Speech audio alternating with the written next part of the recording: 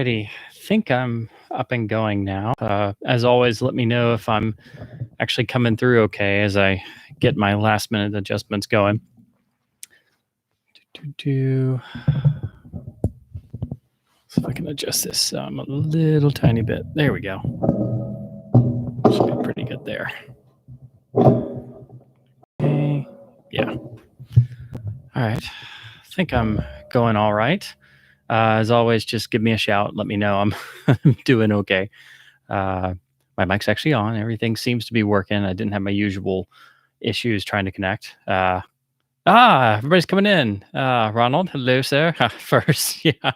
Sega, cheers, mate. Oh, Brian, how are you? Yeah, I've been hopefully trying to get another stream in, but with this craziness going on, I thought I would be at home, but I've actually been still working. So I've just been everything's been kind of up in the air, as I'm sure it is for everybody. So I hope everybody's doing well, health wise and economically and everything. So hi, Wolf. Seems fine. Okay, cool, awesome. Always like to double check because there have been times where I talk and something's gone wrong or something's out or my mic's off or something. So always try to get that through. I'm amazed the connection just went right on, but yeah, I figure with everybody being stuck at home, I might have more connection problems. But ashamed to say, I got 2 new release movies. Oh, there's no shame in that. Sometimes you need a demo disc, or you get sold on a 4K disc that you don't necessarily want, but it's a 4K disc and it's something nice and shiny to show off your gear or something.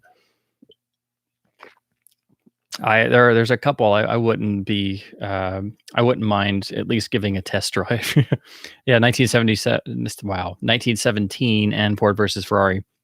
I didn't get to see Ford versus Ferrari in theaters, but I would like to check it out. I've heard really good stuff about its sound design, which if I hear that about any movie, even if it's bad, I want to check out. So, and 1917 is really interesting from a technical perspective, as well as being, obviously a historical film. So, and yeah, I wouldn't mind checking them out in Homeland. Because sometimes things play a lot better on the second watch or at home versus theaters with idiots on their cell phones and all that fun stuff. Not to mention terrible quality control. Well, no quality control. It's like there's not even, there's no projectionist. It's just automated.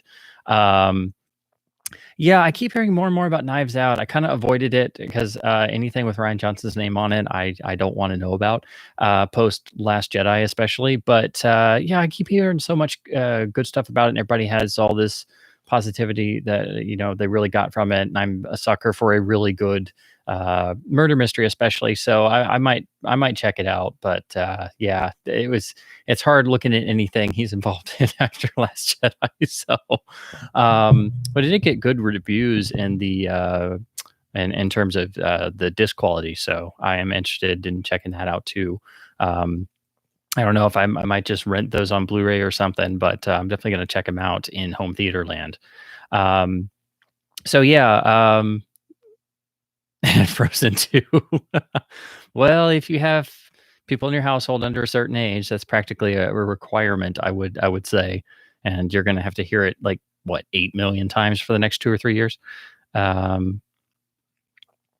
Yeah, it's good, not great in regards to modern movies, but there's so many better movies out there. That's always my problem. It's like, oh, did I see all the Oscar nominees? I'm like, well, I saw some of them. I'd like to see all of them, but I was too busy catching up on 5 million other things. And then it's like, I could rewatch 42nd Street, or I could go and see 1917 again. I'm like, Yeah, the reason why I said 42nd Street is I've been squeezing in. I thought I was going to be stuck at home, so I came up with a project for a watch.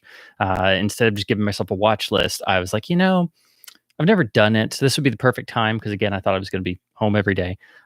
So I started my LD collection chronologically. So I started with my Handful of Silence, and I'm working my way up, and I've gotten up to 1933. So I just did 42nd Street, and then I'll have to do Gold Diggers of 1933 will be the next one. So I've gotten up. I've watched a heck of a lot of early talkies in the past week or so. and some from the RKO Classic Collection. So a lot of those that are out of print, never released again. Some are on like MOD DVDs, like especially Warner Archive. But like I watched the one Amos and Andy film, which is a really it is kind of bizarre. It's extraordinarily insensitive, but I never quite realized how important to the dramatic landscape that the radio show was, because, of course, and looking at the film, I researched the history because I knew the names. I just didn't really know the significance of the radio series and how it basically popularized a dramatic form of serial storytelling before anybody even knew what a radio drama could be or what a sitcom was. So they made the one feature film, and of course the actors are not African American, so they play the whole picture in blackface, which is really not very politically correct, let's put it that way. But and it's not a very good picture, but it is an artifact of its time. And you do get to see a brief glimpse of what I think is the first movie appearance of Duke Ellington and his orchestra. So that's great for jazz nerds. But yeah, so there's been a lot of stuff like that. Phantom of Crestwood, which is actually really strangely, it was the end of a radio cliffhanger serial. They aired this radio serial up to the very end, and then the listeners could write their own endings and submit them, and then you had to wait 6 months, and then they just made a movie, which yeah, it's really strange, but it's the only time I've heard of something happening quite like that. So you had to wait 6 months and get the ending climax in a 90-minute movie. But you could still go into this movie and not know any of the backstory. And there's a little intro by a radio announcer that tells you, like, for 3 months, the nation listened to all the episodes, and now you will get the thrilling climax as produced by RKO. And I'm like, well, this is different. So a lot of stuff like that, a lot of early talkies. So yeah, I'm all the way up to 1933. So I got a long way to go. But at least this way, I'm going to get through all of my unwatched discs or die trying. I probably shouldn't say that. You get what I mean. So yeah, that's what I'm doing for the time being, and just anytime I get a second, I need to throw something on instead of just standing there going, "What do I watch? What do I watch?" for like an hour, like I usually do. That's the hardest thing to decide. It's like, how much time do I have? 3 hours. You spend an hour and a half trying to pick something to watch, and then you pick it, and you're like, I don't have enough time to finish this crap. Who needs sleep anyway? But yeah, so I'm up to 1933 so far. So even my kids were disappointed with Frozen 2. Wow, they have discerning taste. They're already learning about the law of diminishing returns. That's great. That will really set them up really well and be prepared for a lot of the bad sequels. I wish I'd known that earlier. As a kid, if I like something, I would just dive into whatever sequels there were, because I was like, "Ooh, there's more!" And then over time, I'd be like, "Why don't I like this as much? This isn't quite as good. Why is everything different?" And then you're like, "Oh, because it's just like name only, and everybody left, and nobody wanted to make it. Oh, great!" Or just the cash was too great. Frozen 2 should have been called Refrozen. Yeah, thawed and refrozen. Frozen 2.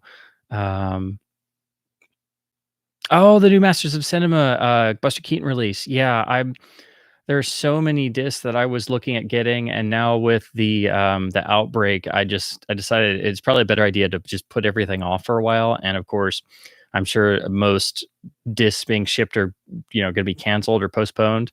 A lot of places were doing sales, like Indicator was doing one, Amazon UK were doing some, and that just kind of threw a monkey wrench into everything.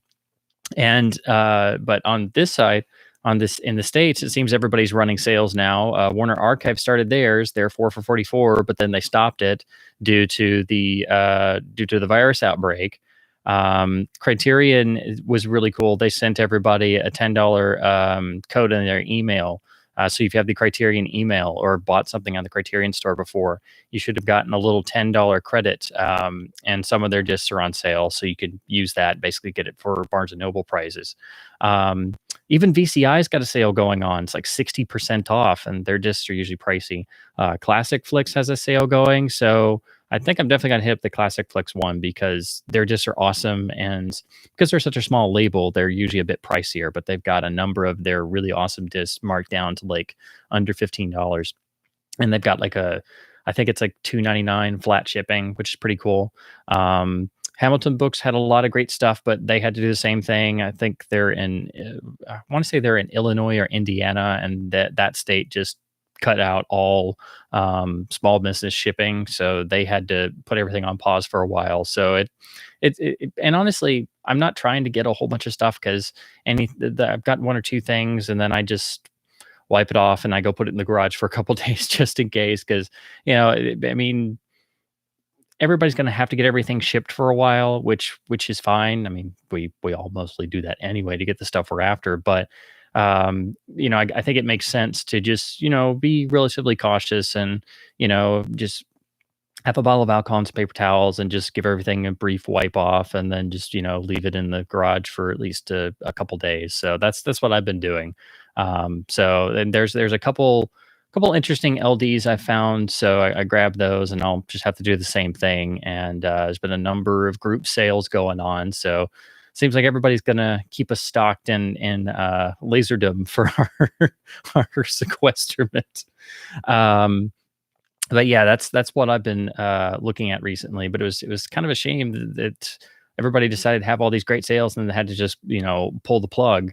And but now it seems like a couple of the sites are doing some stuff, and Deep Discount has another series of coupons, like some 15% offers and stuff. It's just there's too many discs out there. I need I have to pick and choose my battles, and then put it off. But the one that killed me was the Indicator sale, because all of a sudden a bunch of titles went out of print, and like some newer ones that I really wanted that were only like 2019. So some of the Hammer boxes went out of print, and I'm totally kicking myself I didn't get them. I think it was volume 1.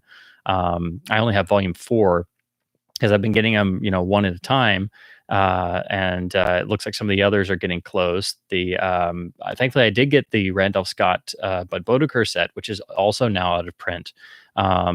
But then some of the newer ones, like Dragonwick, has gone out of print, which was only released last year, and I really wanted to get that because it's an out of print Twilight Time disc here, and that's a really underrated Joe Mankiewicz picture. That's really the first.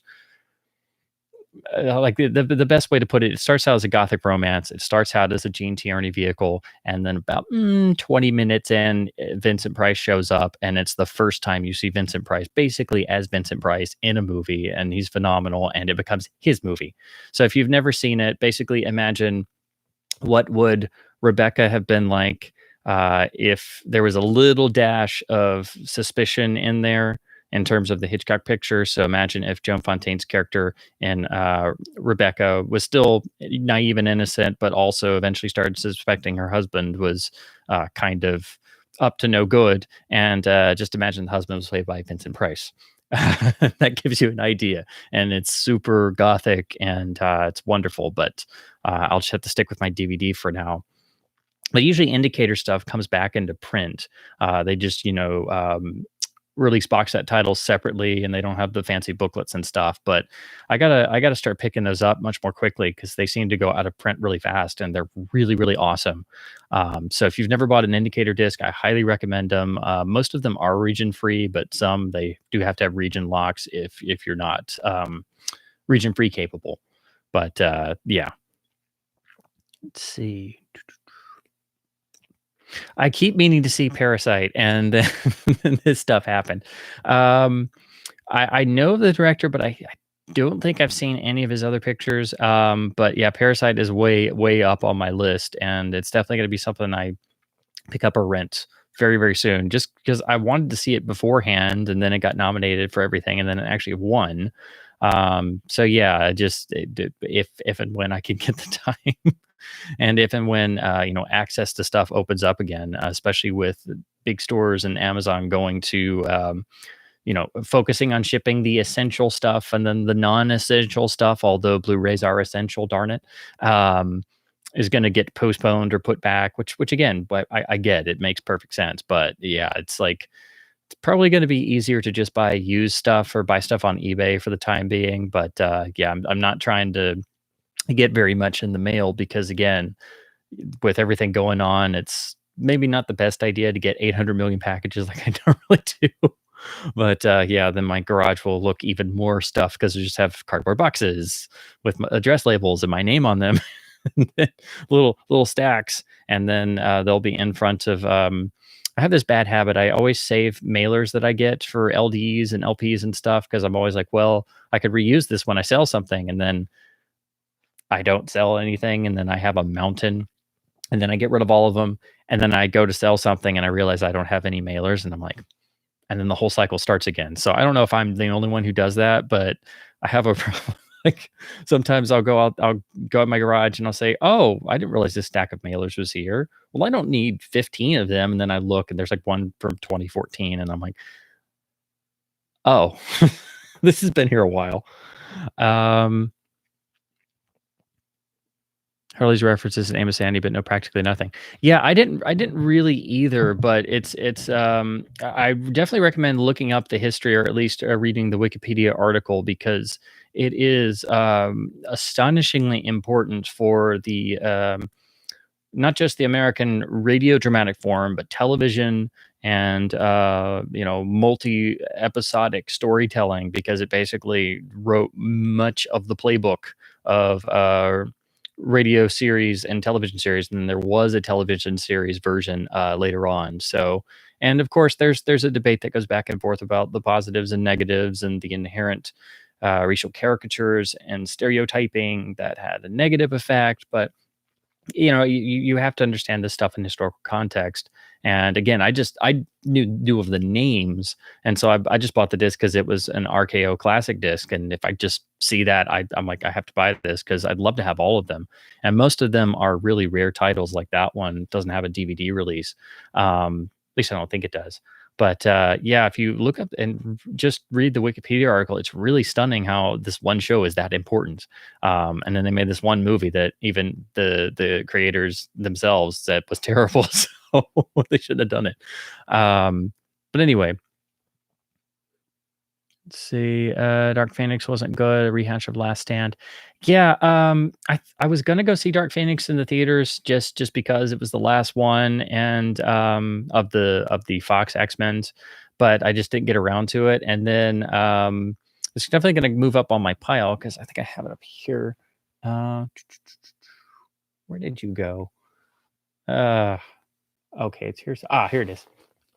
This is a problem when you run out of shelf space. But I did pick this up around Christmas time when they had the big dump bins in the last rush before Christmas gifts, like Walmart does. And they happen to have, I guess my local store didn't get hit very much because I happened to go through there like at midnight, and there were a ton of discs still there. So I saw this sticking out. I just haven't gotten around to it yet. But I did pick up the 4K release simply because it was literally $4.99 or some crazy price like that. And then I sold the digital copy for like $1 or $2. So then it was only like $3. And since I have all the rest of them, and I enjoy going through at least most of them. Every once in a while, I was like, well, I got to have the last one, and it doesn't have the slipcover or anything, but it was one of these Black Friday, Christmas, Walmart bin things. So they usually don't have the slip covers, but yeah, it was absurdly cheap. So yeah, I'm going to move this up to the top of my watch pile because I've just been meaning to get around to it. I have to say, for some reason, I've never had major issues with the Fox X-Men series. I guess because I didn't exactly grow up with them, but they kept coming out relatively regularly. And I mean, they're not horrible. I don't think any of them are great. I definitely think the best ones are X2 and probably First Class slightly after that because it at least gave it some new energy. But I've dabbled in X-Men comics because there's just so much X-Men lore. But I thought the movies were, relatively solid, even though they started one way and then became the Wolverine and Rogue show pretty early.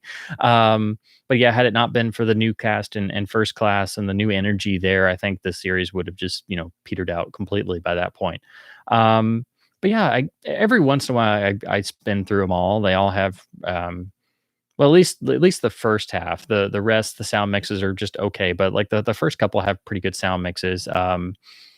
And then, you know, there are some that have a lot of problems, like X3 and Wolverine Origins, and but they're not horrible. And if you're gonna watch the rest of the others, those can be, you know, rainy day stuff. Although I do remember seeing X3 with my sister in the theater, and we were both like, "What is this?"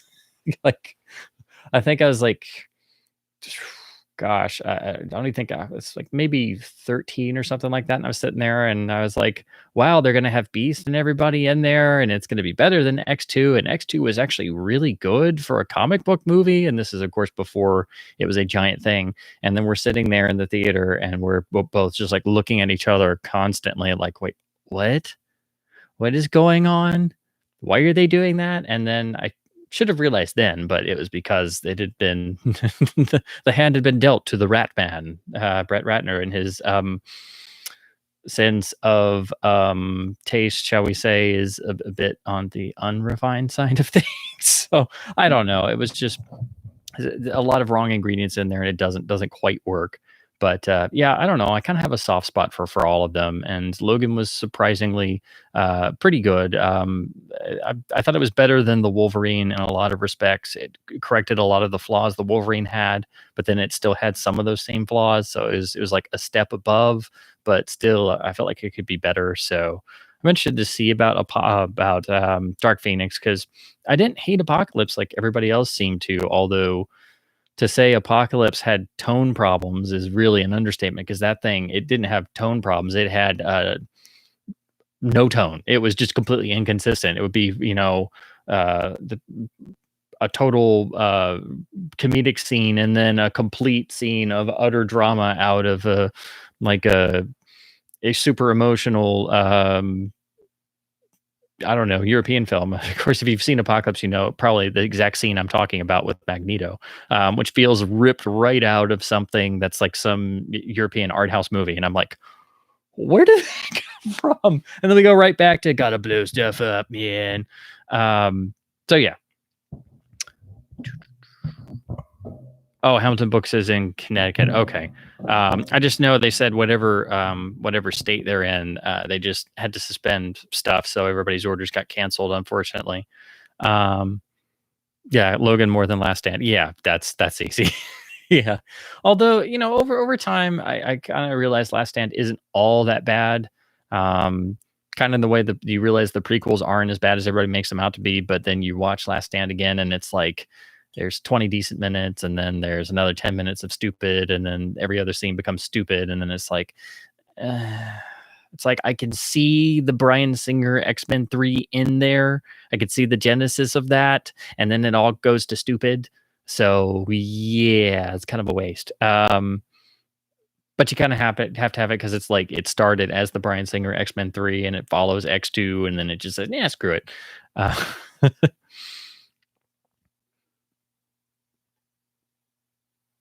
Oh, cool. Wolf got some books, Columbia and Universal stories. Oh, excellent.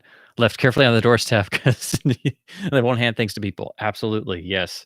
And then it's like you have to wait for the mailman to go back and get in the little van and drive off, and then you look around, then you open the door and stick your head out, and you know, put some gloves on, and open your garage and walk around, and then wipe them off.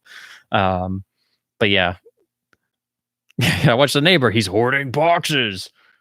Is that another? He's got 30 LP mailers, man. He's hoarding LP mailers. I'd be amazed if anybody in my neighborhood or postal office knew what an LP mailer was specifically, other than I'm always the guy who has 12 by 12 boxes from Media Mail. And they're always like, what's that? And I'm like, records. Even if it's Laserdisc, I just say records, because then it's less confusion. And then there was that one time where I was trying to mail something, and they decided they had to inspect it because Media Mail, and I had said records, and they opened it, and they're like, this says Laserdisc. This is not a record. And then I had to act like, oh yeah, it's records and Laserdisc. And then you have to explain that it is a media format, and that it was the premier home theater media format from the late 1970s all the way up until roughly 2000, when DVD firmly took over. and show the soundtrack and the runtime and the chapter listings and stuff. And but I've had to do that before and defend that it is media mail, and I'm not trying to pull one over on them. Yeah, luckily it's been dry. Yeah.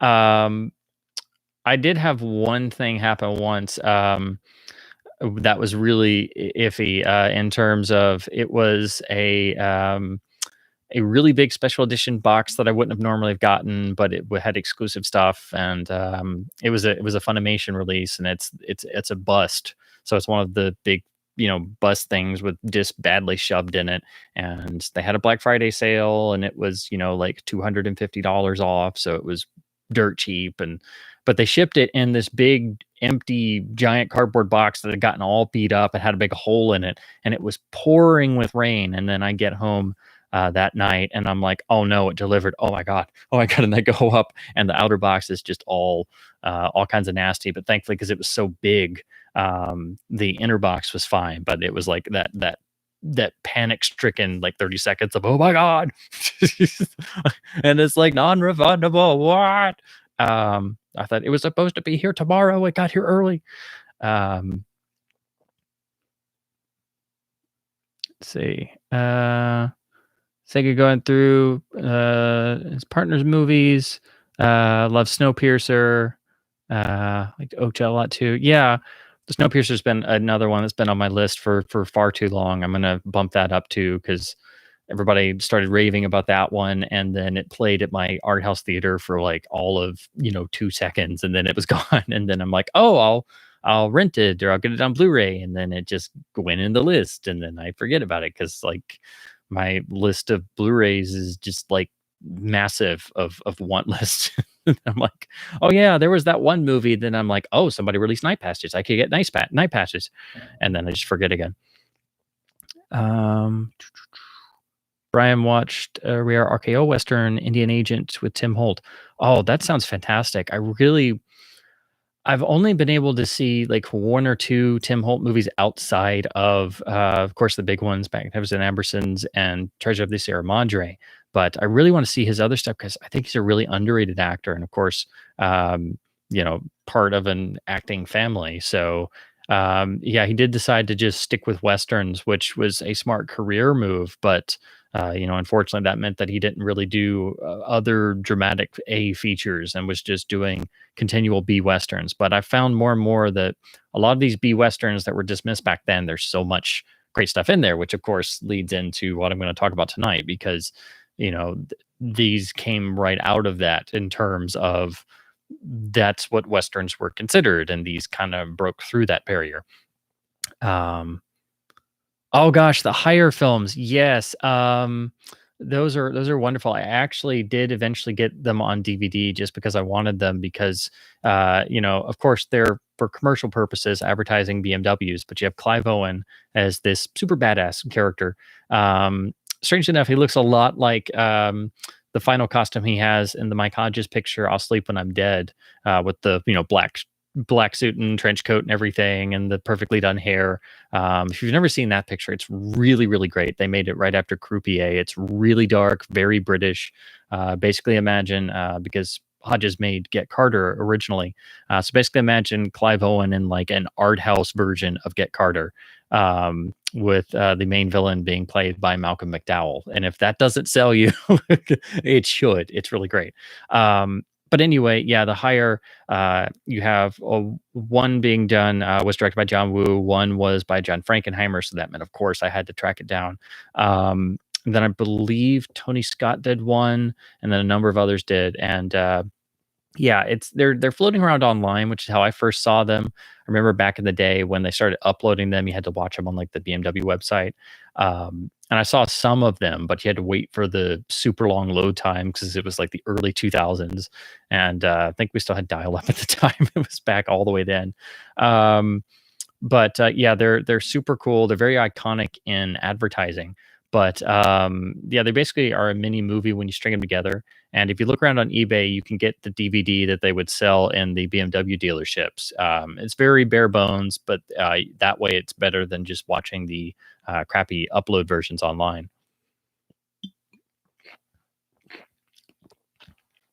Yeah, I love those actually. I will. It's been a while since I've rewatched that, but I will add that to the super huge watch pile. I'll get to it eventually. Um, so I guess I should go ahead and go to the couple of pickups I have. Thankfully, these are what came through before the the fun stuff started. I'm trying to think of a more positive term. These two are just something that I was always after. There's a couple things where I'm trying to get UK original presses of certain artists. Because again, the country of origin rule is a pretty good idea to follow in terms of if you buy a first pressing album of a particular artist from Britain, it's the best. It's usually true that the first British UK pressing is going to be better than a US one or any other one because recorded in Great Britain, mastered Great Britain, cut to vinyl there, and then they would ship over a copy tape to the US or something. It's not always true. Sometimes they would, record and then master somewhere else, or they would ship the master tape to the US. So but generally, country of origin for each artist is something to follow. So these are two artists that I'm trying to get their discography for the most part in original UK presses, and every once in a while, some things pop up on eBay that are not overseas and are in good shape and not overpriced. So this one was a really surprise find because his albums have skyrocketed. But this is an original 1975 UK pressing of Bowie's classic Young Americans album. So it got a little bit of cover wear, which probably is why it didn't cost as much. But UK Bowie pressings are really, really desirable. This is one of the ones where the US pressing is really, really good. I have a Black Label RCA reissue copy. And just to show you what the UK labels look like, if you're trying to identify one, his main RCA period, they're all going to be on the old school 70s orange RCA label. And as you can see, it doesn't have that pesky Dynaflex logo on the bottom like all the US ones would, because US vinyl RCA in the US was using Dynaflex, which is that really thin, floppy vinyl because the oil crisis was going on. And actually, I have a couple of those, and they're actually really darn good. But because they're thin, they can have problems or damage over time because they're super, super thin.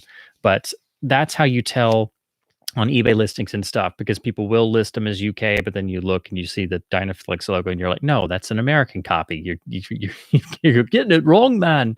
But yeah, this sounds really, really great. There is debate among purists and audiophiles on a couple Bowie albums, US versus UK first pressings. So you'll hear different opinions, but getting a UK clean copy of any Bowie album is very challenging in this day and age and can be very expensive. So this was a really, really cool find. So I have a couple now, but I'm shooting to get all of the main ones up to a certain point when they switch over to just being common US pressings in the 80s.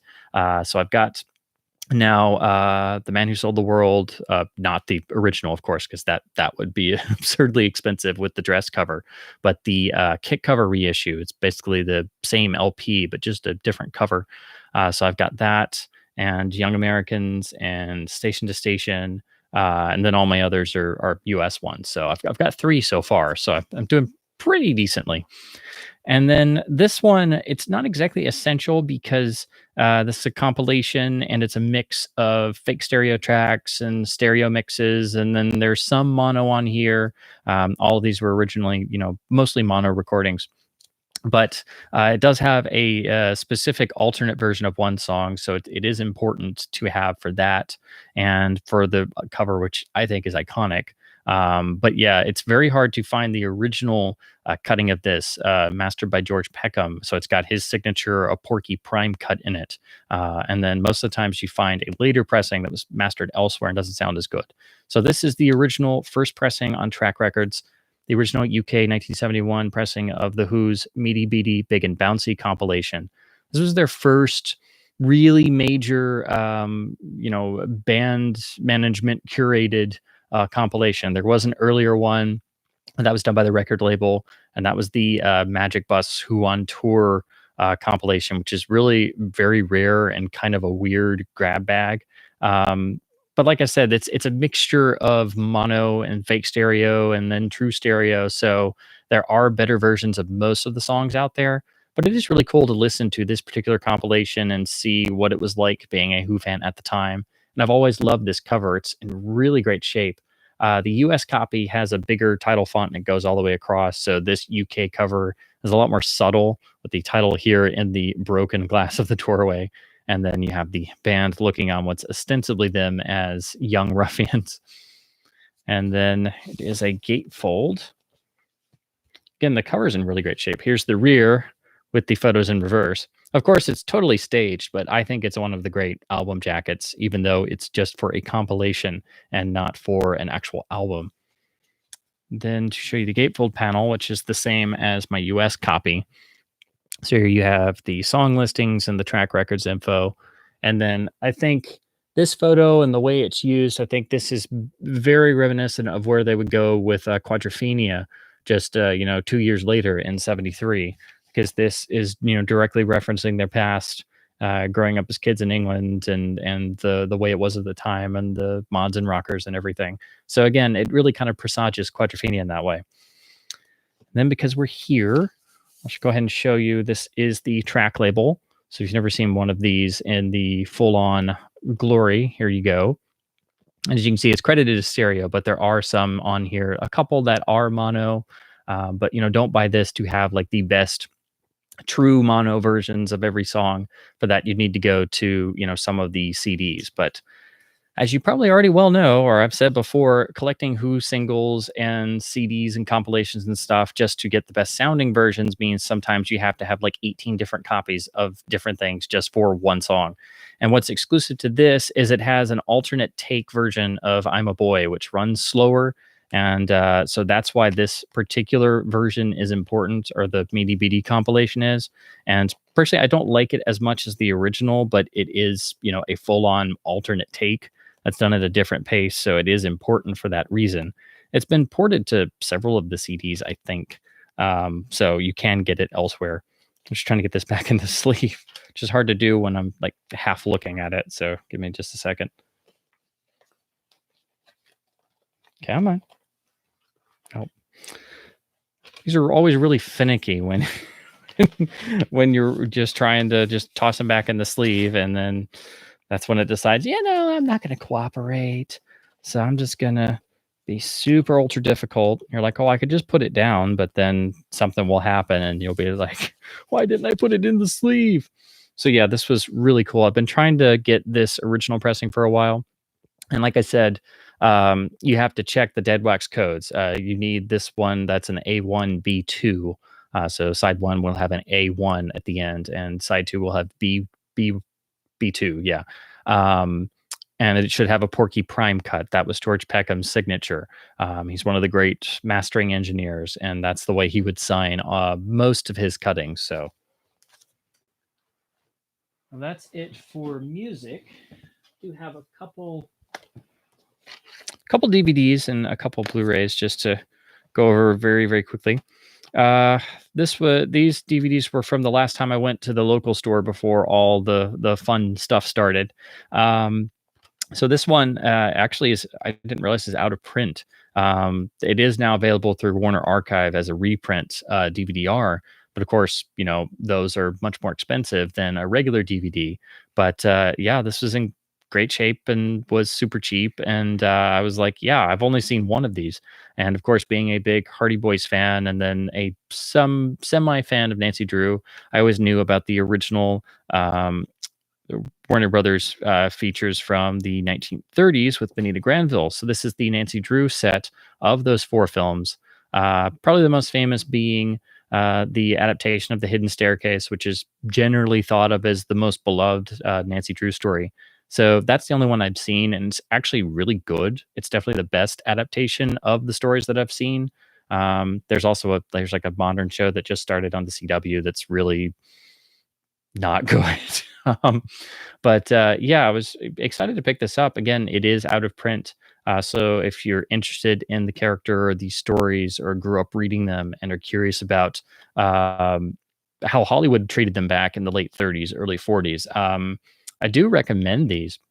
And I don't think, yeah, the extras are just, it does have some of the trailers. So, but it's just a standard hinge tray. But then they did make custom disc art with some of the original lobby cards, which is pretty cool. So you can tell them apart.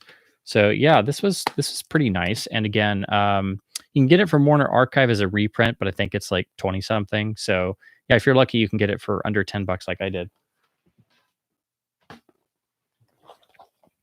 Now, these next two were real surprises from the same store, and they have a big dump bin of 99-cent DVDs. Usually it's generic stuff or super common stuff, stuff they have a million copies of, or, like every time they get a DVD of Fast and Furious 5 or Speed or, something, or it's beat to crap, they just put it in there and mark it 99 cents.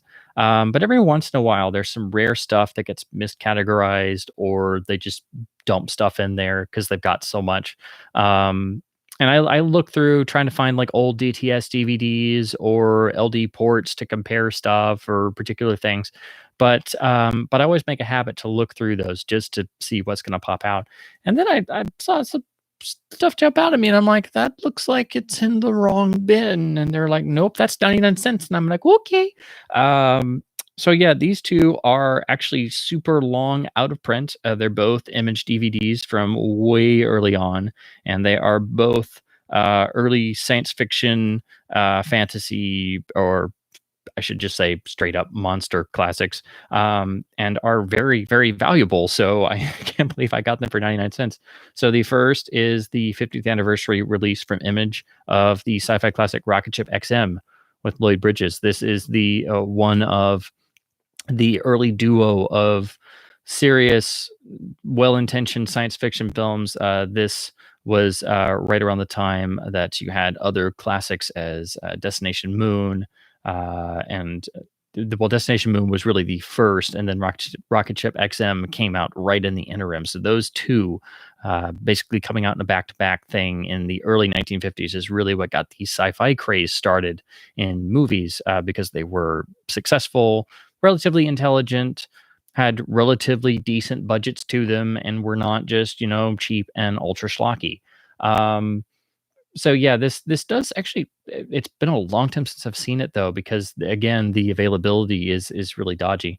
And as far as I know, this has been out of print ever since this DVD came out, because its rights are tied up. I believe. Let me see. Yeah, I think this is. Yeah, it's Wade Williams who apparently is the one who owns the rights. I can't remember if he's the same guy who owns the rights to the original Invaders from Mars, and that's why that also went out of print after Image made their DVD. I think there may be an LD of this, but I'm not for sure. But I was just super excited to see this, let alone for 99 cents. So again, always dig through your 99-cent bins. It does have a little tiny insert, and as you can see, it's got a silver blank basic looking disc. This is pretty early on in DVD, but Image had changed over to keep cases by this time, which is the opposite for this other one. This is the Image release of the film. Let me see what the year is. Yeah, also 1950, of Two Lost Worlds. As you can see, it is a snapper case straight up. So this one got snapperdom. It's got this really awesome cover. It looks beautiful. I've never seen this, and I have been meaning to beef up more on my classic stop motion / prehistoric beast / monster films outside of King Kong, Mighty Joe Young, and Godzilla. So I'm interested to check this out. Again, really lovely cover art on the back, and then a ultra generic. I think this is the most generic looking snapper case insert I've ever seen, because it's literally just this. that's it. I mean, at least they put this sort of little ray of light there. It could just be, plain orange, but yeah, I mean, it's really, really basic. So, but Image was doing a pretty good job at getting their LD titles remastered and put out on DVD pretty early on. And unfortunately, a lot of these did fall out of print. So I think this one also has not had a release since, and is way out of print because the values are quite high for this one as well. And I didn't see there was any other release later. So this was a real surprise to find both of those. And then on the Blu-ray front, this was another surprise. I've been on the lookout for this, and it's hard to find because it looks almost identical to the Warner Brothers version. But this is, and again, it's getting difficult to find. This is the original Fox Blu-ray release of Point Break, the Pure Adrenaline Edition. And what's so pure about this Adrenaline Edition, you say? It does have a number of extra features. And I believe this is slightly better encoded than the Blu-ray Warner Brothers put out, because once they had their deal with Paramount and Fox and everybody, they took over Point Break for some reason, put it out. The encode is a little bit different, and it doesn't have. I think I can't remember if it's missing all the extras or just some of them, but this is the one you want to find.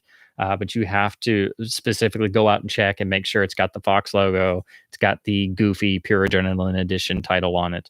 Usually, if you look for that on the front cover, you're good, and make sure it's a Fox disc. But it's just the standard Fox blue bar on the label. But that's how you tell them apart. But I've been trying to find this. That's why I hadn't gotten it on Blu-ray. So if you want Point Break or you have the other one, definitely try and find this. But it is getting harder to find. Unfortunately, some people seem to have figured that out on eBay. So copies of this can go for like $30 or more. So I'm just happy I finally found one. But every time I see one in the store, I'm like, you're going through the spines. And then I'm like, Warner Brothers, skip it. It's a Warner disc, skip it. It's a Warner disc. But then I was like, wait, that's a Fox logo. It can't be the Pure Adrenaline Edition, can it? Whoa, it's the Pure Adrenaline Edition, man. And then last but not least, this is one I've wanted to get for quite some time. It first came out in the big 4K super deluxe box of the 1983 remake. And we were all wondering if they were going to release the 4K restoration of the original by itself. Of course, the 83 remake got a 4K disc and a new remastered Blu-ray. That's not as good as the original Blu-ray, actually. But the 1932 original masterpiece got a 4K restoration and only a Blu-ray. But then Universal finally released the original Scarface on a standalone Blu-ray. Of course, they released it at a price point, so this thing is about $20 to $25, depending on where you get it. And it's the new 4K restoration, thankfully. It has the same tiny sliver of extras as the DVD, but it has no bonuses, no fancy packaging. It's a really generic disc. I think this is the same disc as in that Ultra box of the 83 version, because it says, very simply 1932 Blu-ray disc. So yeah, it's very generic, but you do get beautiful original artwork. It looks great on this Blu-ray, and I've wanted to see this restoration, but I wanted to wait to get it on disc. It did show up my local art house, one showing. I couldn't get to. It had one show. That was it. And I'm like, what's the point of that? But anyway, so yeah, I'm very excited to finally get this. I got it on eBay because I don't want to pay $20 or $25 for a disc, because that's like Kino Criterion price, and I really wanted to see this, but it's just a standard Universal disc. So seems prices are coming down, and there are some copies on eBay. This was actually a brand new copy that I got for under 15, so I was like, okay, I'm gonna bite there. So it only cost me about $12, which is much better. So yes, very, very highly recommended. Beautiful 4K restoration. And this film really needed it because, of course, being the most notorious of the early gangster films, it was cut to ribbons by censors and state censor boards. And the previous DVDs were surprisingly really, really good, but they couldn't hide all the damage and the beatings this film had taken over the years. So this is the best way to see it. But the only other way to get this restoration outside of this standalone disc is to buy the whole giant box set of the 83 remake that has like a statuette and all this other junk that you don't need. And I think it's like over $100 or something. And if you wanted the 32 version, you'd have to buy that. But then thankfully, a couple months later, they did put this out. So this is available, but most people aren't quite aware that it's out there as a standalone, because Universal's not going to toot that horn at all, although they should, but they're not going to. So I'm just happy they at least put this out there. So that does it for pickups for the time being. I've got a couple things coming in, but again, I'm letting them disinfect in the garage first. Let's see, catch up on a few. Yeah, Scarface, except no remakes. Yeah. Good plastic surgery can fix that scar right up. Yep. Um, yeah, I do. I go back and forth on the 83 version. I like a lot of stuff in it. I like some De Palma films. It's iconic, but then people don't ever talk about the 32 version. And it's like, well, De Palma's very good, but it's like much more about style over substance in a lot of ways. And it still hurts me to think that it started life as a Sidney Lumet movie. Think about let that sink in for a minute. And it was Sidney Lumet who came up with the whole idea of it being a Cuban refugee from the Castro regime getting to the US and setting it about being a drug film, and that he becomes a gangster via the cocaine trade and everything. And it was going to be hardcore, very serious, and it was going to be his movie right after coming off of Prince of the City. And I think about that and I'm like, my God, that would have been great. What we got was pretty good and is very iconic, but it's not. It's the original is a classic for good reason. And Howard Hawks made it. I mean, there's no comparison. But to think that there was a really great movie that could have happened and almost did, it just I'm like But there's a funny story if you read some of the backstory of it. Basically, De Palma was going to do Prince of the City, but lost out, and Sidney Lumet got the rights, so Sidney Lumet made it, and De Palma was kind of like, God dang it, I wanted to make that. And then Lumet kind of heard about that, and he was trying to get Scarface made, and some stuff went on, and it wasn't really quite working and stuff. And then basically he had the humility to basically say, well, I guess I kind of beat you to the punch on the other one. Why don't you take this one? And that's kind of how it happened. So that I thought that was kind of cool. That it was like the actual human beings having decent relations in the motion picture industry. What? And again, don't get me wrong, I like the 83 Scarface, but it could have been a Lumet movie and it could have been much more serious. And the 83 Scarface, while it's good, is nothing compared to the 32 Scarface. And I can get off on that train for a while, but Dynaflex pressing is much better than Reputation. Floppy disks are bad for budget labels. Yeah. I have to say, I always heard Dynaflex is terrible. Don't get it. And then I got the US pressing of Bowie's Pinups album, which is on Dynaflex.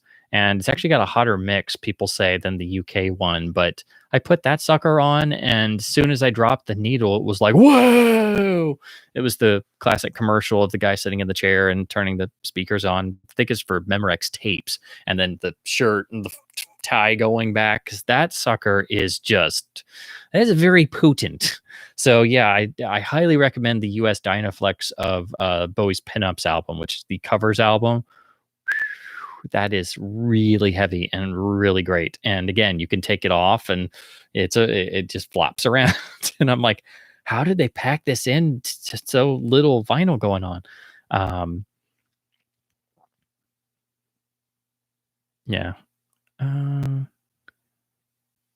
Talking about, jam too many songs onto an LP, force them to make the groove thinner. Yeah, that's where you run into noise, and then of course everybody's least favorite friend, inner groove distortion, and that, oh man, that ruins so many great things. That's why when you have the really long albums, there's nothing you can do after a certain point. Like Joshua Tree is really, really long, and so the sides are long. And I think the first US pressing of Joshua Tree's, it's my favorite one. It sounds really great, but no matter what you do, because the sides are so long, it's always going to be a bit noisy. And thankfully, I don't have intergroove distortion on there, but I've had some pressings of things have really bad intergroove distortion. So thankfully, when I got a new cartridge, it's a bit better at dealing with that. But still, that when you have that baked in there, there's not much you can do. When they did do the Joshua Tree reissue, they spread it across 2 LPs, which was a lot better, but it was remastered and stuff. And I just don't think it sounds as good as the original US DMM cut. But again, you got to trade surface noise for a beautiful modern 2 LP pressing that doesn't have like that same level of oomph to it. Yeah, very nice of Lumet. Yeah. I mean, it is a shame. I didn't know about that for the longest time. And then I heard some reference to it. I'm like, wait, what? No, I must research. Like I must. And then I was reading. There is a really nice biography of Lumet that just came out last year that I read. I just found it in the library. I didn't know it existed, and it's the first biography of Lumet that's ever been. And it actually goes into that detail. And when they're talking about Prince of the City, and I'm like, wait, oh, and then I was like, oh no, to think what could have been. Oh, but anyway, you know, if things went different, then everybody's history would be different. So without further ado, I guess we better get to the topic of the evening. This is a particular pet peeve of mine, I guess, or pet topic, because they don't get discussed the way they should. I think they are some of the most underrated films in the American cinematic lexicon, if that's a thing I can say, or the cinematic treasury, or whatever you want to call it. So I like to get on my high horse sometimes and talk about a few things that I don't think get covered in the same way. Certainly not with the same, reverence as the big names and titles. And it's like, how many websites and videos and blog posts are there about some random De Palma movie, or a 5-minute piece of Scarface, or Dress to Kill, or something? Yes, those are fine. They're very stylistic, but it's also like, there were other people besides 10 or 15 guys. It's like there are other things out there that are very important. But yeah, I wanted to talk about the Anthony Mann James Stewart partnership, particularly the 5 westerns that are so important. But they did make a total of 8 films together, and I think in a lot of ways it's one of the most important and successful actor-director collaborations in history. Even honestly, in a lot of ways, even more so than Hitchcock and Grant and Hitchcock and Stewart, because without these Mann films, particularly the westerns, you would have never have gotten, I think, the level of performance that Jimmy was able to give, especially in Vertigo. There would not be the same Vertigo, the same Rear Window, even, or especially the Man Who Knew Too Much remake, without the Naked Spur or Winchester 73, for example. And I think they're key entries in his post-war career period that make it one of the most.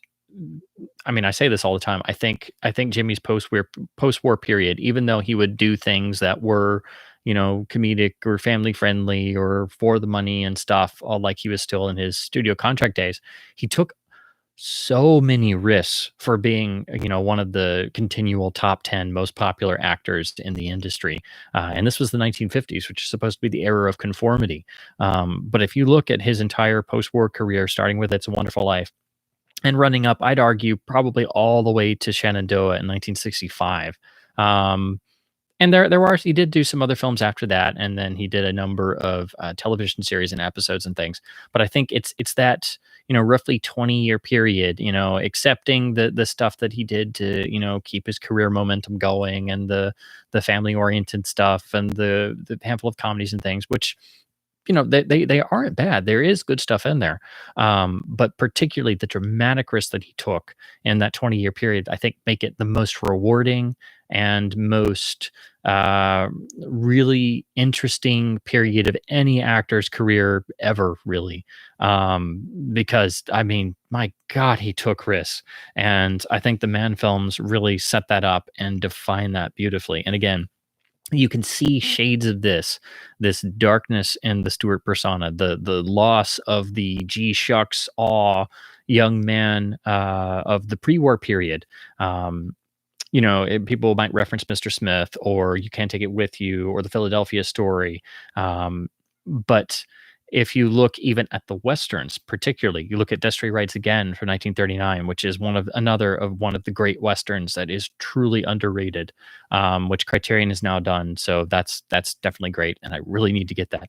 But anyway, Destry Rides Again, he plays this character who is against violence and goes the entire picture with a sort of a naivete on the outside, but he does have stronger stuff on the inside. But he abhors violence and refuses to wear a gun, and it is much more in the classical early Western style, where everything is clean, and a guy comes in and he has a perfectly white shirt and a big silver badge on. I mean, it does have shades of gray in there, and it also has probably the best girl on girl barroom brawl ever. So I'm not trying to sell it as just a gutless western, because it certainly isn't. But to compare his performance in Destry Rides Again, while it is a great western, it doesn't even begin to suggest any part of what you get in the Man films. And again, you see shades of a certain darkness in Stewart's first post-war pictures, particularly "It's a Wonderful Life" and the darker scenes. I think it's really prevalent in Rope, and I think Hitchcock in 1948 was the first person to really, really, even though Capra finds it somewhat in "It's a Wonderful Life," it's much more emotional. But in Hitchcock in Rope, you notice for the first time Jimmy on screen, he's much quieter, and it's not just a quiet um out of a shyness he's portraying or being a younger man, because he's no longer a younger man. He's got gray all through his hair. He's playing a man who's an outsider, who's a college professor who has all of these out there strange, completely off the wall theories, and all of this hard baked resentment seemingly towards the entire world. He's a very bitter character, um but with this extremely sardonic humor the whole time, and it's a really startling change. And I think that's the first time you can really pinpoint that there is a true darkness within Jimmy on screen and in the Stewart persona, and that the aw shucks young boy that everybody thinks of is truly dead and gone by this point. Um, so I think Rope is the first time you see it emerge, but it's very subdued. But by 1950 and their first film together, Winchester 73, that's when it is the aw shucks is gone forever. And there's a particular scene in Winchester 73 that once you see that, it's like people have said this before. It's when Jimmy Stewart became James Stewart. Um, and it took this truly dark, very, very, very realistic, gritty B Western to do it. So in order to get to that, I would like to give a little bit of background about both Mann and Stewart in the immediate period leading up to that. Get this over here. So to talk a little bit about Anthony Mann's early film career. So basically he worked his way up on Broadway and then jumped from New York and Broadway and theater to films. He actually worked for David O. Selznick for a long time. He actually worked on the casting for Gone with the Wind and Rebecca, and I think Intermezzo as well. So he was another one of the great talents who were just in the offices of the Selznick studio working on Gone with the Wind. And it's just astonishing to think that all these people who came through Selznick's offices, Val Lewton being the other giant. But and then he wound up working for different studios, but he made the transition to directing, but not for major studios. He started working for small independent outfits and starting making crime thrillers, but what are now considered film noirs. But he really hit his stride with a series of noirs made for an extremely low budget with no top level stars. And all shot by John Alton. And it's in particular the three noirs. They're sort of a loose, they're not really a trilogy, but they're so linked by their production team and the star actor and everything. But it's particularly the three noirs of you have, wow, I'm totally blanking when this happens. But you have T-Men and Raw Deal, and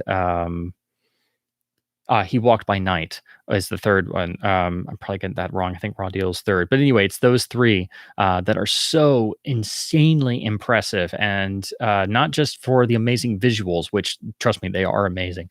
But they're so impactful for being such low budget, what should be B or even C grade films. They were made for an independent studio, which at the time meant they basically had, like minuscule budgets, and the best they could scrape to afford was like at best a has-been B level star. So they star primarily Dennis O'Keefe, who is really wonderful. and was a pretty good actor. You see him in other films, like particularly the Luton classic, The Leopard Man. Um, but those three films really are what got him industry credit and got him noticed, because they were very quickly picked up on by some of the major studios. And then that got him a deal. He wound up working at MGM and made another one of these noirs, but with some MGM money behind it. And it basically follows as sort of a fourth of these, and that is 1949's Border Incident, which is a really interesting film. It deals with illegal immigration in the late 1940s. And what's also interesting about it, stylistically, it's a bit more defined. Of course, they had more money to play with this time, and they had some higher level, higher tier stars. And it features a joint operation between U.S. FBI officials and the Mexican government, and an FBI man and a Mexican cop go undercover to basically infiltrate and break this illegal immigration slash, for lack of a better term, indentured servitude ring. And basically the lead character of the film is the Mexican official, who's played by Ricardo Montalban. And it's a really great film, and really great to see a Mexican character be the lead of a studio picture that early on, and be straightforward, serious, just as gritty as the three independent noirs. And just as those three films have, I think, some of the best death scenes in classic Hollywood, there's another one in Border Incident. And if you've seen any of these, you'll know what I'm talking about. But T-Man has the famous death by steam room sequence, which, again, it's one of those things you never forget. Border Incident, though, may top it. It has the iconic death by combine harvester, which is really terrifying. Again, nothing is shown, but the exquisite dark photography and Mann's direction is just stunning. And this was still a low budget B film. But Mann was very fond of, getting out of studios and working off the streets and being very realistic. And so some bright person got the idea of getting him out of crime films and switching over to Westerns. And so at this point, he started with a few interesting films. The best of them probably being the 1950 film The Furies, which is on Criterion via DVD. But it's a really interesting, very psychologically motivated Western that, again, presages what happens with the Stewart Westerns. But the lead character of the film is actually a woman played by Barbara Stanwyck, and it's all about the land possession rights of her father's great estate known as the Furies in the West. And he's basically sort of almost a sort of de facto lord of the estate, and almost a sort of feudal sense. And he's beautifully played by Walter Houston. It's a wonderful film, very atypical for a Western of this period. And so it's all these films that got Mann more and more noticed. He kept moving up rungs on the ladder, and eventually led him to being the one they selected to direct Winchester 73. Now, on the flip side, talking about Jimmy's career up to this point, so his career had been faltering after he came back from World War II. It seemed like everything he did, he couldn't figure out the right way to come back into the industry. Of course, It's a Wonderful Life was not a success whatsoever, and practically killed off Liberty Films, which was Capra's joint venture as an independent company with William Wyler and George Stevens. And Stewart had tried a few films similar to what he had been doing before the war, but it didn't really work, particularly since he was much older and had a much more weathered look and feel. Of course, most of us assume, all the baggage he carried from being such an extraordinarily active member of the armed services in the war, which he was. Most people don't realize that. It was really a lucky thing that he actually came back alive, seeing all the combat missions that he flew, and should have probably died somewhere. So needless to say, you definitely couldn't have the same person coming back after experiencing all that and being much older, visibly as well, and play the same gee whiz type of parts that he was doing in the 1930s. So after a string of pictures that didn't really go anywhere and kind of bouncing around and sort of having this listlessness, which of course most everybody did coming back after the war, he started to kind of sense that he had to do something drastic to really, really get somewhere. And he did try doing some stage work. He did do a season of the play Harvey, which is then why he wanted to make it as a film. So in trying to get that made, he wound up making a really, really interesting, very historically important, darker Western that unfortunately still has some older Western tropes, and it's got a love story really shoehorned in there that's very silly when you see the age difference of Jimmy's character to the character played by Deborah Paget, who I think was like 15 or 16 at the time. But it's still one of the great Westerns and doubly important for being, it's not technically the first film that treats Native Americans seriously, but it's the first film that was very popular and did so, and made it the whole point of the story. And that's 1950's Broken Arrow, which is directed by Delmer Daves, who is a really great underrated director of this period. Probably most famous for the Bogart Bacall film Dark Passage. But this was it was actually I can't remember if it was, I think, yeah, this was made after Winchester 73, but it was released. No, I'm sorry, it was made before, but released after. That's what it was. Um, but it's a really good indicator to see where Stewart was going, and it's like the last pit stop before going to Anthony Manland in Winchester 73. So there is a real darkness in here and in the Stewart persona, and a psychological quotient that wouldn't have been there before. It's very similar to what I was describing with Rope. You can sense this as a man with a real past. You don't necessarily get a lot of that past, but this is definitely not your, typical old school, everything is perfect Western, because, about a third of the way into the film, the townspeople get so pissed that they grab Jimmy on the street and they almost lynch him. Um, so it's definitely not the sheriff and the white hat type deal of a Western. And again, it is psychologically motivated. It does have deep characterizations. I do wish it didn't have the love story shoved in there, although it is treated as well as they could. But again, the age difference and the silliness of that, it really is distracting. But again, it is also photographed a lot outdoors. It is, there are some studio sets, but not a whole lot. So visually, screenplay wise, thematically, it is very much, again, the last pit stop before what you get in the Man Westerns. And that's why I like to bring it up, because I think it's very important. It's not discussed as often as it should. It is one of the great westerns for a lot of reasons, and it was one of the first to be much more intellectually driven. And this is still, before High Noon, which is really what, along with the Man films, kicked off the psychologically motivated Western, and then eventually what became the revisionist Westerns of the 1960s. So Broken Arrow is one of these few really great, interesting gems of Westerns from the late 40s, early 50s that are, it's not exactly a noir Western like films like Blood on the Moon are usually considered, but it's right in there. And this one is like right, it's like a few notches off of what Mann and Stewart were going to do, but it's like coming right up to that point. Um,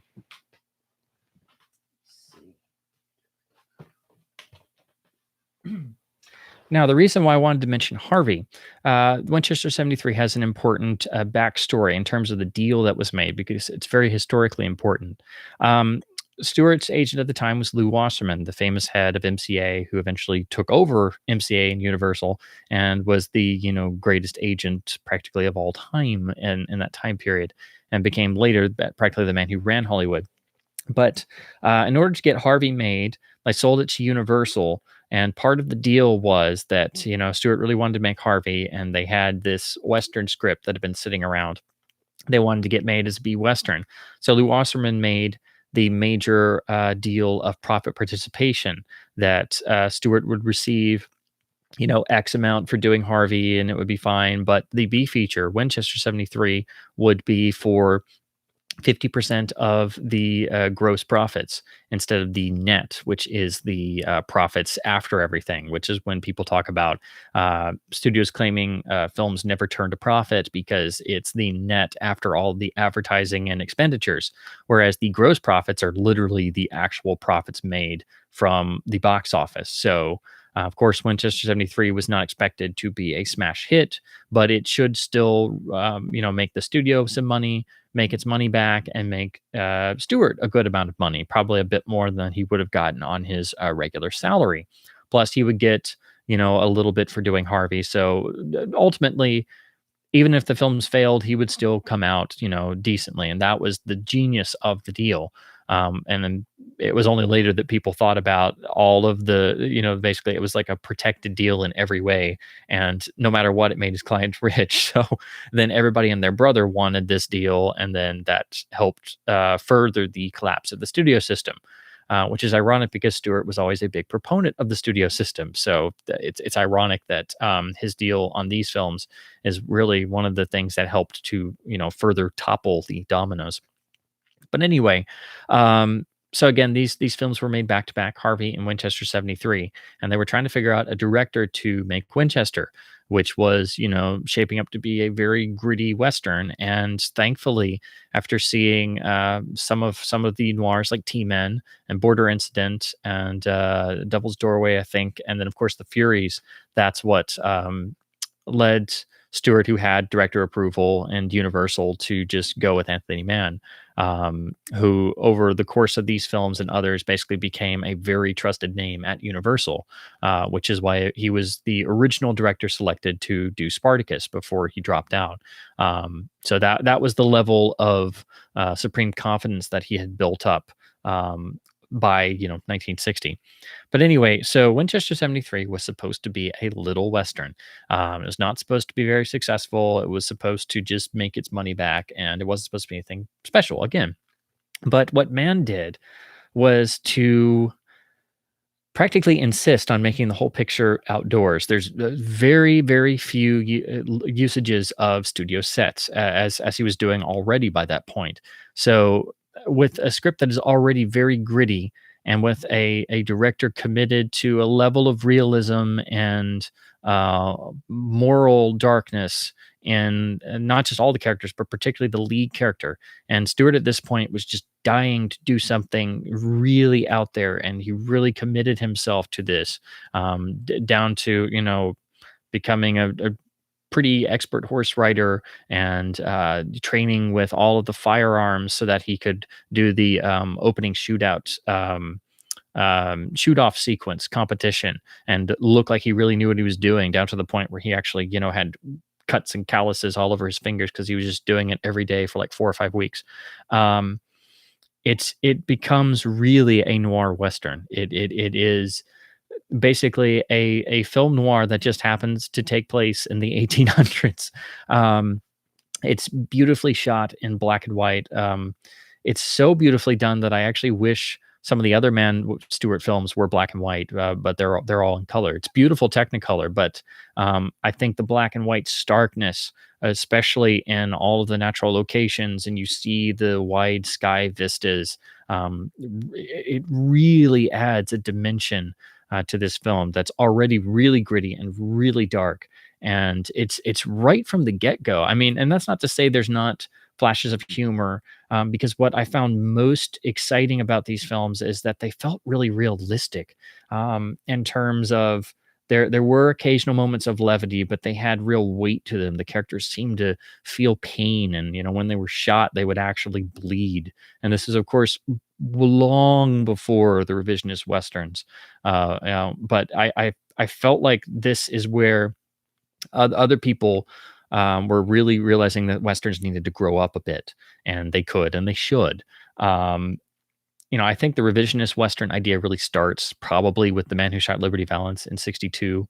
But John Ford was already making, of course, masterpiece westerns practically every time that were very serious. But this film in particular, because it's a lower budgeted film, and because there's so little usage of studio interior sets, and it feels much more grounded. It's a brutally dark western that basically revolves around the rifle of the title. Stewart's character is riding with a friend, and he's been on this quest for a long time, and you don't really get the information. It's doled out over the course of the film, but you learn he's been chasing a man for a unspecified amount of time, seemingly probably a few years by this point. with some dogged determination. That's all you get in the opening reel, where they basically ride into a town that, of course, is later revealed to be Tombstone, where Wyatt Earp makes them turn in their weapons. So already you're getting the setup of a long quest. You're getting Tombstone. You're getting Wyatt Earp. You get so many things in this one small, supposedly B Western that makes it really one of the greats, I think. But anyway, they're staging a shooting competition, and the prize is the famous Winchester 73 repeating rifle of the title that everybody desires. And of course, he encounters the man there that he's been searching for and tracking. And there's the great moment when they first meet. Without even saying anything, they immediately draw because they're going to murder each other. And of course, they have no guns because they've been taken away by Wyatt Earp. So they go, and there's just empty holsters. And then just the look of impassioned, seething, agonizing rage on Stewart's face. It's just, this is totally a different person than anything you'd seen before. And there are moments throughout this film where you really get that driven home, particularly a moment towards the end, which I'll describe in a second. But the basic setup of the film then becomes Stewart's character finally just manages to win the competition, but then the rifle is stolen by the object of his quarry, who then has to take off out of town without retrieving his guns and his posses with him, because of course they're outlaw types. But anyway, through matters of life and death, he has to trade away the rifle, and then we follow the path of the rifle through the hands of those who own it or steal it or kill for it. And then we're introduced to a cast of supporting characters that are really rich and varied, and they interact some with each other. So when you describe this, and when people talk about the film and the story structure, it's usually made to sound a bit gimmicky, but it really isn't. The whole notion of the rifle passing and the story following that it's not hitting you over the head like, oh, now person C shot the guy in the back, he's gonna take the rifle, now we're just gonna follow him for 20 minutes. It's much more natural, and you do cut back to Stewart and his friend, continuing their hunt and mission, and continually getting closer, and then getting discouraged, and getting closer and getting discouraged, or running into setback after setback. So again, you have this notion of just this constant driving, unending quest that they go without sleeping. And in some ways, it does remind me very much of what you get in The Searchers, which isn't a comparison people make very often, but that notion is kind of there. This is not a typical Western. It is brutally dark, and all of Stewart's characters in these films, these 5 films, are in some ways very early anti-heroes. In this film, he does have a darker past, but it's not like the later films where he did do darker things in his past. It's a pain that he's trying to escape from and correct, and he's driven on a quest of revenge. But it is the first of these 5 characters that are morally troubled and very three-dimensional and extraordinarily realistic. But not to give the plot away, all of the supporting characters are really exceptional, well above what you would get in your typical Western from a studio, as particularly in 1950.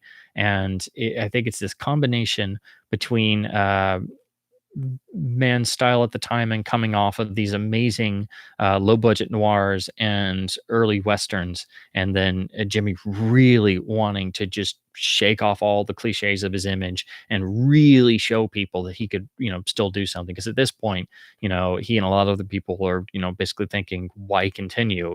It's just not working anymore. And there were a lot of people who just simply quit acting or quit the industry, because they couldn't really achieve much after the war.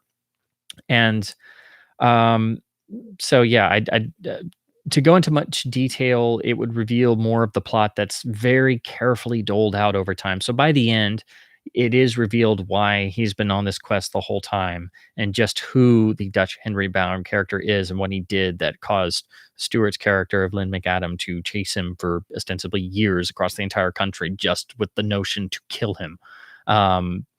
So I think this presages a lot of what you see in almost all later westerns.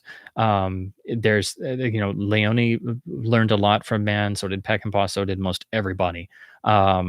and I think that's an even greater shame that they're not talked about as much, because I love all 5 of these films, but I think if I had to choose which I think is the strongest, I think Winchester 73 is not only the strongest of the 5, I think this is one of the best westerns ever made. And when I say that, I mean I put this up there in, the top 10 or 15 with The Good, the Bad, and the Ugly, and The Searchers, and Stagecoach, and Liberty Valance, and the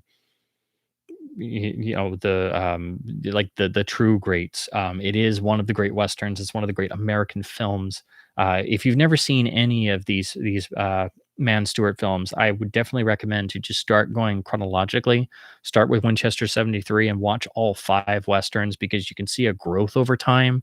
But it's interesting to see how the first one's in black and white Academy ratio, and they switched to Technicolor, and then eventually widescreen. And Man proved really, really exceptional at being able to not only move from color, but then move to widescreen and then CinemaScope as well. And I'm talking early CinemaScope, where you had the lens distortion problems. And I think it was mostly helped by his insistence on if you could go to the real locations, don't stay on the studio stage, because it's going to, have some fakeness to it always, some staginess. And I think that really accentuates the widescreen photography of the later films. But yeah, Winchester 73 is one of the gems of the Western genre. And it's my personal favorite of the 5, because I think it's darn perfect. Whereas some of the others of the 5, people can you can kind of poke some more holes in them, but I mean, you can poke holes in most anything. But this one, I think every single facet it's a lean, tight narrative. It's very driven. It's very gritty. And again, I love the fact that this is in black and white, because I think it's one of the most beautifully photographed westerns ever. And again, it's Academy ratio, black and white. It's not widescreen. And there are moments in this where the photography is so great it almost evokes a little bit of Ford and Ford's legendary vision and photography style. But it doesn't rest on those laurels. Like, it's not afraid to just keep moving and to keep the editing going. And there are several really great set pieces in this. You have the opening shooting contest, of course, which gets to the point where Stewart and his nemesis get down to continually beating each other and having to one up it over and over and move the targets 200 yards away, and then they still bullseye it, and they have to eventually start shooting coins out of the air, and then they shoot rings in the air, and it just keeps going. And it's not just a contest. And then everybody standing around realizes there's something between these two. But there's a really phenomenal action sequence in the middle. That's not just an action sequence. It's actually more about character than anything else. But Stewart encounters a group of cavalry officers that encounter some of the other characters of the film who are holed up there. And they're surrounded by Indians all around, who are around a sort of ridge.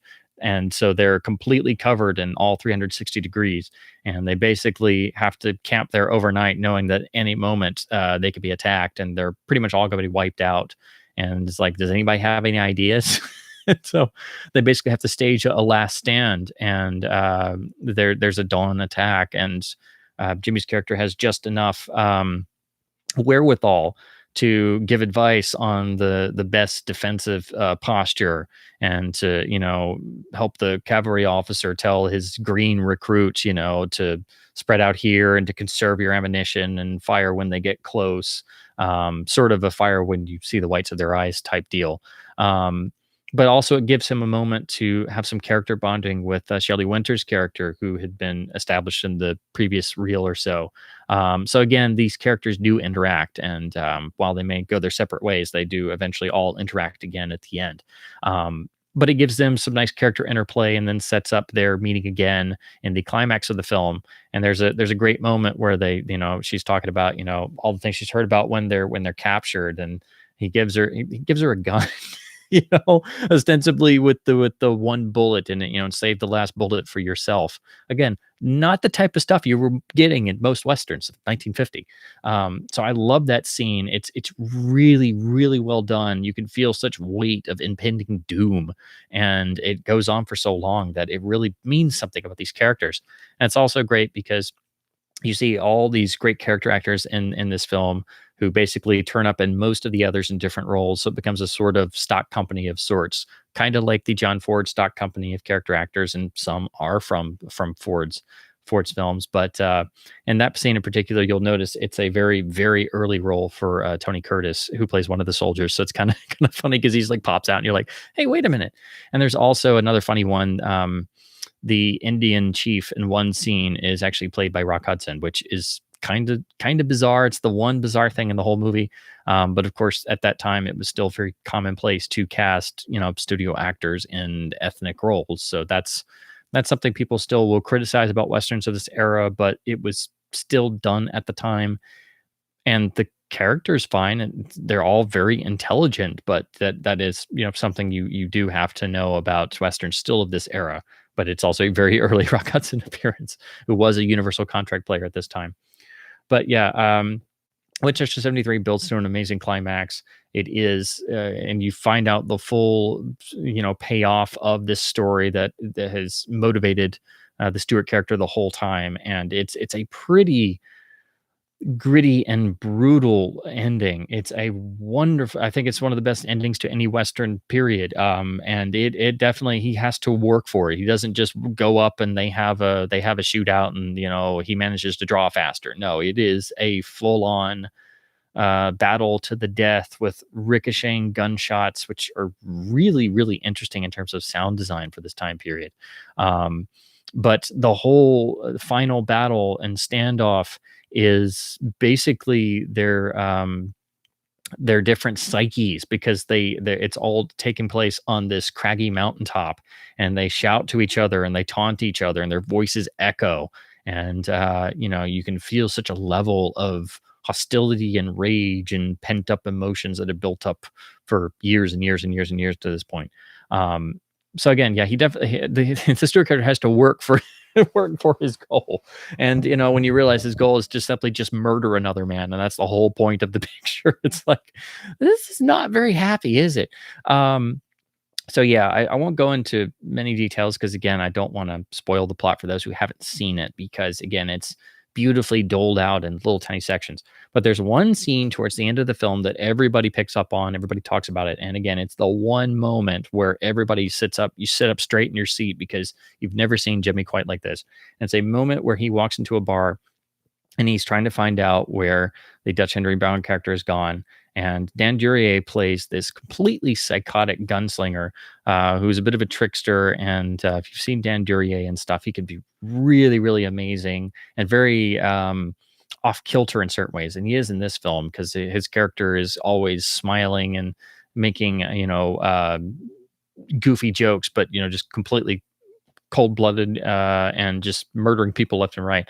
But he's the type of character who, instead of drawing, will always have a trick gun somewhere and just kill somebody unfairly, which is yet another thing. I always wonder if Leone pulled that for a few dollars more in the Colonel Mortimer character with the hidden Derringer, although he always referenced tons of Westerns.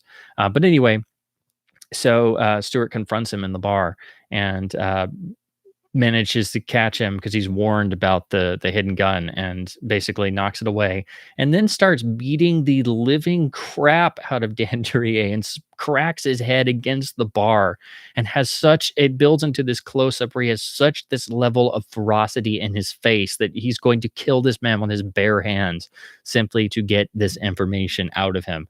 And he's practically breaking the man's arm, and he's practically giving him a skull fracture. And it's in just a flash. And from that moment on, again, it's the idea of Jimmy Stewart becoming James Stewart. So again, if you've never seen this film, you're going to get to that scene and your jaw is going to be on the floor. And it's moments like that, and just this naturalism that he has as a Western actor that, most people, started to say, was he just born on a horse? Because he seems natural to it. I think in a lot of ways, because I've heard discussions about this amongst Western fans and stuff, where I like to talk about who's their favorite Western actor. Gary Cooper's better than John Wayne, or John Wayne's better than so and so, and like who was better on a horse, who was better, da da da da. Henry Fonda was better than Wayne, or Gary Cooper was better, and they go back and forth. Um, but I think in terms of being a Western star, I think Jimmy is really underrated because I think out of everybody, I think particularly in the five man films, he is so rugged, individualistic. He's an outsider, a loner. He's got a past that either he's struggling to deal with or he's trying to run away from. But he just seems so completely realistic and three-dimensional that for me, if I had to say who my favorite Western star was, it's Jimmy Stewart. Not because I'm a Jimmy Stewart fan, not just because I think he's the greatest film actor of all time, which I do, which I can go into, um, but because when he started really doing westerns hot and heavy in the 1950s, they were these amazing characterizations that were totally nuanced. And he could handle a gun, he could handle a fight, he could handle a horse, but he wasn't some big towering figure like John Wayne would be. He was still a normal human being. And when he gets into a fight and it starts going bad, he gets beaten up badly. He's covered in blood. He gets thrown around. And then when I talk about the Man from Laramie in a minute, the last of the five, it's got one of the most effective hero getting hurt moments in any Western. And if you've seen it, you'll know what I'm talking about. But Jimmy in his westerns, particularly these films, he plays characters who get hurt, who have been hurt, but who still struggle to keep going. And you get a sense that he slept out on the range every single night, and the clothes are covered in dirt, and his hat is ruffled. And he doesn't have the fastest horse, but it's a good horse. I was actually on this film where Stewart met the horse love of his life, which was the horse named Pie that he rode in every single one of his westerns until Pie died in I believe the early 70s or late 60s. But he became very attached to this horse and the horse to him. And it got to the point where he could kind of whisper in its ear and the horse would actually take directions, believe it or not. So if you look every time he's on a horse in these westerns, it's actually the same horse. You can tell by the distinctive, this beautiful chestnut brown horse with this distinctive white pattern on its face, this marking, and it was a horse named Pie. So that's always an interesting thing that I love seeing in these. But so yeah, that's Winchester 73, and I could blab on forever about it. To talk about the video history really quick. So of course there was VHS. It did get a lovely Laserdisc release as part of the Encore Edition line. Unfortunately, that means no digital sound because this was in the 80s. And Encore discs have the lovely chapter listing of Chapter 1, movie, Chapter 2, end. Aren't those great chapters? But it is a pretty nice jacket, although it's weirdly this green color. You do have this nice usage of original art. But what's great about this, as the cover tells you, this actually has a commentary tag by Jimmy himself. It's very early for a commentary. This was, I believe, I want to say it's from 87. So this is not too long after Criterion started the commentary game with Kane and King Kong. But I mean, it's really remarkable to hear this track. It's also been ported over to the DVD, thankfully, so you can listen to it. But it's literally Jimmy sitting down talking about his career and Anthony Mann and Winchester 73. There's a little bit of mention of Hitchcock here and there. But he did, later in life, always praise Anthony Mann and the films they made together and how they revitalized and rejuvenated his career. So he never downplayed the importance of these films. Of course, he would talk mostly about Hitchcock and It's a Wonderful Life because that's what most people were familiar with and wanted him to talk about. But this is really invaluable. Plus, it's a commentary with Jimmy Stewart talking to you. Like, I didn't even know this existed until I was able to, I got the DVD and then I got the Laserdisc and realized that it came from this. And he's like amazed at the technology. He's like, oh, I can't believe this newfangled thing. Oh, it's such a great idea. I never thought I'd get to just talk to the people while they watch the movie. It's such a great picture, Winchester 73. made it so long ago. I just keep looking at it and watching it and forgetting to talk. You know? So yeah, this is great for historical value. The transfer on here is actually really good, and even though it's analog mono, it's not too noisy. So I've watched this a couple times. It's still a nice way to watch it, um, but I would definitely recommend, definitely go for the DVD. There was a DVD that came first. It was part of the Universal Westerns line, but then they did do a dig this out so I can show you. When they released this lovely Western collection, the James Stewart Western collection, back in about, I think about 2008, 2006, yeah, 2008. They remastered it along with some of the others. So this is the main number of Westerns that Jimmy made that are owned by Universal. So this gets you three of the Man films, plus Destry Rides Again, Night Passage, and The Rare Breed. But what's great is they did sprucing up some of these. So Winchester 73 is a bit sharper. The transfer in here is really exceptional for DVD. And you get not only they call it an interview, but it's basically a commentary track with Jimmy. But you also get an original poster there, a really nice matching DVD case with the others. They're these nice keep cases. They actually have interior art. This is a really great set you can get for dirt cheap if you haven't already. But it also has the original trailer. So, and if you're interested in getting this, they've now repackaged it as one of those multi-feature things. So definitely skip that. You'll find it in a keep case with the same art and a brown cover, but they just cram it all down to like 3 DVD 9s when each of these was originally its own disc. So definitely pick up this full box. Destry Rides Again has been restored at 4K. Criterion just released that. It's rumored Universal also did Winchester 73 at the same time, and it's been rumored for a number of years that Criterion's going to do it, and I keep hoping, and then it hasn't happened. But now that they've done Destry Rides Again, like fingers crossed still, like please do Winchester 73. This needs a Blu-ray so bad. And I hope if Criterion or somebody does it, it will increase the film standing, because this is one of the greatest Westerns ever made. And it needs to be discussed more. Like, again, it's up there at like Searcher's level of great Westerns. So again, I cannot praise this film highly enough. So yeah, there is a Blu-ray in Europe. But I think it's one of those that uses the old DVD master. There's a lot of German Blu-rays of Westerns, and it's always debatable whether it's a new source or just the DVD master. I did see some screen captures, so I still think it's this DVD master, so you can get it in HD, but apparently there is a 4K restoration floating around that I'm hoping Criterion's going to do this year. So that's the first of the 5. And just because I've got this handy, let me flip here really fast. I brought out my book on Jimmy that has a lot of great stills. I don't know if I'm going to be able to hold this up easy enough. Just give you an idea.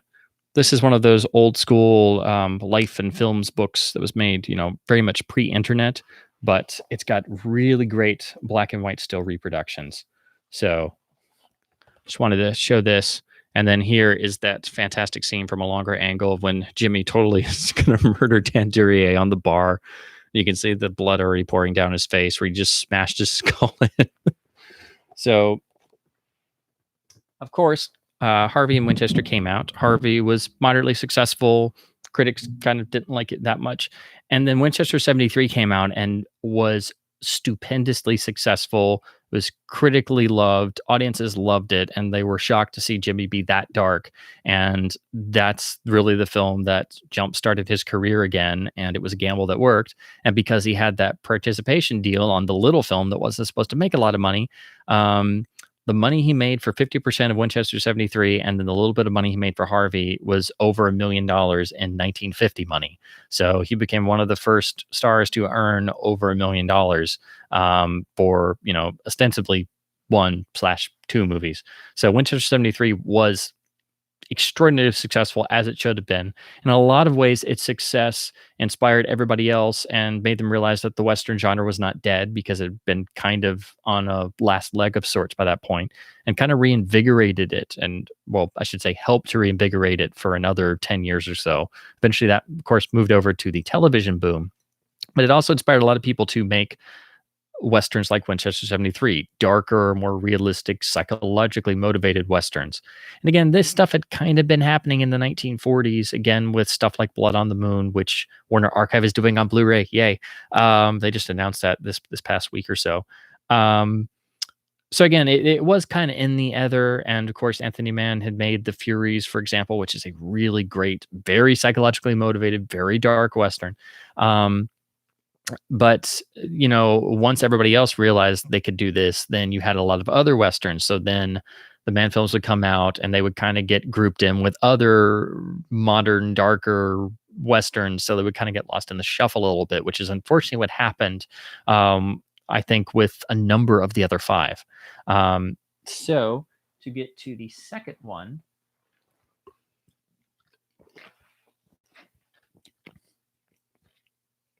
Sorry. So this also made for Universal. But this one, I feel like you can, if you look at it really closely, you can get a little bit more sense of some studio input, because there are some studio contract players. There are some usages of studio sets, a little bit more than Winchester 73, and it is shot in Technicolor. So it is a little bit different, but it's also a bit more like the films that were to come. And that is 1952's Bend of the River. So of course everybody was excited and happy that Winchester 73 was such a success. So they decided to follow it up on a lot of basically get the gang back together and make something similar. But what's interesting to note, the key differences here, the Stewart character this time is a man with a dark past that you don't know all of. But again, over the film, you get suggestions of, and little pieces are doled out. But his character is leading a wagon train of settlers up to their new home. They're going to settle in the far territory. And what's great, again, Mann goes out on location, and you get a really great sense of geography, because this film starts in certain zones and then eventually ends up in they cross rivers, they go to this big sprawling port town, they ride the steamboat, they go into snowy areas, and then they finally get to the territory. So it's kind of like seeing a miniature film version of the Oregon Trail game, and you actually see all these different climate zones, which is really cool. You didn't always get that in a western, because again, most were very studio bound, or they just go out to like the RKO Ranch out in the desert, and that's all you got. You got the old western sets, and that was it. That's a western. But anyway, so his character is leading a wagon train of settlers who are very, I wouldn't really say religiously minded, but very, pure at heart, and, men are either good or bad is said frequently. And the leader, the patriarch of the whole train, respects Stewart's character, but thinks Stewart's character is, a good and honest man and always has been. And so he'll say all these things, and Jimmy has these amazing reaction shots where you just know he's done horrible things in his past. But pretty early on, he saves another from a unfair lynching, who's a man, jack of all trades, as it would be, played by Arthur Kennedy, who was coming right off of, I believe, he had just done the main run of Death. Wow, can't get it out.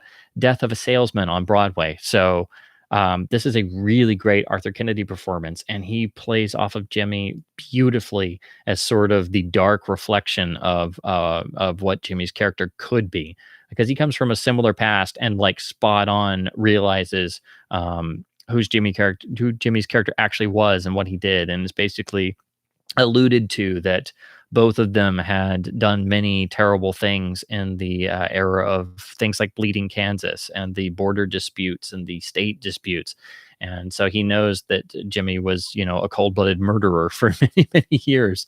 So he joins the train, and they eventually get to their destination, but problems ensue, primarily with trying to get the supplies that were bought and paid for back in the port town. And that leads to more problems. And then eventually the Arthur Kennedy and Jimmy characters are put at odds due to this, again, this notion of yin and yang, the bright and the dark reflections of the same person. And it boils over to a moment where Kennedy's character has a change of heart and basically, takes off with everything and leaves Jimmy's character to die. And there's this beautiful, I mean, it's very small, but when they abandon him, Jimmy has this tiny little monologue where he stands up, and it's this monologue where he talks about, you should have killed me when you had the chance, because you're going to look over your shoulder every single day of your life, wondering if I'm there. One day I will be. And it's just like, oh my God.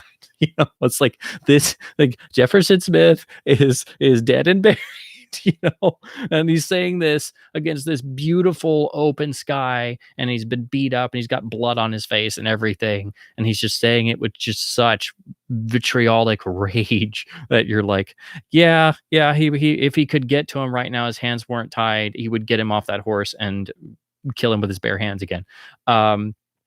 So again, it's got a lot of stereotypical Western elements with the wagon train and the different cast of characters, but because you follow all of them over time and you see how avarice and greed and different things affect them, so it builds into all the stuff that they were talking about in a puritanical sense about just the simple nature of good and evil, and how over the course of the story you realize, well, it's not that simple, and they start to realize that too.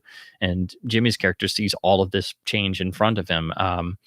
There is a little bit of I'm not the first to say this, but there's a little bit of influence probably of Red River in here, because of course both were I believe Borden Chase, the writer, wrote both of them. I may be wrong. He may have co-written one of them, but I believe he was the writer of both. So there is a bit of flavor of Red River here. So if you've seen that and you see this, you might be reminded of that a little bit. Some go as far as to say Bend of the River is like Red River 2, and I'm like, no, that's going too far.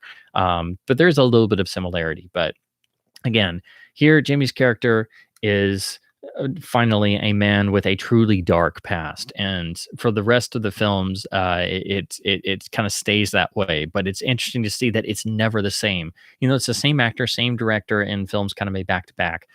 They are completely different characters and characterizations, and his character here in Bend of the River, you despite knowing that he's had a dark past and he was a murderer, you're always somehow on his side. Like, you can feel this guilt that he carries the whole picture.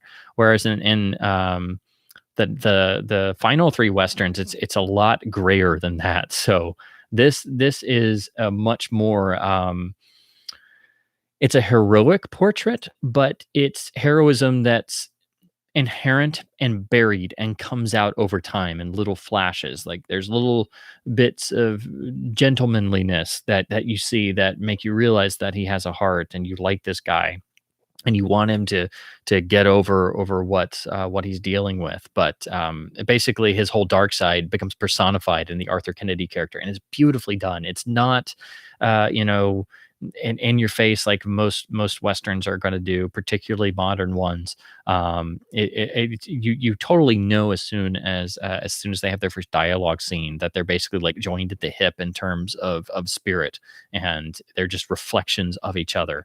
And then again, there's a moral quandary. They get to a point, a crossroads morally. Like all of these films, they're all psychologically driven. And again, against this beautiful natural backdrop, it is beautifully photographed in Technicolor. It's still Academy ratio. It's not widescreen yet. Yeah, I feel like this one, it doesn't get talked about as much because, some of the five films are so striking and so important, and they can be put in every critical book. They tend to get focused on more. So I feel like the middle films 2 and 4, This is the Far Country, which ironically are the ones that have snow in them, are the ones that get discussed less, because films 1, 3, and 5 have so much more stuff in them, and are so much more easy to write about critically. I feel this gets a bit of short shrift, but I think all 5 of these are great westerns, and this is definitely one of the great westerns. And again, if you've never always want to see a western from the classic period that actually isn't afraid to get out in the outdoors, you have got to see these films. And it's really amazing to see how well this is shot in Technicolor with the big old heavy cameras. And again, it's not widescreen yet. So again, beautiful location photography in Academy ratio. Now, the problem with this film on home video, unfortunately, is it's never had a proper restoration. And because Technicolor Elements, you have the three color strips, they have to be perfectly aligned, or you start to have fringing issues. And it hasn't been until recently that Warner Brothers led the charge in coming up with a process to digitally align things to get them perfectly aligned, but it costs a lot of money and takes a lot of time. So they've only done it on a few things, like Wizard of Oz, of course, and they did do it for Dodge City, which got a Blu-ray release. So if you want to see a Western Technicolor with perfect alignment, definitely check that out. But Bend of the River still has this old master. Kino just put out a Blu-ray, which is the same as the German one. It uses this same DVD master, unfortunately, and it's good. It's solid, but it's got color fringing problems. It's older, and it's on Blu-ray now, so it just magnifies all the problems. They did add a commentary track, so I'm gonna have to pick it up just to have this film in HD, but unfortunately, it really needs a 4K scan. It should look beautiful, and it only looks, pretty decent. Um, Again, this got released on DVD first as a single. This disc, I think, is exactly the same. It's literally the identical DVD, but it's part of this box set. Again, in the set, you get a lovely overlay of the snowy mountain peak and then the wagon train making its way across. So I love this set. It was one of the, it wasn't one of the first DVD sets that I got, but it was. I was so glad that they came out with it, because I'd seen some of these films and really wanted to own them, and it really helps when they spiff it up, make a nice package, and you don't have to buy them individually. They did do a really nice Laserdisc release. This one I do recommend because it has digital sound, but Universal was nice enough to make this an encore edition when they were doing double features. So you get films 2 and 4 of the Man cycle. So you get Bend of the River paired with the fourth film, The Far Country. So 2 for the price of 1. They both have digital mono. They both have really good transfers. Bend of the River, I think, is the same print used for the DVD and the Blu-ray. So it looks pretty much like the DVD, but in LD resolution. Beautiful color. And what's great about this, you get this nice matching design, and then a whole panel of liner notes, which is not super common for Universal, and then your chapters on the side.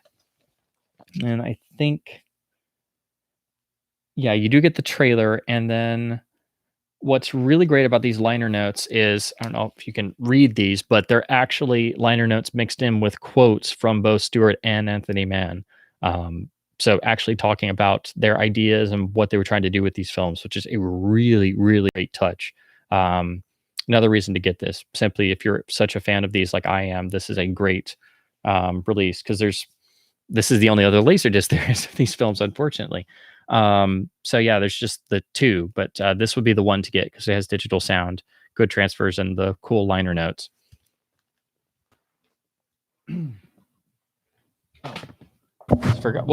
Almost forgot. Since I'm already here, I should have bookmarked these so I didn't have to flip through. But let me just go ahead and show the stills I have. Here is Bend of the River.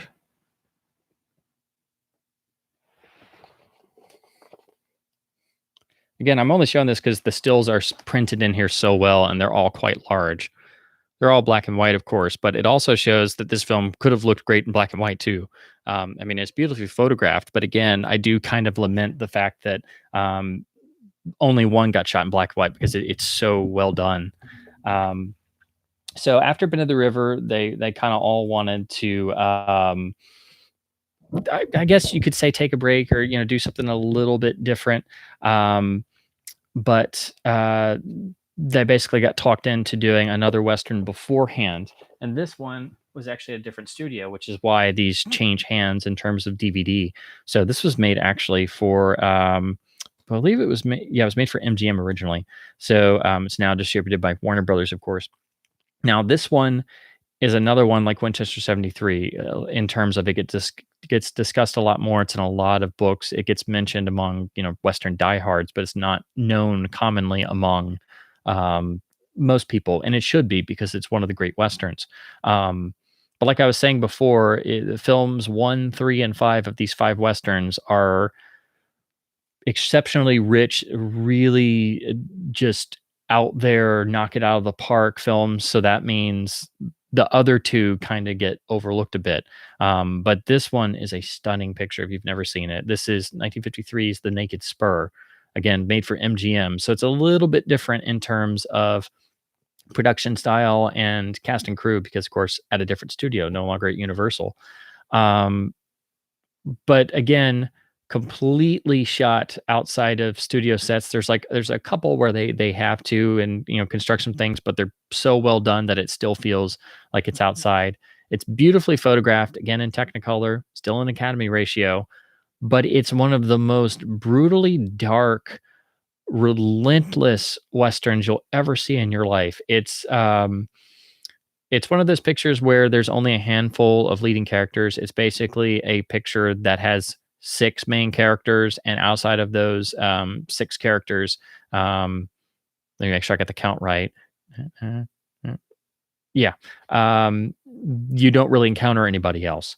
And like Winchester 73, there is an Indian attack about halfway through the picture that also has I wouldn't just say that scene, but everything that happens to this film is character driven and character revealing.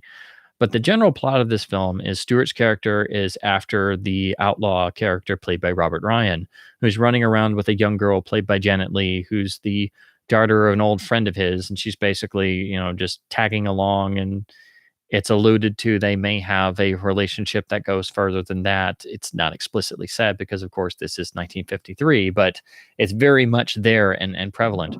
But he's wound up chasing them to this cliff where they're hiding out on the top of the little cliff. And so he can't get to them. And he encounters two other people who happen to be passing through and enlists their help, and just alludes to the fact that he's perhaps they think he's some sort of lawman or sheriff or something. And so he just lets them believe that so he can get their help in capturing the Robert Ryan character. And so one of them is essentially an old prospector, and the other is a ex-cavalryman who just acts like he just got, formally discharged. But of course, he was basically dishonorably discharged for being just a terrible person. And of course, they help him. They capture Robert Ryan barely, and through a lot of daring do. And then Ryan realizes what's going on, and then is like, "Oh, you think he's a sheriff, don't you?" Because he actually knows the Stewart character and knows that Stewart's only after him for the bounty posted on his head. And of course, he does this to tell the other two to then turn the other two against Stewart's character. And then it becomes, for the rest of the picture, a psychological game of cat and mouse between all six. But with Robert Ryan just totally needling and playing and manipulating not just Jimmy's character, but everyone. And Jimmy has to sit there and take it and take it and take it and take it and take it. And with this inherent guilt that he's gone all this way and he was prepared to kill a man simply for money. And he does have a dark past and a backstory that he's trying to escape from and he doesn't talk about. But there is a reason why he's so desperate for money.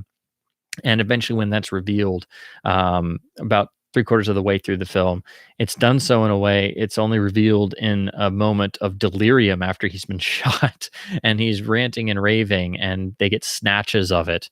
And he was basically emotionally destroyed at one point by another entity and lost everything. So that's given him this desperation to try and rebuild a life that he never quite had.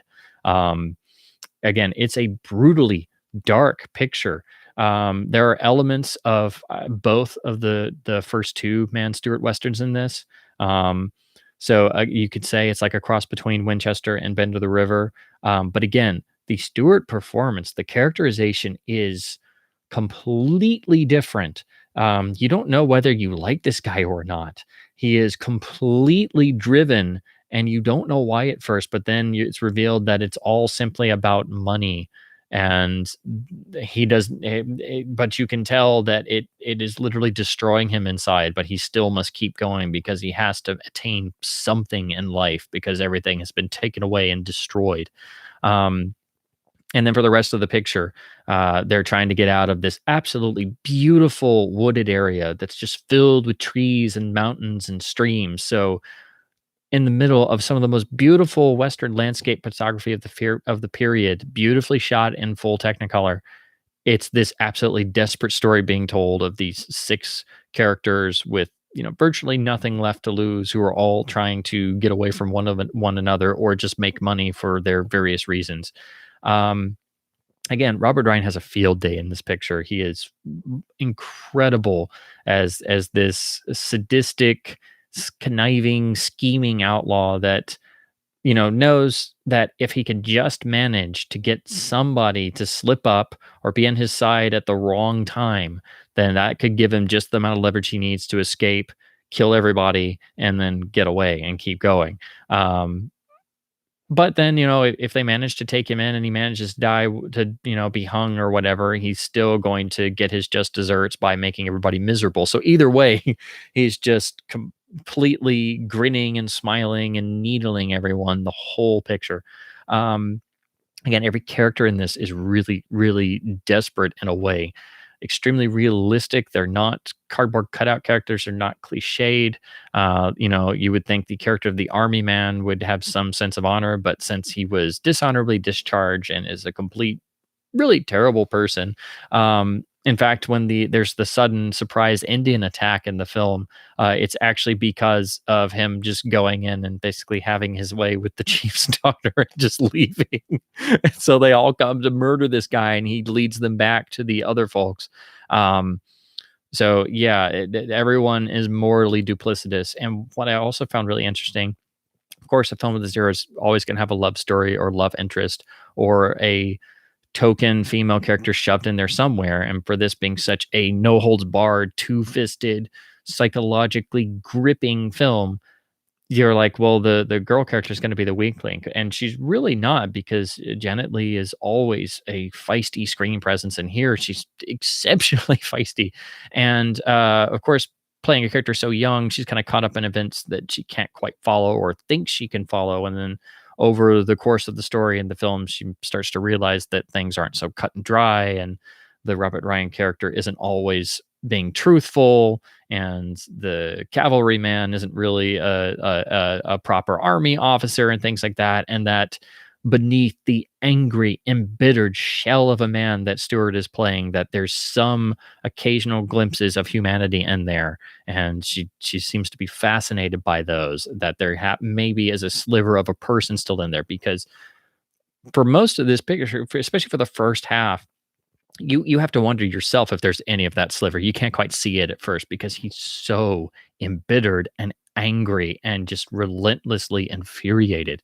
Again, the title and the poster should give you a clue at just how desperate he is in this picture, because this is taken from the climax of the film, where he literally takes the spur off of his boot to use as a weapon.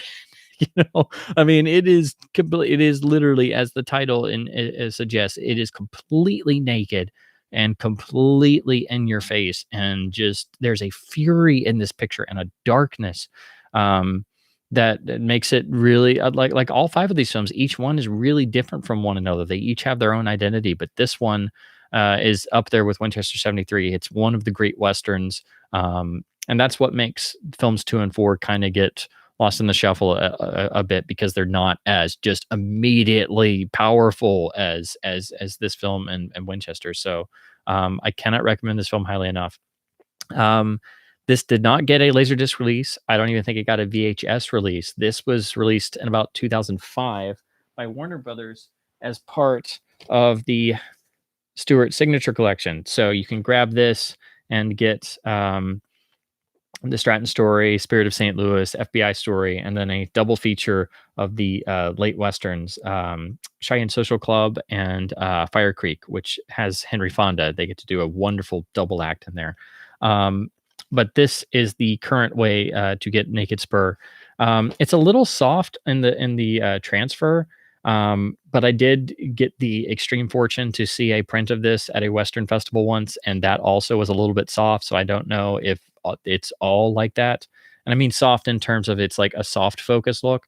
So I think that's why Warner Archive hasn't done it on Blu-ray yet. I think they need to do a lot of maybe some element searching or something, but I sure hope they do it at some point. Again, this is easily, like top 20 greatest Westerns material. It is a must see. Again, I think all 5 of these are must sees, but this one and Winchester are absolute must. Again, one of the great Westerns ever. There is a little vintage short cartoon on here, but you do get the theatrical trailer as well. But currently, this is DVD only. There is no LD, there is no VHS. Unfortunately, no Blu-ray yet, but this is a must. Oh, it was on VHS. Okay, cool. I did not know that. I will look that up then.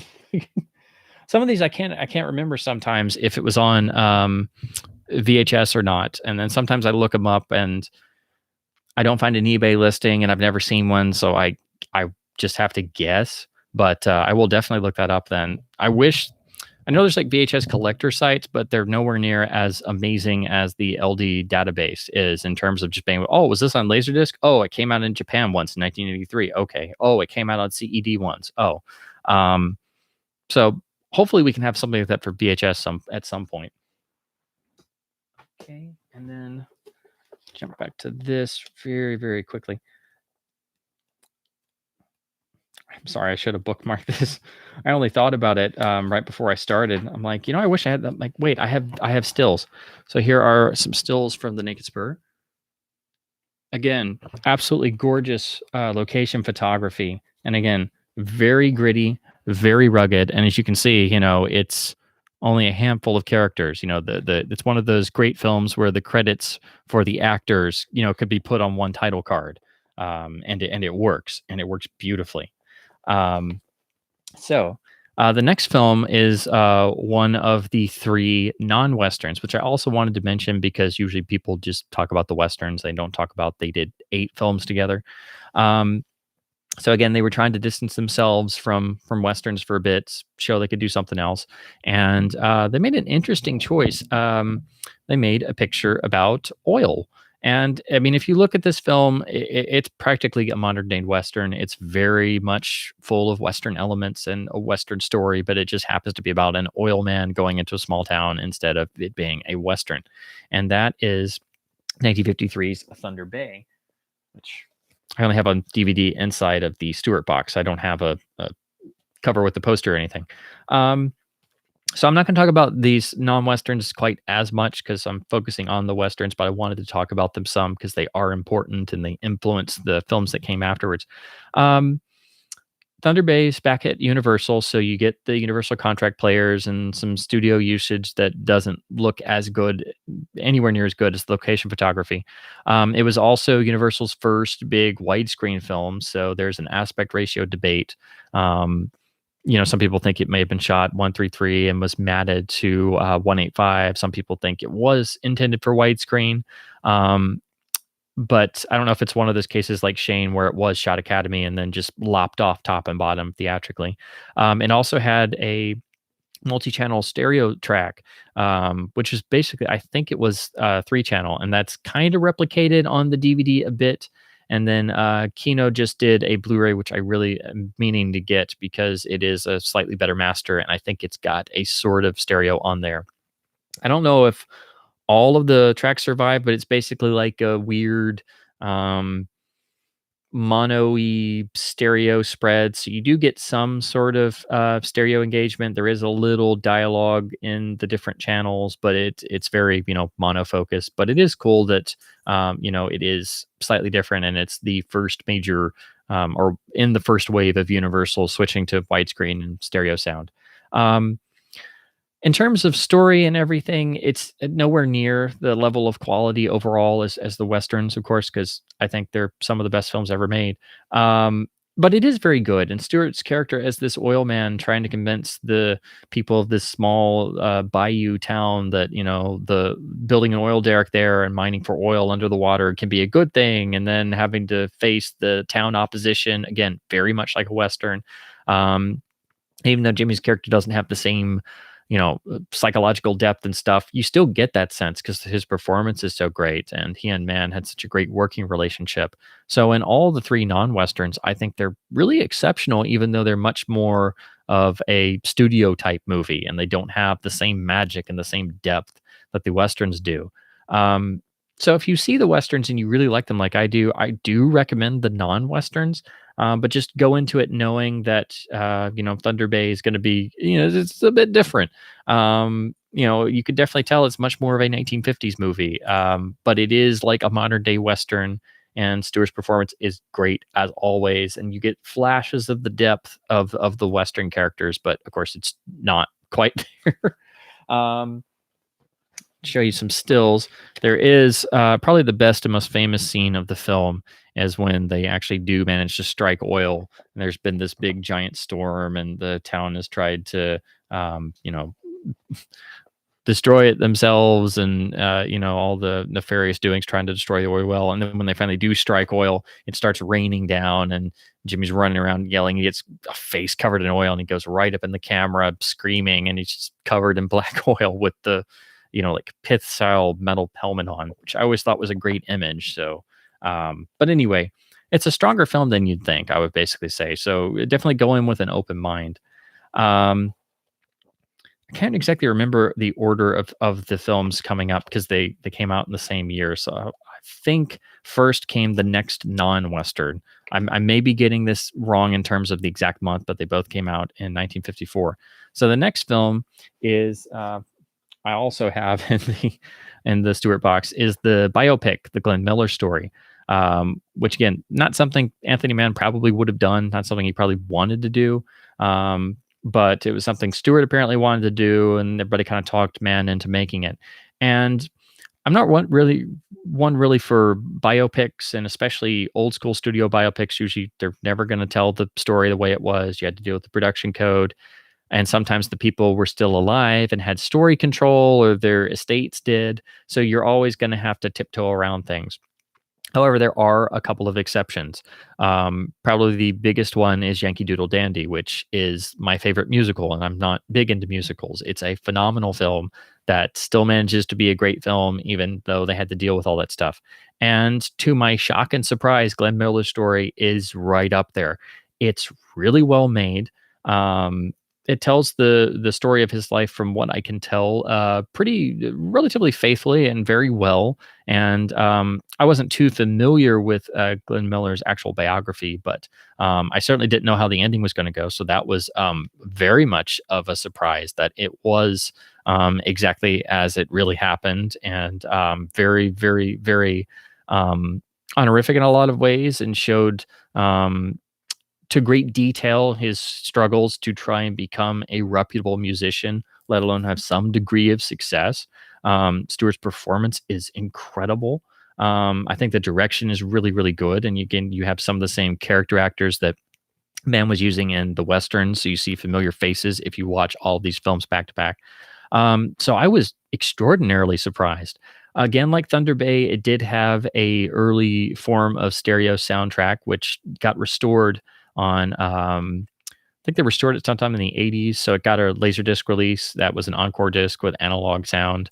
It's on DVD here, and it's now out on Blu-ray. I think it was in Germany first, and now Kino's done it, and I need to get that one too. But if you want it on DVD, you can get this Universal Screen Legends set, which gives you these two films I'm talking about, and plus Shenandoah and a few others. And it's very, very cheap to get this set, so it's very recommended. They have reissued these DVDs a lot, crammed onto these multi-feature sets. Universal's very happy to do. You see them in Walmart or on Amazon for like $5 or $10, and it's like 10 movies for $5 crammed onto 2 discs, and it's like, oh, geez. So they're very bad about that. So these discs are a little overcrammed, but they're not bad, and you get this nice slip box. And here's the lovely "Watch your stuff on TCM, please" insert. They used to put in all classic releases. But have you ever seen one of these as the same style as, say, for example, the Cary Grant or John Wayne ones, and some nice photos and things? So I do recommend this set for the stronger films in here. But I do want to get these two, particularly Thunder Bay from Kino, because the transfer looks pretty darn good. But anyway, that's Glenn Miller's story, which again, I was very surprised. I think it's an exceptionally strong film. Just to show you a few stills. So again, as you can see, it's definitely much more of a typical studio picture. June Allison plays the wife, and she played Jimmy's wife in so many films that they always joked about it. That she was always Jimmy's wife, and there's an anecdote in some of the Stewart biographies that once her husband, who was actually Dick Powell, once got up and uh, introduced himself to Jimmy Stewart. It's like, man, I can't believe it, my wife's husband. Which I always thought was hysterical. But yeah, and she's great in it. Again, it's a remarkably good picture, and I couldn't believe it's as good as it is for a 1950s studio biopic. And I think it was just the combination of everybody, and then getting Anthony Mann to agree to make it really is what made it work. So I do actually very much recommend it. Same way I do Thunder Bay. So next is going back to the Westerns, is the fourth. This one I think is, I had to think about this for a while because I try to not, I don't really rate films, but when you go back and revisit things, particularly things that are loosely grouped together as a series, you kind of start to recognize which ones are stronger or weaker or things like that. So over time, the more and more I go back to these, I think this one is definitely overlooked. I do think it's a great Western. I think it's a great film, but of the five, I think it has the most areas where you can kind of start to poke around and find holes and things. So if you were to look at them objectively, all five put side by side, I think this is probably the weakest of the Westerns. But it's kind of weird because the first time I watched all of them, I thought this was better than some of the others. So I guess it goes back and forth. Some people absolutely love this. I absolutely love it. And again, I do think it's a great Western. But if I'm talking objectively across all five films, I think this one's probably the weakest in terms of it's got the most stuff that either is kind of a little off or doesn't quite work fully. But again, that's not to say it's bad. I still think it's a great film. I think it's a great Western. So without further ado, it's 1954's The Far Country, the fourth of the five Westerns they made. Again, it follows in the same style they were working on in terms of extensive use of location photography. This one, as I alluded to before, it primarily focuses on the Yukon territory. So there's lots of snow. There's even an avalanche in this film, which is really surprising for a 1950s Western. And they actually have real avalanche footage in there, which I found stunning. The photography is really great, also again in Technicolor. This was where they did start dealing in widescreen, though, because of course Thunder Bay was shown widescreen.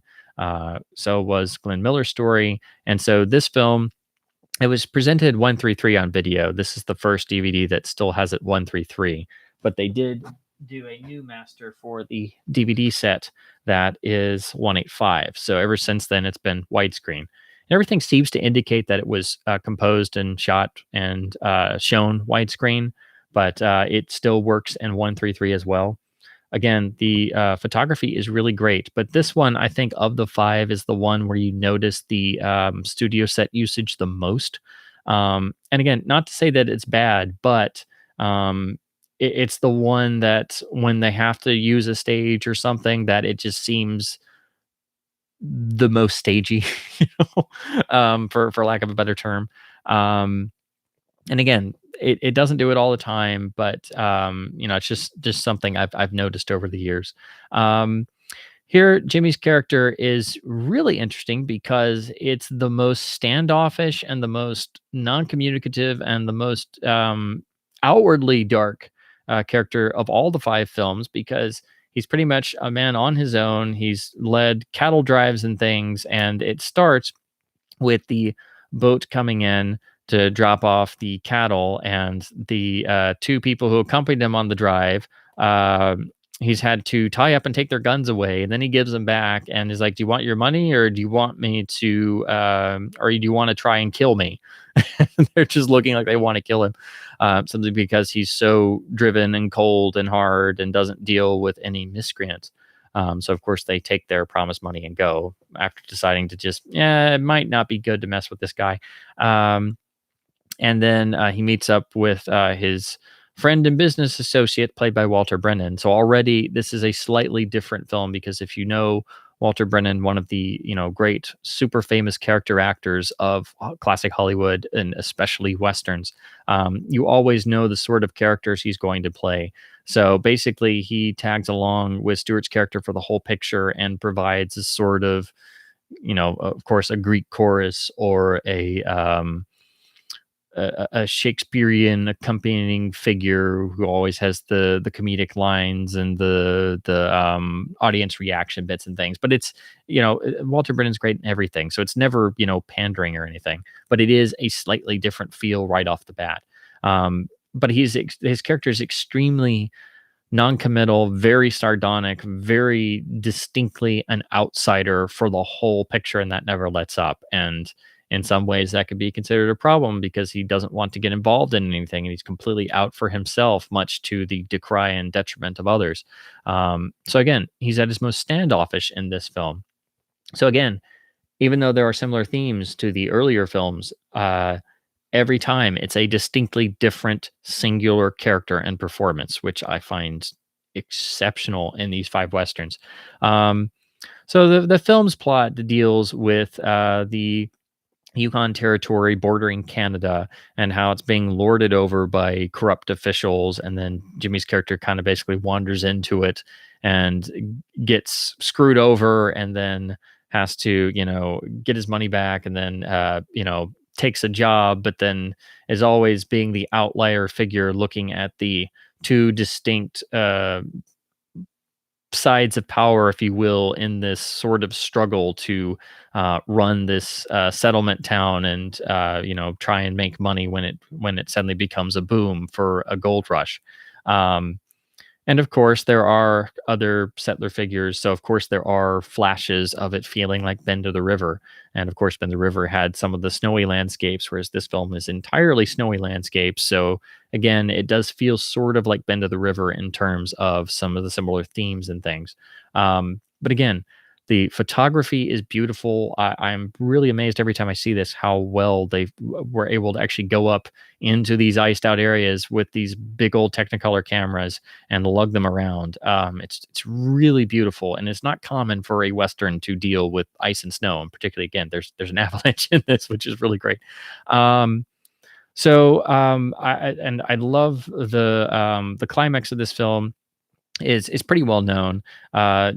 Stewart's character, his horse, he always has he has a bell on his saddle, so you always know he's coming because you hear the bell of the horse, and that's something people know of, but they don't know what film it's from. They just know it's a Western thing, and that notion comes from this film. It's been, I think, lifted and repeated a number of times, but I hear that get talked about a lot, and people just don't know what's the movie where the cowboy has a bell on his horse saddle, and that's from this film.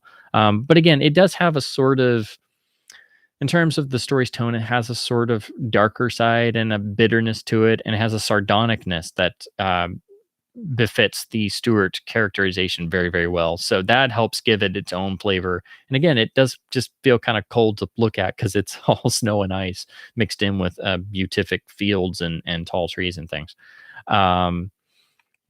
Yes, exactly. Pie's big role. Yes. The best story anecdote about this is the climax deals with Stewart's character realizing that he can use the bell identifier as a way to try and get one up on the multiple combatants he has to face at night. And so they had to get Pie the horse to walk down and go into camera and everything. And they're like, well, how are we going to get a horse to follow directions?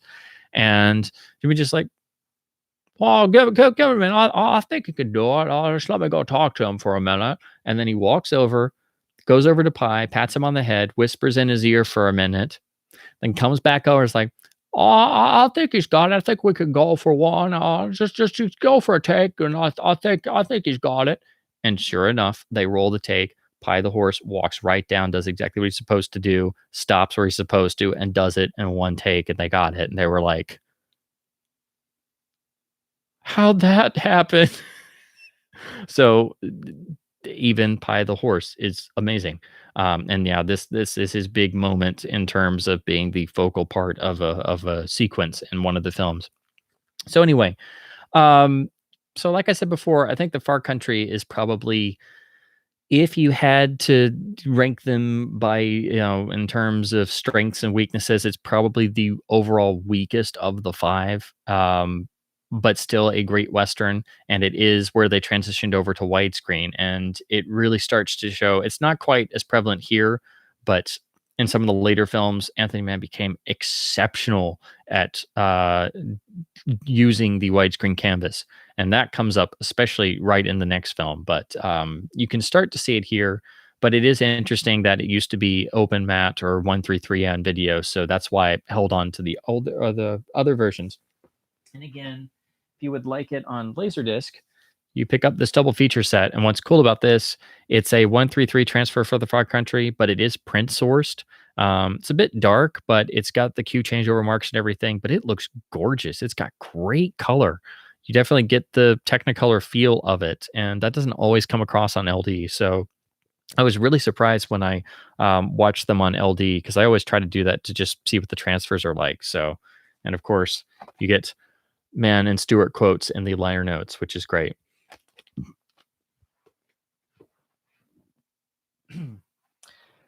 Now we come to the biggest surprise for me in home video in the past 5 or so years, because out of the blue, Arrow Academy announced that not only were they going to do a big special edition of an Anthony Mann title, and it being one of the Stuart Mann Westerns, and so you'd think it's one of the more popular ones, but no, they did a 4K scan and restoration of The Far Country, which came out I believe it came out last year. Yeah, 2019, last year. Was such a surprise that they announced it, let alone a brand new 4K scan, multiple aspect ratio presentation, loaded with extras and commentary, and this gorgeous commissioned artwork, which then, of course, as Arrow does, has the reversible sleeve with original artwork. This thing is worth its weight in gold, especially for people like me who are just obsessed with Stewart, and especially Anthony Mann, because it's not like there's a whole crap ton of writing out there on Anthony Mann the way there is about, the more famous names. So this has a really substantial booklet with some great articles and stills, as Arrow does. And of course, if you don't get Arrow stuff early on, eventually they don't print the booklets anymore. But this one you can get. It's not one of their region releases. It's also available here in the US. It's frequently on sale. I cannot recommend it highly enough, because not only do you have a 1:8:5 presentation, you also have Universal's house ratio was 2.0 to 1. So a lot of their films were shown that way, which is usually way too tight. This film is fine at 1:8:5. This 2 to 1 version is probably how you would have seen it theatrically in 1954 in the big cities. But the 1:8:5 version, I think, is much better. I wish they could have also given us a 1:3:3 version, just because, but for historical purposes, I thought it was amazingly cool that they gave us the 2 to 1 ratio. But yeah, this was just astonishing that they did this. And I'm really excited because it alludes to one of the commentators being the author of a Mann book, suggesting that he's working on a Mann biography, which is super exciting because it's the guy who just did the amazing Michael Curtiz book, which I read in the library, and because it's University of Kentucky Press, it's like a $50 book. So I'm trying to just wait until I can get a used copy. But it was an amazing book. So to think that he's working on a Mann biography would be just astonishing, because again, before this, especially, there were no Mann special features really, and there's no giant books on Mann. There's like a few critical papers. So yeah, this is definitely the best home release of any of the Mann Stewart westerns. A lot of people complained though on disc reviews that the transfer was soft. I just think that is the inherent style of these films, particularly the ones made at Universal. I did talk about how Naked Spur is inherently a bit soft in the versions that I've seen, so I think that kind of carries over to here. So again, you hear 4K restoration and you think it's going to be pin sharp and stuff. Well, that may not necessarily be the case. This is definitely not, sharp as a tack, but I don't think it was shot that way. So I think this is very much indicative of what the presentation was like back then. So again, amazing that they did this, and I'm just shocked that they did, and especially this one, because you would think that if they're doing the Universal titles, that it would be Winchester 73. But again, that's rumored to be held by Criterion. So I guess Criterion's going to do that. Then Kino just did Bend to the River, so I'm hoping that Arrow maybe gets to redo Bend to the River with a 4K scan to match this release, because it's also Universal and they do a lot of Universal titles. Naked Spur would be Warner Archive unless somebody licenses it. And then Man from Laramie did get a restoration by Sony, which is the 5th title. So yes, this Arrow release is essential. If you are to buy one of these Man discs I'm talking about, you have to start with this one because it's loaded with extras. And again, I am astonished that they took the time to not only do this, but do a new 4K scan, multiple ratio, and special editions. So yes, this is worth its weight in gold. Please pick this up if you haven't already. And again, to show some stills from this wonderful book, which again, I should say is the James Stewart, A Wonderful Life, A Life and Career of. Again, one of these old school amazing books that is just loaded with stills and then about 2 to 3 pages on each film that you would have as a nice reference tome on the bookshelf. So, and again, these are of course printed in black and white when the film is in color.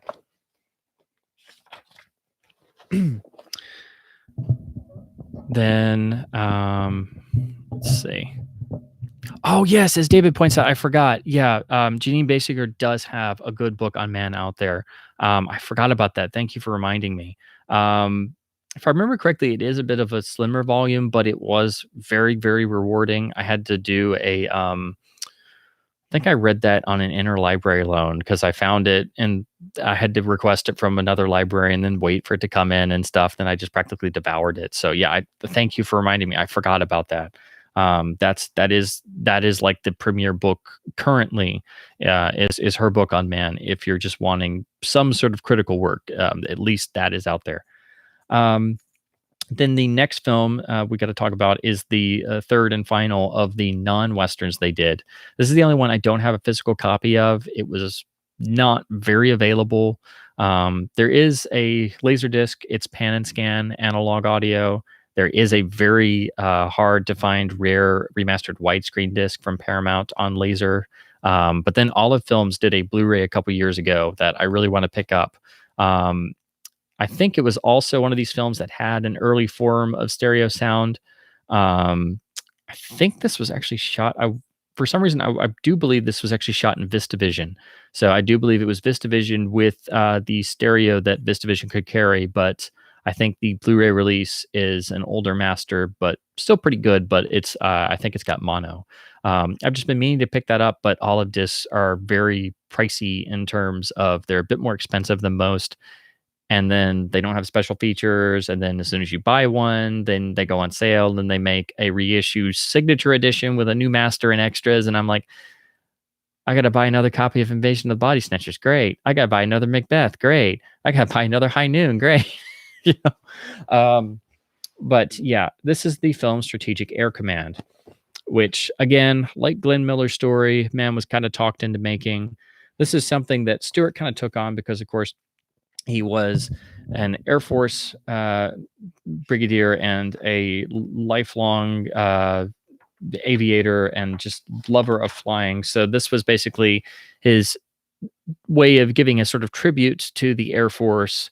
And, you know, so that, and unfortunately, that means it's very much a studio picture. It doesn't have a whole lot of dramatic meat on the bones, and it's kind of obvious what it is, that it's a morale booster for the Air Force and armed services, which is fine, but there's not a lot of dramatic meat on the bones there. And again, it's been a while since I've seen it, and I do want to see it again, but I need to pick up the Olive Blu-ray.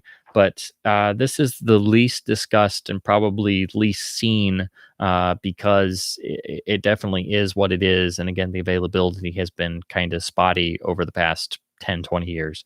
But again, it was shot in VistaVision.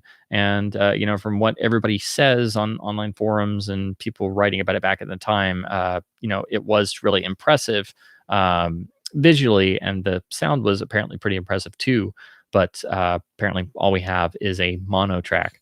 So I need to pick that up. But again, it's probably the least overall of all 8 films because it just doesn't have a whole lot beyond being a hey, Strategic Air Command is great. They do great important work. Go join the Air Force, guys. Yeah. um and again, I'm not just trying to gloss over it, but I did want to at least mention it. But I'll be first to admit I've only seen it. Um, I don't even know if I want to say I've seen it twice, but it may have just been the one time, and it was far too long ago. So my memory of it is kind of spotty for sure. But I'm definitely going to pick up the olive Blu-ray when I can get it at a good price because their disc could be range from $20 to $30, but then you catch them on sale for like 14. So I'm like, and then you never know when they do a signature reissue. So to move on to the final of the Western collaborations, although pardon me as I get some ginger ale.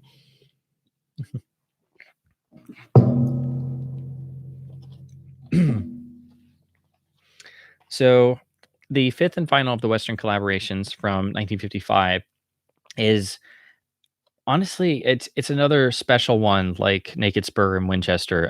It's also very deceptive because I know the first time I saw this, it didn't have the impact on me that the others did. So the first time I saw these 5 and knew that they were the same actor director and knew it was a sort of series. This one, I'll admit, my first viewing, I didn't have the same connection as I did with the first 4. So my first go around, it was my least favorite.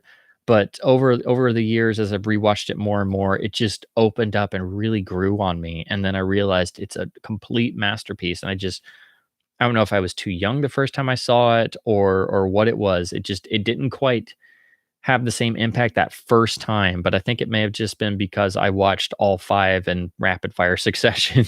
And it was because it was a bit different.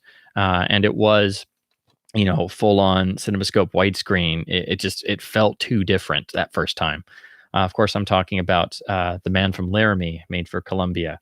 This is the DVD, and then this is the Blu-ray from Masters of Cinema, the Eureka label. What makes this film special, it's kind of hard to describe. It's, definitely in the same vein as the first 4, but like I talk about each of the characterizations being different, each of the films has its own flavor. This was the first that they made in CinemaScope. And like I've said before, Anthony Mann very quickly showed that he was very adept at widescreen framing and lensing. And of course, Thunder Bay and the Far Country were, 185, but he quickly moved on to CinemaScope in films like actually really remarkable Western, The Last Frontier, which is a Victor Mature, Robert Preston Western. Try saying that 10 times fast. That's really remarkable if you've never seen it. I would highly recommend that.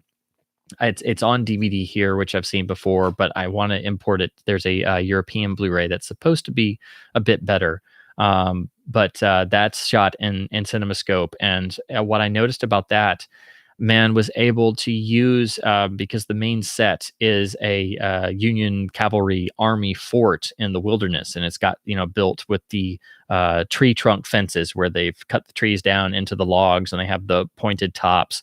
And it's just formed into this perimeter fence with these, little log cabin type buildings. Very historically accurate for the time. But what I found most amazing visually was that he was able to use those fences to mask the CinemaScope distortions. Because what they would always do is, you got to put a person on the left or the right or the center. You can't put them in the sides of the center because that would make the distortion come out in their faces and look really weird, which is what they called CinemaScope mumps. But you also couldn't move the camera too fast. You couldn't pan. You couldn't do all these things because it made the distortions go crazy. Well, he uses the actual fence to disguise that. So he does all these camera pans and things. And I just thought it was amazing for an early CinemaScope film. So he brings that into this film visually. So it's definitely different looking than the other 4 because it's in CinemaScope. But again, it's all primarily in outdoor locations. This time going back to a arid desert type terrain. The film is basically set around the I can't remember if it's they talk about Laramie and things, but I always want to say it's like Arizona or New Mexico, but it's that type of arid Southwest um, desert type terrain. And again, Stewart is playing a character with a past of sorts. He's a mysterious, dark figure that people don't know a whole lot about, other than he says he is coming from the town of Laramie, hence the title of the film. Um, but basically, over the course of the story, you realize he's there for some reason other than just business. And of course, he's running goods and services at the beginning, and then decides to make a run on. He's told there's free salt that can be, taken and sold, and that leads to his first encounter with the vicious thugs and young son of the local land baron. Um, and that's what sets up the conflict that goes across the entire film. But at first, you think he's just a simple character who's trying to make his way and trying to make money, and is just wronged at the beginning of the film, and that sets him on a quest of revenge or entitlement or things. But quickly you realize there's much more going on beneath the surface, but none of it is explained. Characters always ask Stewart's character what he's really up to, and he doesn't talk or say anything. So he's very non-committal. And again, this whole notion of having to just draw out the plot over the film, I think, is what also made me not connect to it as much the first time around. But again, there's so much subtext and nuance in this film, particularly, that I think of the five, it takes multiple viewings for it to all really sink in. And most critics, when they talk about this film, they go right to the fact that it's, some films are described as being Greek tragedy or things like that. This one is, and Mann would even admit this, it is pretty much a Shakespearean Western in a lot of ways, but the lead character of the land baron has a biological son who's a pretty boy, essentially, was doted on by his mother, who is now dead, making the baron a widower, who also dotes on his son, who is also, not really very effective, can't really be trusted to take over the estate when the father dies, but kind of has to, in the line of succession idea. But of course, this character is vain and also completely psychotic, because it just goes with the territory.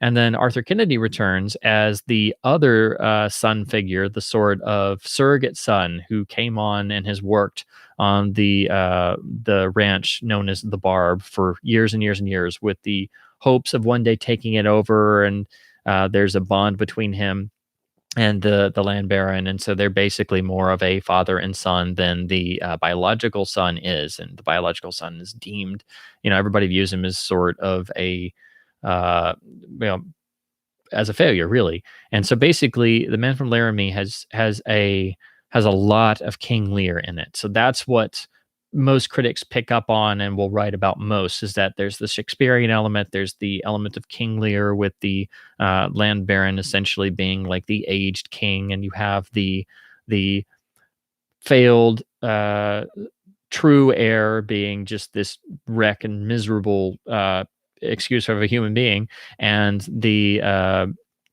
surrogate son being the one who is, the more righteous and the more responsible.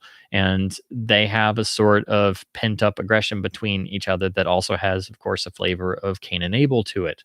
And Stewart's character comes into the midst of this with his own particular goals that everyone else misreads, and misreads into their own fears and desires and secret pasts and things. So instead of it just being a lead character played by Stewart that has a dark past, it seems everyone in this film has a skeleton in their closet, or has some sort of guilt that's weighing down on them. Well, not so much the biological son, because he's pretty much, unredeemable. But even he has a sense of, he feels like he can't ever live up to his father's wishes, and he's never good enough. So at least maybe he's got that little tiny sliver of sense. Um, so yeah, it's definitely a film that's harder to read in terms of You can tell they're trying to be a bit stylistically different, be a bit different in tone. It has, I mean, all 5 films are very adult, but this is the one that would be easiest to play in an art house theater, if that makes any sense. It's not an art film, but it has a little tinge of, you can tell they're trying to get, they're trying to get more meaning in here, and not just in terms of the story having meaning. So again, the whole Shakespearean idea is there, and it's definite.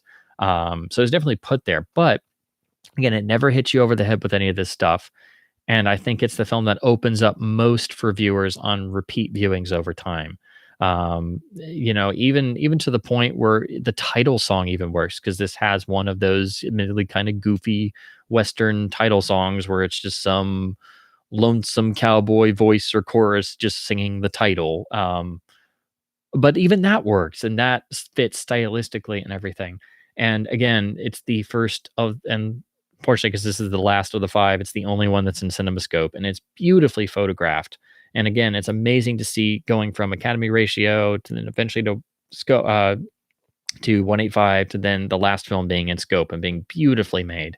So yeah, this one has really grown on me over the years. I think it rivals Naked Spur and Winchester. It's definitely one of the great westerns, period. And again, it's very dark. It has moments of supreme violence that it builds up to, and because the rest of the film is so slightly different, those violent moments have an even greater psychological impact on not just the characters but the viewers. And that starts right in the beginning, where, like I said, Stewart's character is told that he and his workers can take salt off of the land and that it's free for anybody, and then they just go sell it wherever. And then as soon as they start to, these guys show up led by this absolutely insane, psychotic kid. Well, he's not a kid; he's a grown man, but he's the biological son. And then not only do they grab everybody, beat him up a bit, set the wagons on fire, but then shoot and kill all of the horses and mules. It's just ridiculously overdone and overdark right there at the beginning, and it's all done in a very, very brief moment. And then they even hogtie Jimmy's character and start dragging him around on the ground. I mean, it's brutal, and it's just the first opening. And again, it's these specific moments.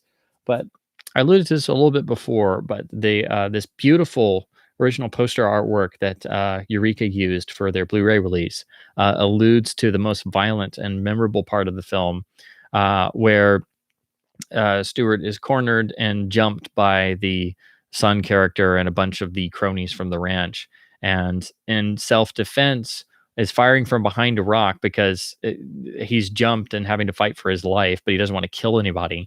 And of course, the son character is just out to kill him because he's in a bloodlust rage.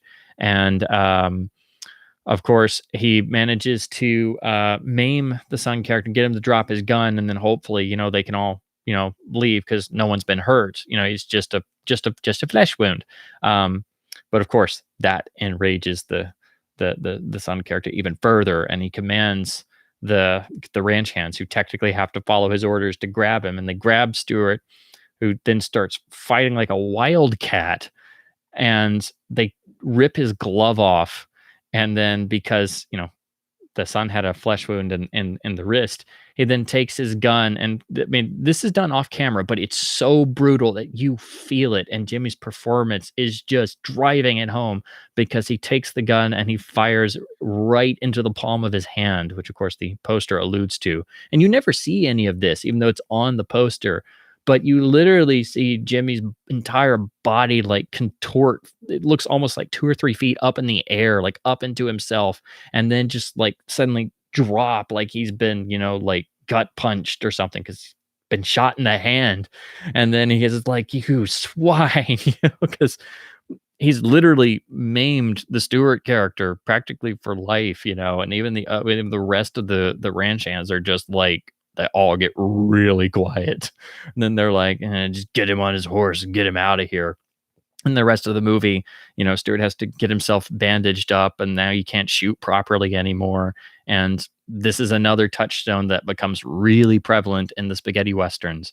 Again, Leone and a lot of other people were hugely influenced not only by the classic westerns but by the darker psychological westerns of the 50s, and especially the Mann films. So that's another touchstone that you'll see turn up in the Leone films and the other Italian westerns. But that's the most iconic bit of violence in the film, and it's totally off screen. It's very short, but it's spectacularly brutal, and it's in a way that hasn't quite been in the other four westerns. That's another quality that sets this film apart. Of course, being CinemaScope, it did have a stereophonic soundtrack, which has managed to partially survive over the years. So if you check out the DVD, there is a Dolby Surround encoded track, and then there's also a 3.0 track, which is pretty interesting. That's why I've held on to this, because later on they did a restoration with a 4K scan and then just present it in 5.1, which it's basically the same thing, but I just like hanging on to all the weird channel configuration tracks. Sony released it on DVD pretty early on in their Western line, and thankfully it was widescreen and anamorphic too. Although I think maybe the early pressings weren't anamorphic, but then I don't know if they're all anamorphic or not. It's been reissued several times in multi-feature sets, so you can get it on DVD with some other Sony titles. This one's a nice double feature. This has I believe it's very tiny. Yeah, this is the 1943 Western, The Desperados, which is actually pretty good, with the always wonderful Glenn Ford and Randolph Scott. So that's another reason why I've held on to this, because I like having weird soundtracks in addition to transfer differences. Plus, you have a bonus, otherwise pretty difficult to come by Western. So yeah, it is a pretty good DVD presentation still, although, it's from the early 2000s. So of course, it's not going to look super great on like an HD TV. But thankfully, this was the first of the Mann Westerns to get a modern 4K restoration. It came out on the Twilight Time label here in the US with a commentary and some nice extras and a good bit rate and stuff.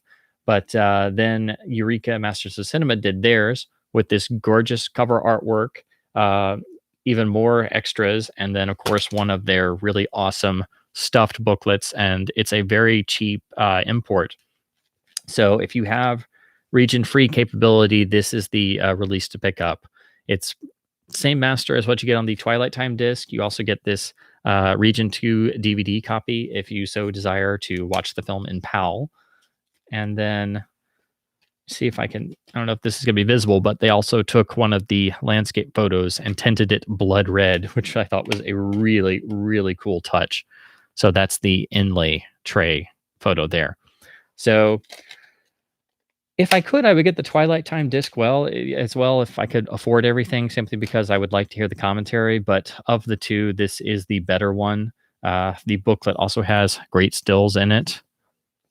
And it's a really nice essay piece in here. So I definitely think this is one where Eureka vaults ahead of Twilight Time for sure.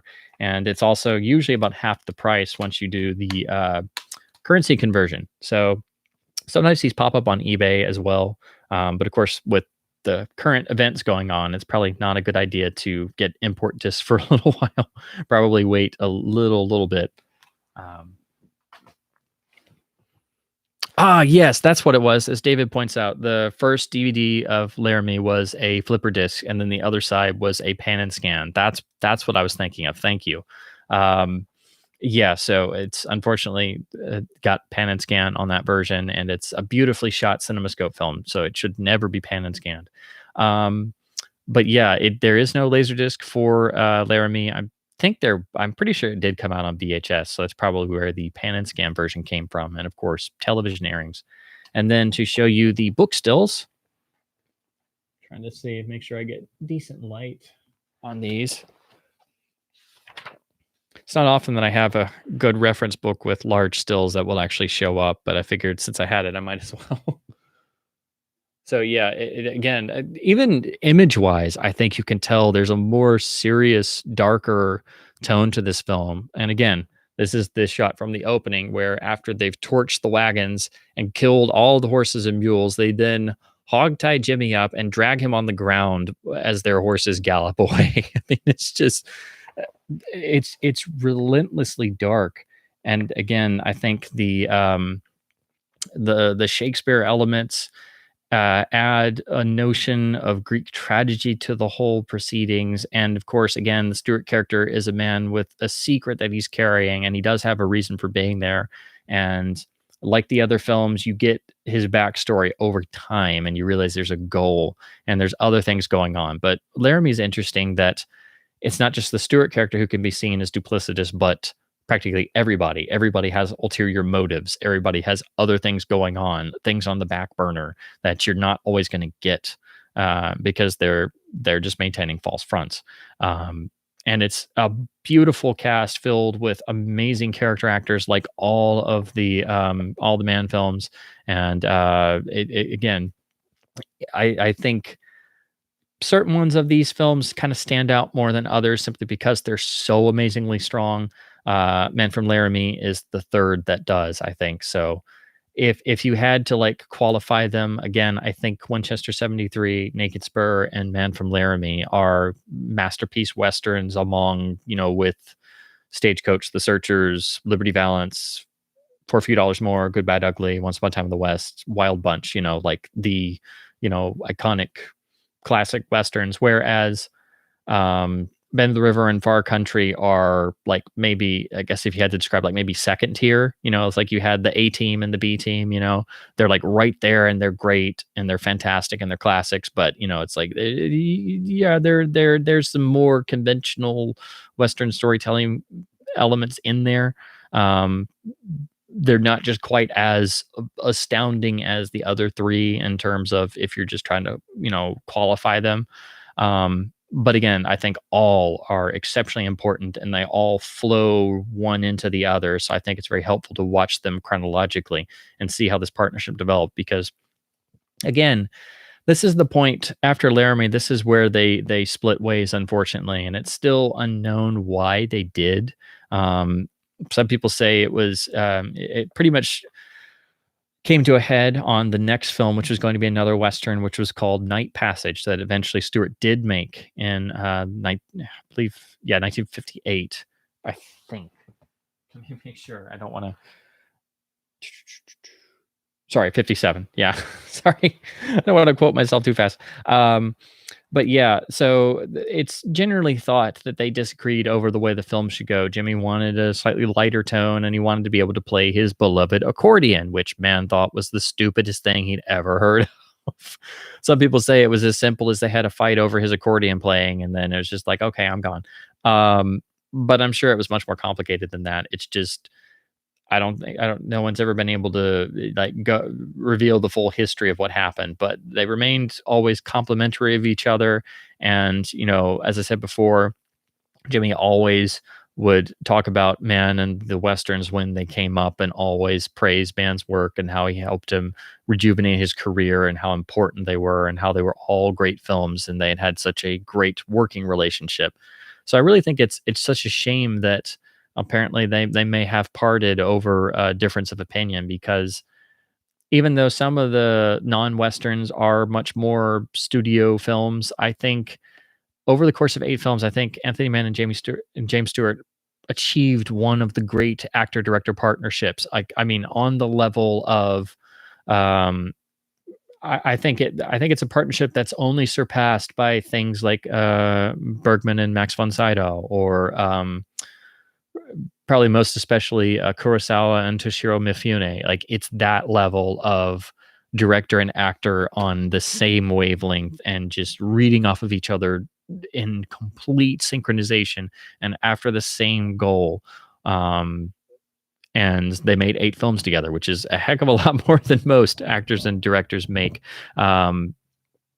together, particularly still in the era of the studio system, where it wasn't common for people to keep pairing up over and over and over, particularly cross studio.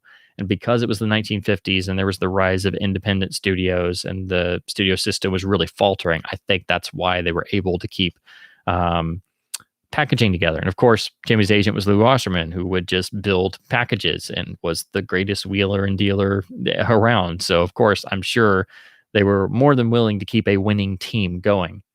So of course, I also wanted to talk about the immediate films that followed. So of course, you have to talk about Night Passage. which is the film where they apparently had a difference of opinion.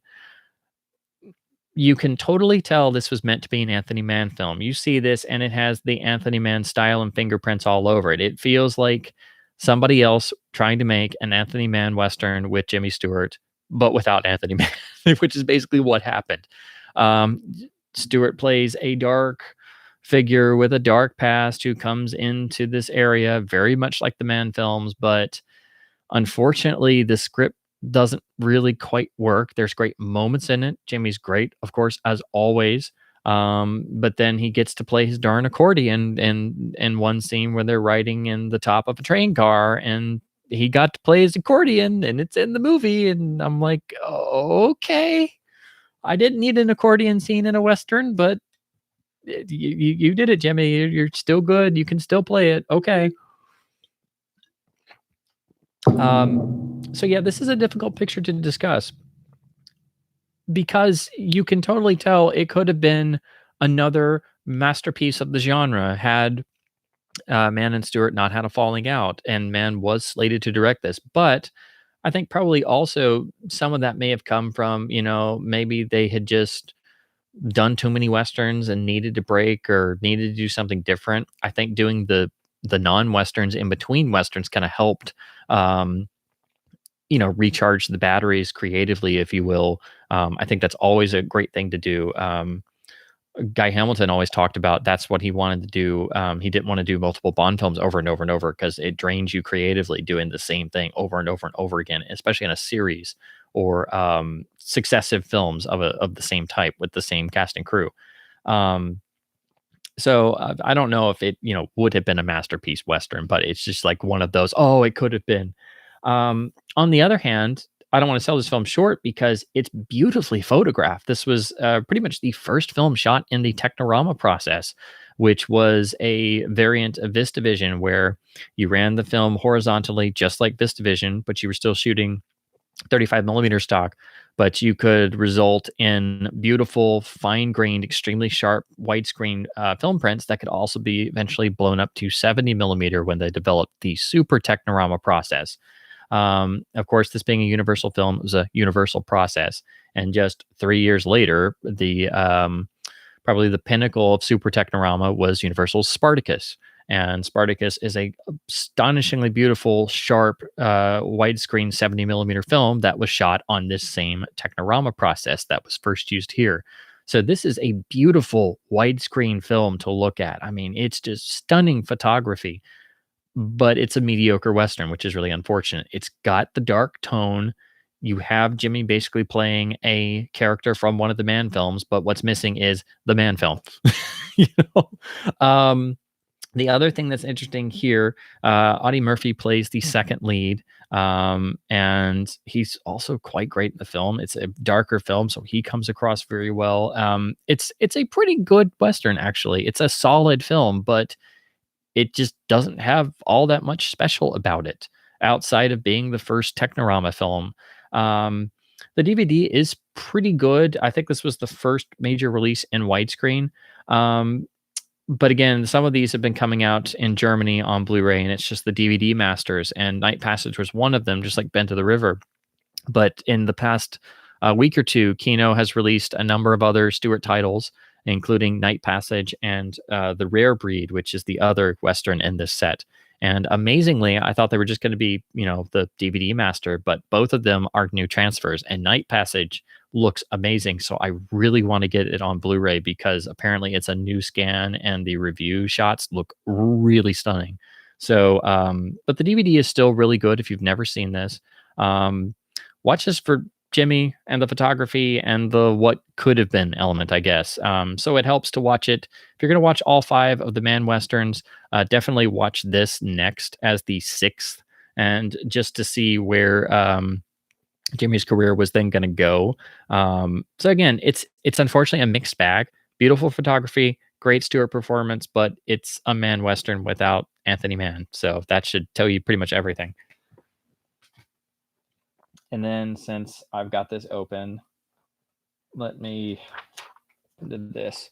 Here's a few shots and on-set stills from Night Passage. So again, it is a darker film in terms of tone. It's got all the man fingerprints, but Jimmy plays his accordion at one point, so it's a bit different.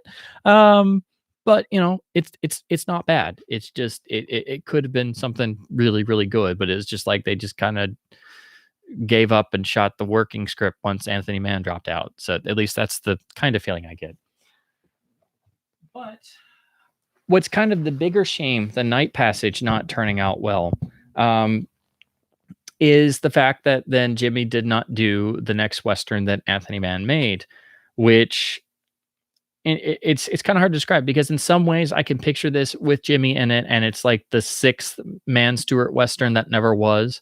And I can picture Jimmy being phenomenal in this film, but then also the person that Mann wound up getting instead of Jimmy brings so much iconography and so much character baggage from all his iconic previous roles that I can't quite see the film without him being in it.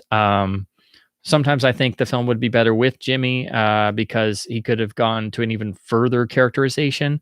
But then sometimes I think it's a masterpiece because Mann got Gary Cooper instead of Jimmy Stewart, and Gary Cooper is a much more stoic on the surface presence than Stewart is, but has such a range of deep emotion underneath that, that it's a whole different character and context, simply because it's a different star actor in there. And so is this is an absolute masterpiece. This is one of the greatest westerns ever made. It is horrendously underrated and was out of print for decades. And this is the masterpiece Man of the West, of course, with Gary Cooper instead of Jimmy Stewart. So, had it not been for their falling out, this probably would have been the sixth Mann Stewart Western.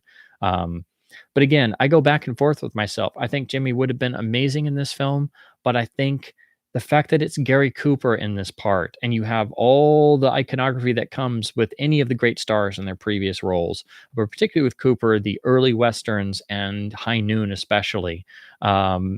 This is, I talk about the Man films being like the birth of the revisionist western, but I think Man from Laramie is the one of the Stewart westerns that most ticks off all those revisionist boxes. But Man of the West kicks it another level.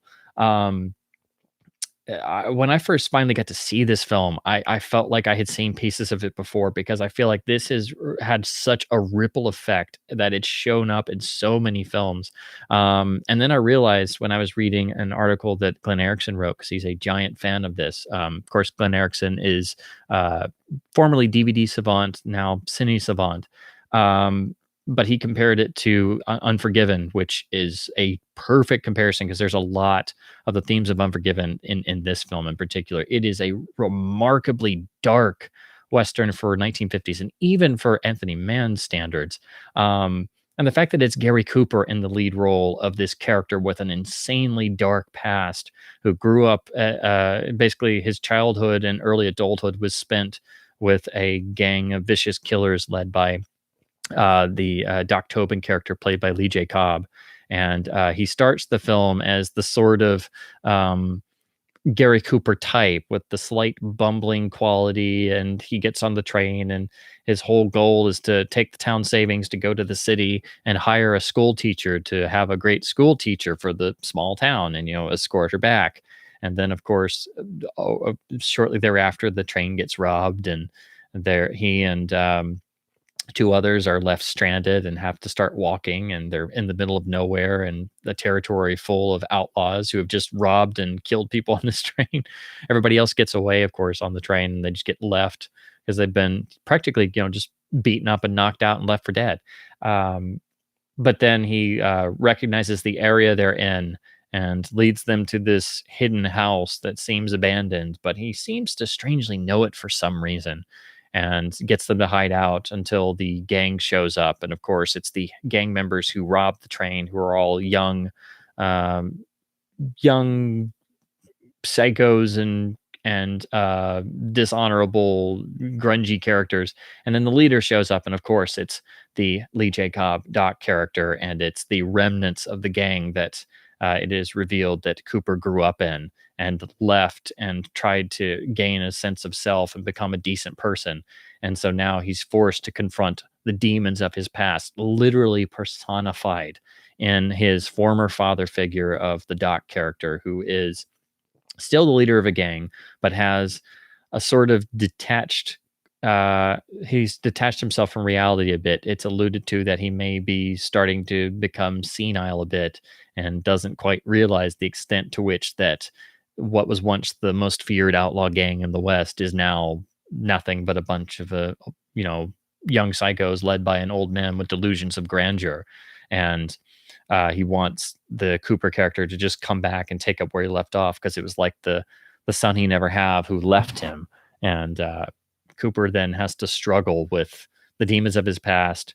And has he ever truly changed? Is his soul still the same dark soul that was his entire, first 2 or 3 decades of life from childhood? He was raised by this complete sadistic criminal. And of course, there are two complete innocents who are caught in the crossfire of this and brought into this, and then are totally confused that the seemingly Gary Cooper character is now just as dark, but perhaps even darker and more sardonic and more cold than any of the rest of the complete psychopaths that they're surrounded with. And then, so there is a sort of bit of how the Naked Spur became a very taut psychological drama between a handful of characters. Well, Man of the West does that, but it is totally different. And it is sort of building on what Man does in The Man from Laramie, being a bit artier, a bit less obvious in its plot, and more about characters and their feelings than giving you specific plot points. It is and again, a remarkably dark film through and through. The opening actually is a bit off kilter in terms with the rest of the film. It kind of sets you up for a completely different picture, and then all of a sudden it's like the rug gets pulled out from under you when you realize what Cooper's character's backstory really is. And he has such a remarkable performance in this film. He's a unbelievably underrated actor, just like Jimmy is, in terms of people talk about the persona and they don't pay attention to what they could do with just simple close-ups or silence, especially.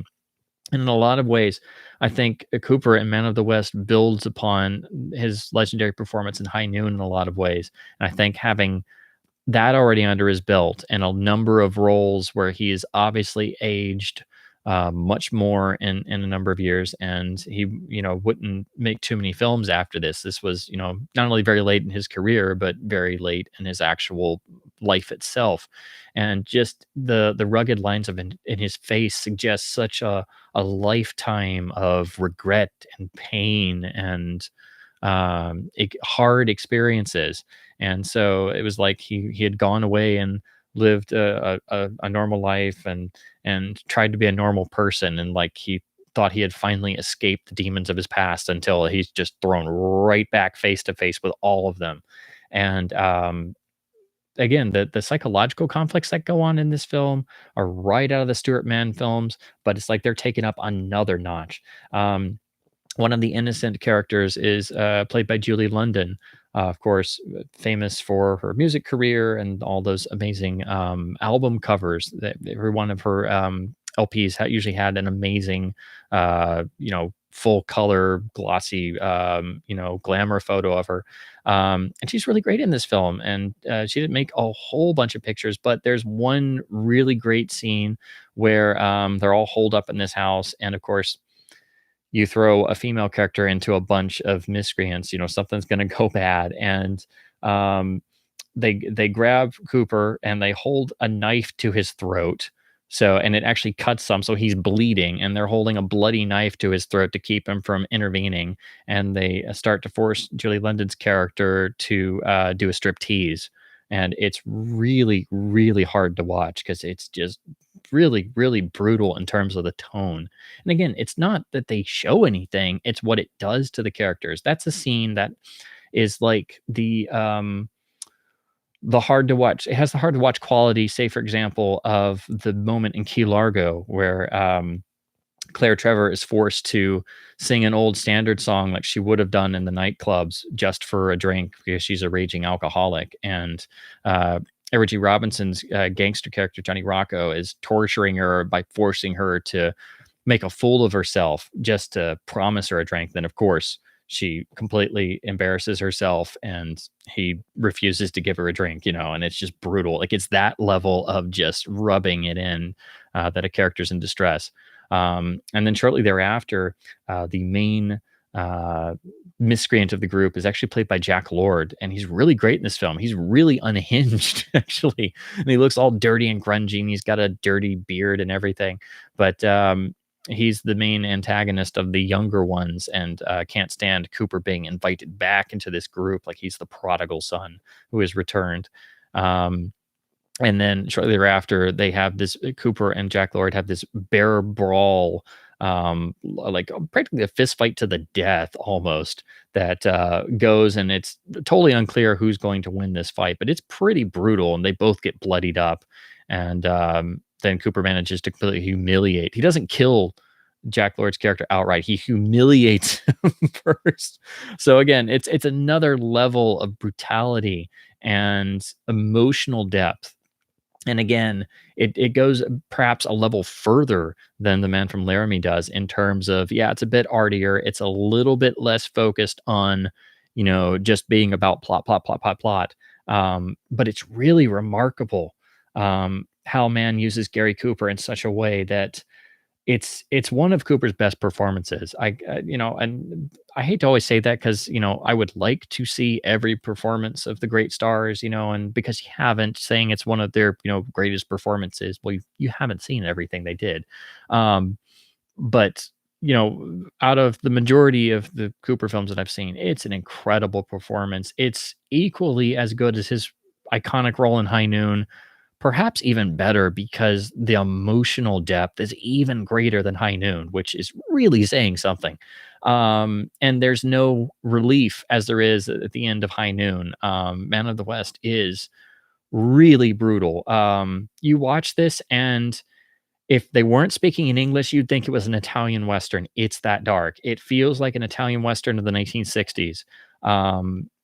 You see this, it's got shades of Unforgiven. It's got shades of Once Upon a Time in the West. It's got shades of so many different Westerns. It is a revisionist Western through and through, but made in the 1950s. And then it came out. It was a United Artists release. It kind of came and went. People forgot about it. And then it just didn't have any sort of video releases for the longest time.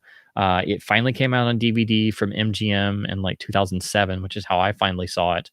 And then Kino's done a Blu-ray, but it doesn't have any real extras. And then Masters of Cinema thankfully put this out. This is the release to go for.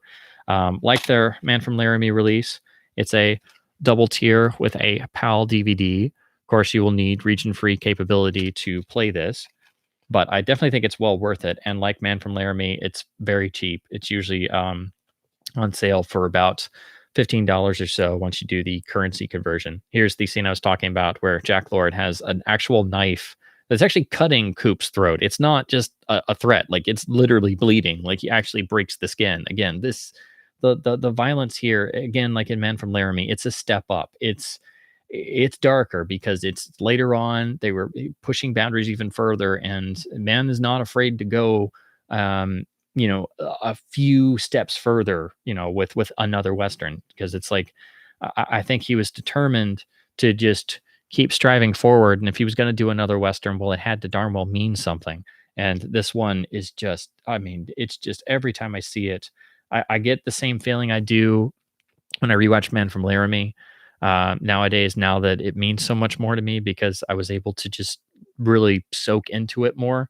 Man of the West is very much that way, but it is just, again, I'm astonished. This is from the 1950s. Like, it is just relentlessly dark. And I always feel like so many people have seen this, because I feel like I've seen not necessarily remakes, but I feel like so many modern Westerns are like piss poor, watered down versions of Man of the West. And ever since I read Glenn Erickson's piece on how he felt like Unforgiven was like a partial remake of this, I've never been able to look at Unforgiven the same way, because I've always kind of had a love-hate relationship with it, because I hate how everybody talks about it as a great Western, because it's the only Western they can remember in the past 30 years. Outside of, one-offs or comedy Westerns or remakes and stuff. And I'm like, well, if you knew there was a genre before Unforgiven, you'd realize it's great, but it's not a masterpiece. And now, ever since realizing it shares a lot of thematics with Man of the West, I'm just like, yeah, Unforgiven's good, but you need to see Man of the West, please. Like, it makes Unforgiven look like kindergarten class, because it does. And again, I like Unforgiven. That's not to, say this bad, but ever since I associated them because of Erickson's piece, I can't dissociate them, because the whole notion of man tries to build new life and does so in small town, and then gets dragged back into the old life in the old West, and it's all wrong and it's all different, and he's old now and it's not easy like it was before, and he hates himself and all that guilt and all that stuff. That's Man of the West. Again, I could talk about any of these films, but I like to talk about this one especially because it's so little talked about. And if people know Anthony Mann, and if they know the Stewart Mann Westerns, which is very rare, because outside of Western nerds, I can't bring those up, and it kills me. That's why I wanted to do this, because it's become a real pet topic of mine, because I found these over the years and then just became more and more obsessed with them, and then just couldn't believe that they weren't talked about the way they should be. And then you get to this one that could have been another one, was almost another one, but then it's like a late career reinvention of Gary Cooper again. It's just like, how do people not know this? It feels like some unknown Italian Western nobody ever saw in 1965 that just happened to have Gary Cooper in it. Like, it's that level of darkness. It is an incredible film. It's one of the best films of the 1950s, along with the best of the Stewart Mann Westerns. I mean, it's one of the masterpiece Westerns for sure. Definitely pick up this Eureka release if you have region-free capability. It's the release to own, and does have some nice extras to it, which is really great. But yeah, this is an incredible film. It's definitely the best film that Mann made after the Stewart collaboration ended. At least I think. I haven't seen all of them, because pretty much after this, he did make another Western or two. There's a lovely Western, The Tin Star, with Henry Fonda and Anthony Perkins, which I wish I had on DVD, but it's been in and out of print, and I just haven't been able to get a copy of it. That's another really great Western. I don't think it's quite as masterpiece level as Man of the West, but it's really great, and it's great to see Anthony Perkins in something outside of Psycho. That's a great dramatic performance, because he had to carry that typecasting for the rest of his career, unfortunately. And it's a great Henry Fonda performance, and it's great to see Henry Fonda have a really great dramatic, darker Western again, after his collaboration with John Ford ended. Long before that. And then, oh shoot, I forgot to bring it over, but Anthony Mann did do the remake of Cimarron, which was the big early sound talky successful Western from, I believe, 1931. He did a remake in 1960, which people are kind of mixed on. I think it's pretty good, but then the story itself is already kind of dated, especially by 1960. And of course, the original was hugely successful, and so people still kind of remembered that. Interestingly, though, Warner Archive has just released or either they just released or they're just about to release a new scan Blu-ray of the Cimarron remake. So that will be another Anthony Mann film on Blu-ray. And then also, he made a number of other interesting films that I've seen once or twice that I would like to get physical copies of. But his last film, I believe, I can't remember. I do believe he wasn't able to finish, and then the star, who was Lawrence Harvey, basically took over directing, because he had already done some bits of directing here and there. But that was the spy thriller A Dandian Aspect, which was just released, I believe, by Indicator, and I really want to get, because I haven't seen that in years. But that was the film he was making, and when he died, and was not able to finish it. And I think him dying relatively young and not being able to live fully into the world of cineasts and because that had already started in the 50s with Cahiers du Cinema and Chabrol and Truffaut and Godard under Andre Bazin. But that really started to get bigger in the 60s, and they were talking about the best of European directors and the best of classic Hollywood. But Man did get mentioned some in those. So you will, if you really dig into critical pieces of the time, you will find positive talk of Man, the noirs especially, and then they'll talk some about the westerns. So some of the people in the French New Wave did recognize people like Anthony Mann and some of the other really strong. But not super big name A-list directors who were doing great work, but were not at the public level of, say, Hitchcock or Howard Hawks or Ford. But unfortunately, I think because he died in the mid 60s, I believe it was 66 or late 65. I think had he lived longer, I think he would have maybe found more of a niche again once the studio system had collapsed, like some directors were able to do. So I don't know, or he may have just retired like others did. I don't know.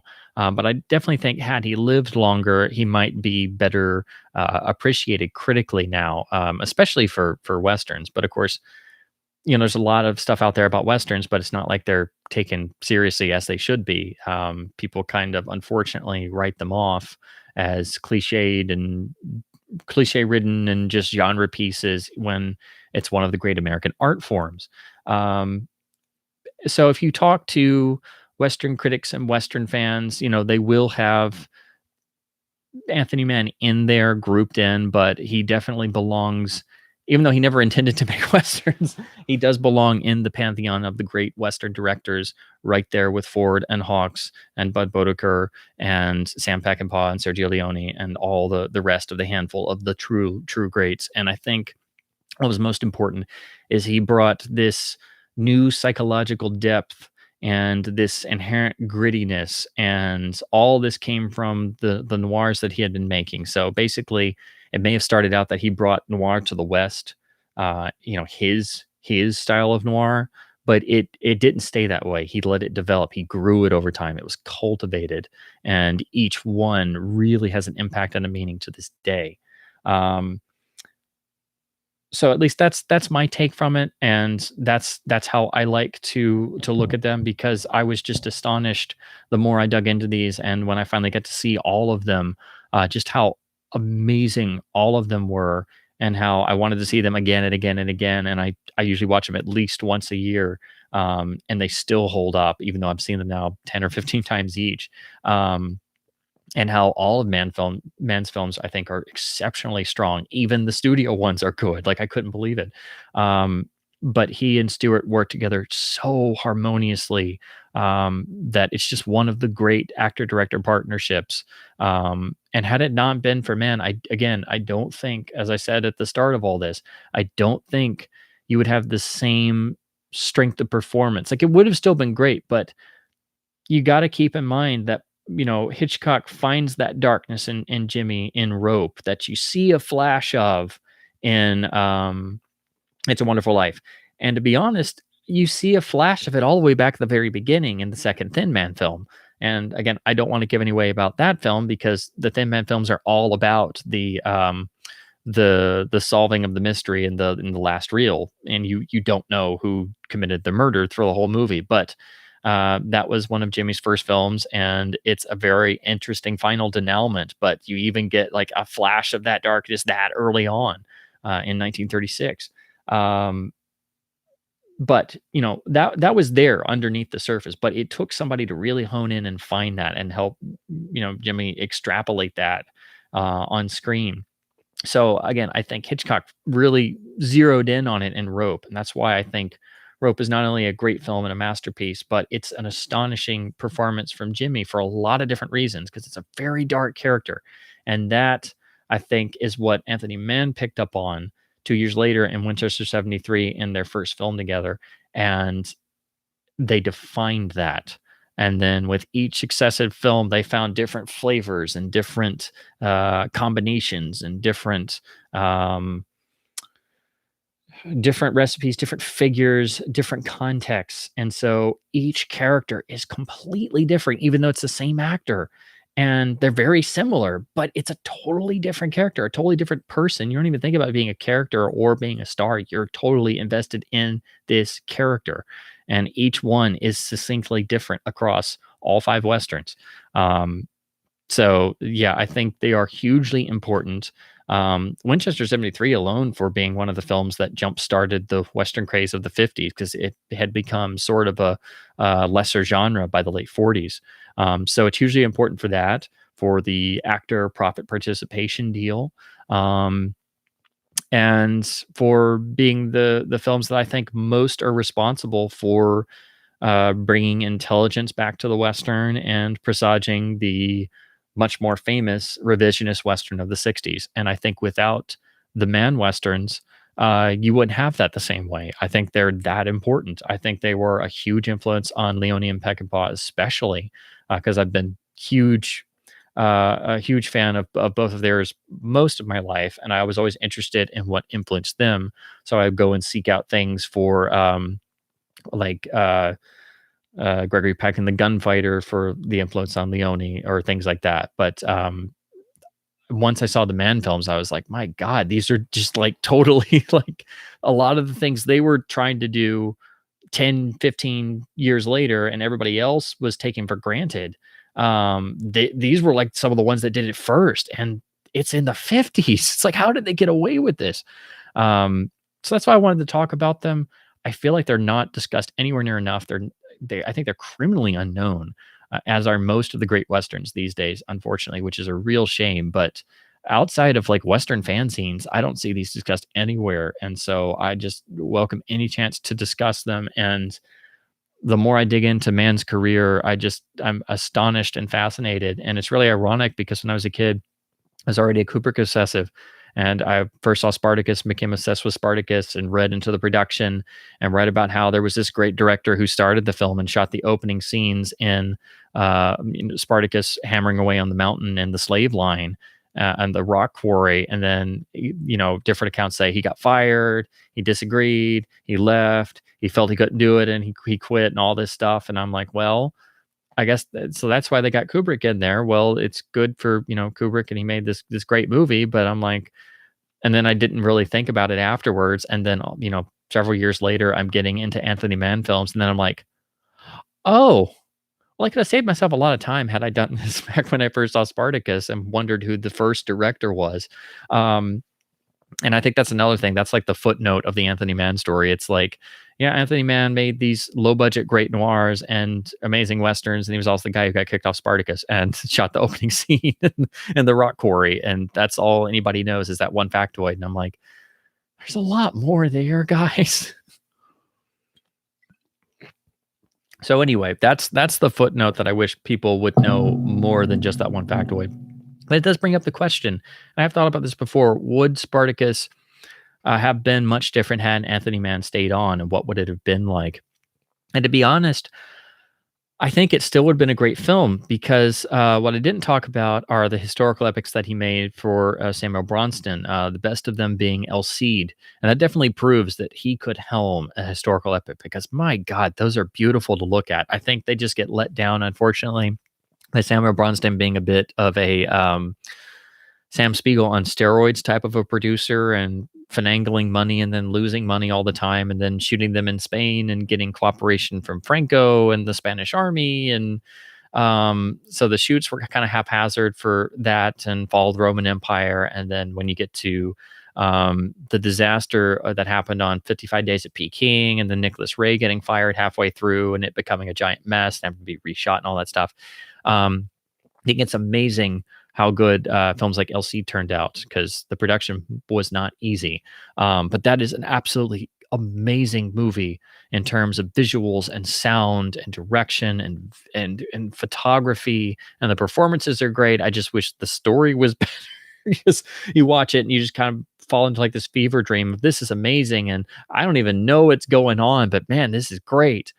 What's going on again? I have no idea, but God, this is beautiful. And it really sucks that because the way they were produced, the availability of those is just scattershot all over the place. They're in print, they're out of print. They've got bad transfers for such great um, large format photograph films. Again, they were shot Technorama like Spartacus and blown up to 70 millimeter. Well, and large, they weren't blown up because it was large format. But I have LC'd on the Criterion Laserdisc, and it's even on LD. It's just beautiful. So yeah, Anthony Mann could definitely do a historical epic, and he did the remake of Cimarron, which was also pretty large scale. So I mean, if you really look at the nitty gritty in Spartacus, and I know I'm getting off on a tangent, but I like to think about this stuff. The opening, the rock quarry, it's good and fine, but you can tell it's a little bit different from the rest of the movie to come because, of course, you change directors, the tone's going to change and stuff. I think if Mann had made Spartacus and stayed on, I think it probably would have lost, it definitely would have lost the analytical edge that's there because Kubrick made it. And that's what he's able to get in there, even though, he and Kirk Douglas didn't agree on anything and would fight like cats and dogs. And Kubrick always said that it wasn't really his movie. And that's why he didn't like to talk about it because he didn't really feel like he could say much about it because he was the hired gun. But his style and his influence, his ideas are definitely there. But I think it most shows up in this analytical eye, this sort of detachment that's there that really makes the societal differences between the slave camps and Spartacus leading the revolt, and then all the scenes back in Rome, and that Dalton Trumbo beautifully wrote the back and forth pieces. And that's there in such a way that it unfortunately makes the Roman scene so fascinating that when you cut back to the slave camps, you can't help but have this slate. It's never quite as interesting as the Roman scenes because there's so much political intrigue going on, and you have all these amazing actors firing off one at the other, and these great dialogue scenes in the Senate and the baths, and going back and forth, being duplicitous and things like that. But I think if Anthony Mann had stayed on for Spartacus, I think that would have been the key difference. It wouldn't have had the analytical eye that Kubrick did, even though he was a hired gun. That does have that flavor. And if you look specifically at that opening sequence that Mann shot in Spartacus, it doesn't have that. It is a bit different. Most people would say, oh, it's a bit more generic, but that's not really the case. It's still a great scene. It still works, but it's much more visceral. It's a bit grittier. So I think if you look specifically at that scene compared to the rest of Spartacus, and then you see what Mann did on El Cid, which is a beautifully made historical epic that's wonderfully directed. But again, it doesn't have that analytical eye. It doesn't have that slight detachment that Kubrick had. So I think Spartacus still would have been a great film because the script was great, the story was great, the performances were great. I don't really think you could have messed it up. So had Universal gotten a hack director to do it, yeah, it probably would have had a lot of problems, but it still would have had greatness in it. But it was a sign in Universal's faith in Mann that they got who they thought was the best director around to make their biggest gamble with this Kirk Douglas co-production, and they chose Anthony Mann, who everybody agreed on as being the best choice. And I mean, I think Spartacus is a masterpiece, is one of the great films. I think Kubrick kind of did himself a disservice by not wanting to talk about it. And I think over time, especially after the restoration, when they put it back together and put all the missing footage in, I think he realized that it was a hell of a lot better than he ever thought, and finally became sort of proud of it. But I think it still would have been a great film if Anthony Mann had made it. And of course, that would have given him more cachet in Hollywood and stuff, as being behind the big success of Spartacus. But it would have been different, I think it still would have been great. But that's something I like to think about. And since that's the one factoid people may know, I like to bring that up. And then talk about Jimmy just a little bit in the post-Man period. I think, you go right after Man from Laramie practically into the Man Who Knew Too Much remake, which, of course, is a remake of Hitchcock's own 1934 British film. But what's amazing about that is the Stewart character is really dark. It's like he's supposed to be playing an American doctor on vacation with Doris Day as his wife, but it's like he just came right out of Anthony Mann world, because he's totally got all of this moral duplicity. And then there's the great scene everybody references where he's got to tell his wife that their son's been kidnapped because he's been told of a, of course, the gag of the film, for those who've never seen it, is vacationing couple with child basically get wind of a murder plot from a dying foreign agent. And then, of course, to ensure their silence, the foreign plotters who are behind this assassination plot then kidnap their child to keep them quiet. So the original film, of course, being one of Hitchcock's British films from 1934, of course, it's much more, it has a much quicker pace. It's in black and white. The locale's different, of course. They're vacationing in Switzerland on a ski holiday, as opposed to the remake where they're in Marrakesh, and it's in beautiful Vista Vision with a lot more glamour and money behind it. But the scene where he has to reveal to his wife that their son has been kidnapped and there is being threatened to ensure their silence. It's this remarkable scene that feels ripped right out of a Mann film, because Stewart's character is a doctor. He knows his wife isn't going to take this very well. So he coldly manipulates her into taking sleeping pills and then tells her what's happened. And then when she becomes emotional, she's having to fight against the sleeping pills, which then overwhelm her and she passes out. And she starts to beat him with her fists and then can't fight it anymore and then just conks out. And it's a really multifaceted scene with a lot of really dark context that seems ripped right out of a Mann Western. So I thought that was interesting. And then, of course, all this is the dry run for Vertigo. And, Vertigo is one of the, crown jewels of the cinema. And I think one of the crown jewels of actors in motion pictures. I mean, it was like Stewart's entire career was preparation for Vertigo. Of course, nobody knew this at the time. They thought it was another movie. But again, I think without the Mann Westerns and the collaboration with Mann, you would not have had the Scotty Ferguson that we got in Vertigo. And I think Hitchcock just had a field day seizing on that, because he was like, he's even better now. Ooh, we can do this and we can draw this out. And and it just, again, I think it just added to the, brew in the cauldron of the production. So I think the long lasting effect of the Mann films shows up in Vertigo. Absolutely. Man do so much as well, but Vertigo especially. And you would not have had the same film had it not been for the Mann Westerns. That's for sure. It would not have been the same level of psychological obsession, of emotional depth, of a fully three-dimensional, fully realized character would not have been there in the same way in the performance had it not been for Winchester 73, Man from Laramie, Far Country, Naked Spur, Bend of the River. It wouldn't be there. So, unfortunately, I think there are bright spots in Jimmy's later films after Mann and Hitchcock, but they become much more few and far between. So that's why I always like to talk about his post-war career period being up to about Shenandoah in '65. I think that's the last one. I mean, it's very problematic. It's got a lot of cliche, dumb stuff in it, but his performance is great. And I still swear The Patriot is a badly disguised remake of Shenandoah, except they just changed the wars. Like, it's, instead of the Civil War, it's the Revolutionary War, but it's freaking Shenandoah. But Mel Gibson has a ponytail and they have flinthawks. Like, it's the same movie. But anyway, there's great moments in it. And I think that's the last one that's a really great Stewart performance, even though I'd like some of the films after that. They're he's amazing in The Shootist, but it's a smaller part. It's more, it's bigger than a cameo, but it's the character turn, and the greatness of the movie is that, it's the last great John Wayne film. But and I like the silliness of The Rare Breed, which is the Western from 1966, which is all about maintaining prize cattle for, a woman and her young girl. And it's very goofy, but, I liked it. I have problems. And then there's,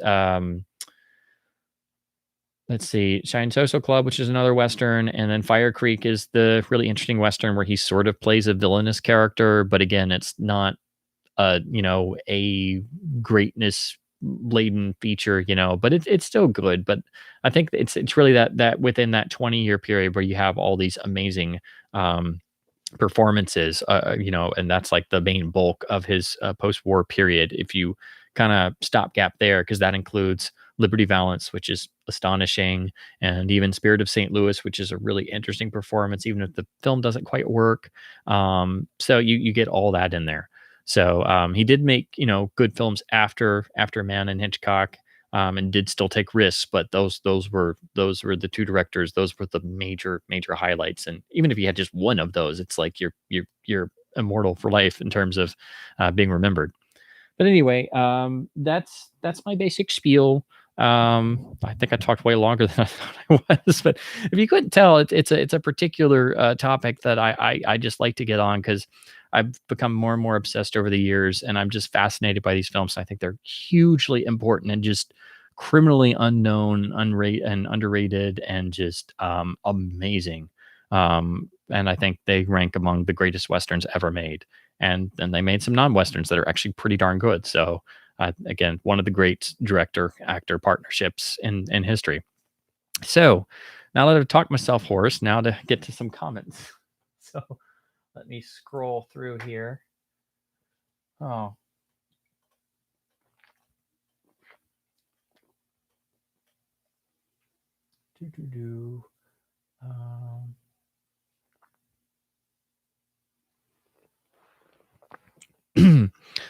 Okay, so I think I'm just going to start back when I started spieling. I think I found the start point. I'll just work my way through. Let's see. Yeah, Border Incident is in the Film Noir Classic Collection Volume 3, which is one of the ones I unfortunately don't have. But a number of those have come to Blu-ray via Warner Archive, so I would hope they would do that one. It's a really, really great one. It's very underrated, very different for the time period. And you have Ricardo Montalban basically having the lead role, and it's a serious film and a serious character, and it's beautifully photographed with tons of dark night location photography, just like the other noirs, but this was made for MGM. Of course, they have the bookends front and end where it's all like, this was made with the cooperation of the government, support your local police, blah, blah, blah, blah, blah. But as soon as that's over, it's like Team In with extra money, and some MGM money behind it. And again, that scene with the combine harvester, oh my gosh, like I thought the death in the steam room in Team In was astonishing. I didn't think they'd top that, but I think the combine harvester and border incident is like right up there. I mean, that is just, again, you don't see anything, but you know the guy's been shot in the back. He's running for his life across the unplowed fields in complete pitch blackness, and there are guys running around. They have lanterns and shotguns and everything, and he's outmatched and bleeding out and everything. And then he stumbles, and then you hear, to his horror, you hear this loud grinding noise as the engine starts, and then admittedly it's very slow, but it's so menacing, and he can't escape, and he tries and tries and tries, and you just think, oh my god, that's got to be horrible. And it's like it's just like the steam room death in T-Men. So yeah, it's just an incredible noir that's just a forgotten B picture for most people. But yeah, that's a wonderful picture. You've definitely got to see it. If you check out the other noirs, it's the next logical step, because it's got really great stuff in it. Oh, talking about Harvey. Yeah, a lot of people, think Harvey is this, kind of goofy, or a family-friendly movie they can throw on. And I mean, it is, but I was surprised when I saw it finally that there's so much substance there, and that it's a genuinely good picture and a genuinely good story. And Jimmy's great in the role, and you can see why he fell in love playing it and wanted to do the movie so bad. But it's also amazing that it was part of the deal to make Winchester 73, because playing Lynn McAdam in Winchester 73 and playing Elwood P. Dowd and Harvey in the same year, let alone back to back, is just like, I don't know. I don't know how anybody does that. It's mind boggling. It is like a night and day difference in terms of acting range. And if anybody ever says again that Jimmy Stewart had no acting range, like, I'm just going to go mental, because I mean, my God, like, he's the definition of acting range, and all people want to do is a dumb caricature or a goofy voice. And I'm like, I mean, I do a goofy voice all the time, but I do it out of respect and because he's such an iconic figure. But it's astonishing the range and the risks he would take. But yeah, Sega, I would definitely check out Harvey. It is a really good film. It definitely has stood the test of time pretty well. I don't necessarily know that I would say that it's maybe great, but I think it has greatness. I'll put it that way. But yeah, it's astonishing. It was made back to back with Winchester 73, and with Broken Arrow in there too. That's another thing. Like Broken Arrow's a great early western, and it's got really dark stuff in it. Even though they crammed a love story in there, and it treats Native Americans and trying to settle the first major peace treaty accurately. Like, I mean, that for the historical value alone is reason for seeing it. And it's mostly location photography in Technicolor and like Jimmy doing an early version of the Anthony Mann style role. So yeah, that's in there too. It's like, how do you do that all in the same year?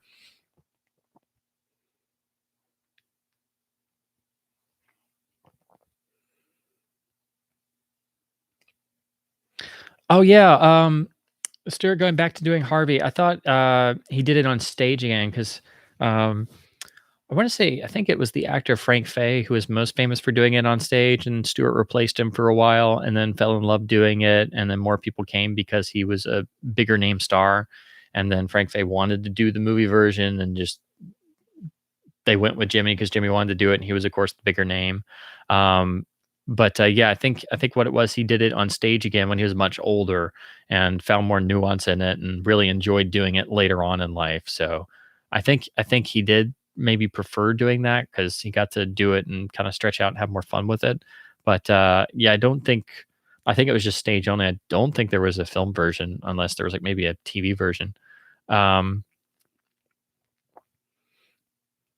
Oh, talking about Stephen McNally and Winchester 73 being, yeah, I would agree. He didn't have as much to work with in terms of characterization. But again, even the lesser characters in Winchester 73, they've got a lot of nuance. And the whole notion of a masculine male fellow in a Western being a coward and having no macho heroism, and then having to come to terms with that and admitting that in a 1950 movie and a Western.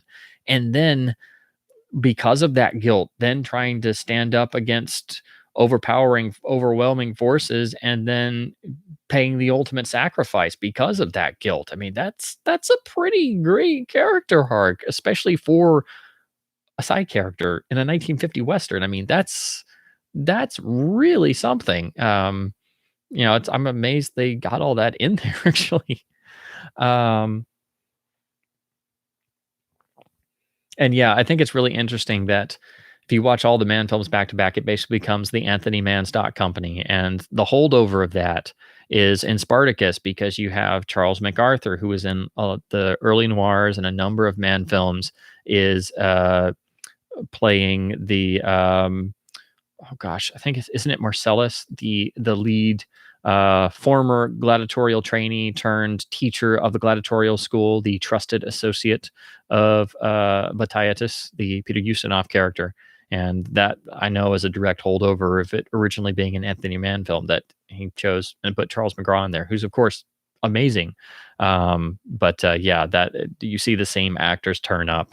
J.C. Flippin plays multiple different characters across the westerns, and different ones, just like Jimmy does. And it's great to see all these people turn up, play a completely different character. But if you haven't seen all the films, or if you've just seen pieces, it becomes very difficult because you can mix them up very easily. I have to say though, special mention probably Millard Mitchell is a really great presence, particularly in Winchester 73, and then he plays a completely different character in The Naked Spur. Um, and then, of course, you have Walter Brennan in The Far Country. But I got to say, my favorite is probably the sort of sidekick character played by Wallace Ford in Man from Laramie, because Wallace Ford is one of those actors. I see him in anything and I immediately get an idiot grin on my face because I think he's a phenomenal actor. And again, one of those great character actors you see and you recognize and you get all excited about, but you can't remember their name all the time. And you're like, crap, they're great and everything, but I don't remember their name. But yeah, him and Man from Laramie, and then Millard Mitchell and Winchester 73, and of course Arthur Kennedy and Bend of the River and Man from Laramie. He's amazing in everything, and made a number of really great Western or Western themed films in the 50s, usually as the counterpoint to the lead character, or the lead character who's a counterpoint to somebody else, with sometimes very duplicitous morals, but always playing it beautifully. Let's see. Sega trying to make it through the collection. Hopefully, trying to watch one movie a day this year. I'm on the same path. Good for you. It's hard to maintain, but I try to do that. I've now set myself my goal of making it through my LD collection chronologically. So hopefully, I can get to the 1940s soon, because I've watched way too many early talkies back to back.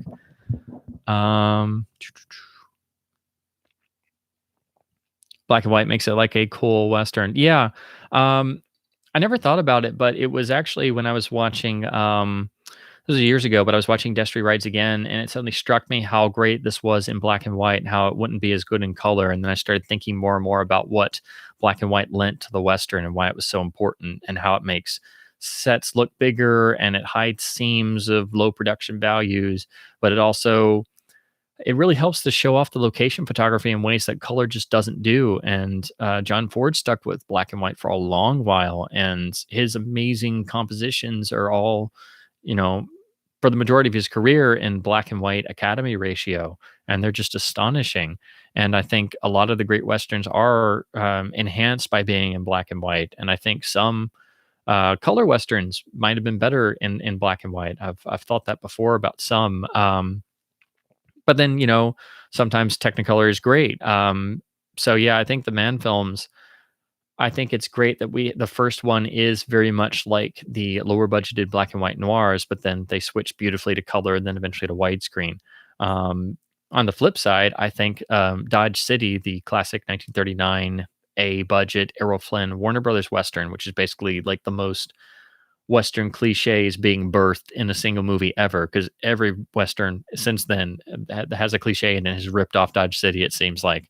They shot that in big Technicolor, and it's huge, and it's a spectacle, and it's a great classic. But then the next year, same team gets back together and makes a lower budgeted black and white Western that has city in the title, so they tried to sell it as a sequel when it wasn't.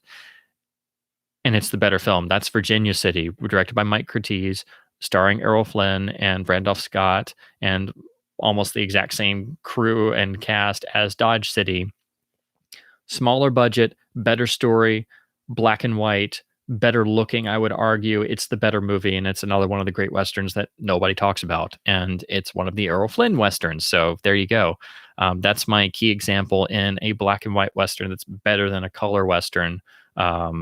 On a photography standpoint alone, let alone that it's a great movie, whereas Dodge City is a classic movie, but I think is so full of iconography that we all know now that it kind of dilutes from the overall experience. Let's see. Oh gosh, the Winchester 73 remake. I've seen pieces of it in the same way I've seen the Stagecoach remake, and I've always been scared.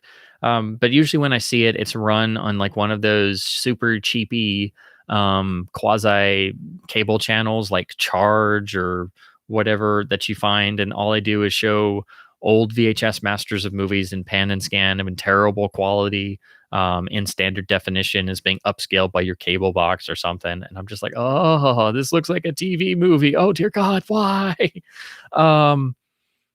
So yeah, I've seen like a clip or two of it, but I don't want to know. Just like the 66 remake of Stagecoach. I'm just like, I'll see it at some point just to get it over with. But hopefully it's passable, I guess. But yeah, I don't know why they remade it other than Universal owned it, so they could just crank it out on the remaining sets they had for cheap for whatever reason. Would like to see Man Spartacus, but there we go. Yeah. It's an interesting thing to think about, because it still would have been a great film, but it would have been different, of course. Wolf going with Naked Spur because Robert Ryan was great, and soft spot for Bend of the River, but to each their own. Yeah, I mean, I have a soft spot for all of them. Like I'm sitting here talking about, oh well, this one's stronger than the other, but that's me putting out my critical hat because I love them all. I love Bend of the River. I hate it when I see people say, oh, that's just it's a pretty good western, but Stewart's only so-so, and it's very cliched, and it's like Red River, and I'm like, it's still a masterpiece, damn it.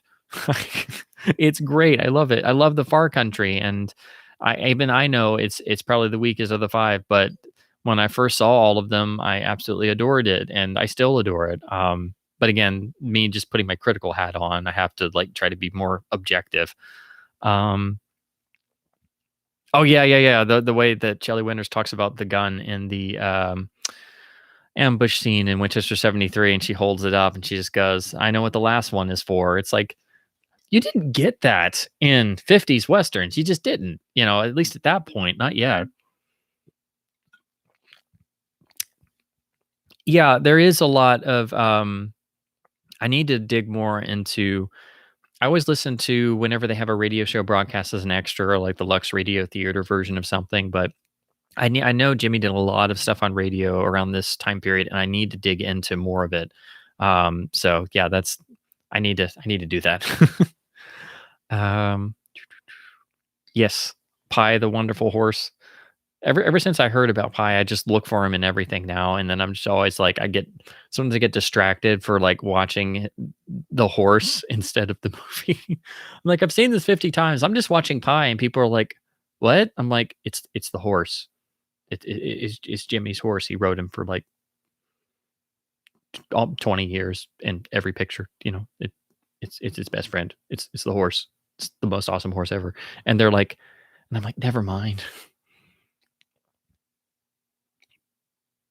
Yes, Universal Encore disc, 2 chapters, 1 per side. Start, end. Um, oh, yeah, that's a good comparison, Wolf, comparing, Brando getting roughed up in One-Eyed Jacks, which is, like, the next level because that was the one film Brando directed, and it definitely goes out there in terms of it's definitely got some dark stuff in there, and I think probably because they wanted to just let him do something, and then they didn't know what they had, and he took so long, and everybody and their brother was going to make it. Sam Peckinpah wrote it at one point, and then Kubrick was going to direct it, and they would all have meetings together, and Brando would bang a gong over and over, and then they all eventually just threw their hands up in the air and gave up. And think about that. Kubrick always lamented he never made a Western. He almost did. He was going to direct One-Eyed Jacks, written by Sam Peckinpah, coming off of his legendary Western television career, writing really groundbreaking Western shows, with Brando in it and Carl Malden. Like, that could have been one of the greatest things ever. Instead, we get a ridiculously fascinating picture that isn't quite that has tons of amazing stuff in it. So, but that's one of those, oh my God, what could have been? Like, geez. But yeah, that I agree. Yeah. The roughing up of the main character has escalated to a point that, and Man from Laramie, he gets beaten up, dragged behind a horse, shot through the hand, beaten up more. One-Eyed Jacks, Brando gets whipped and everything. It keeps escalating till you get to Fistful of Dollars with the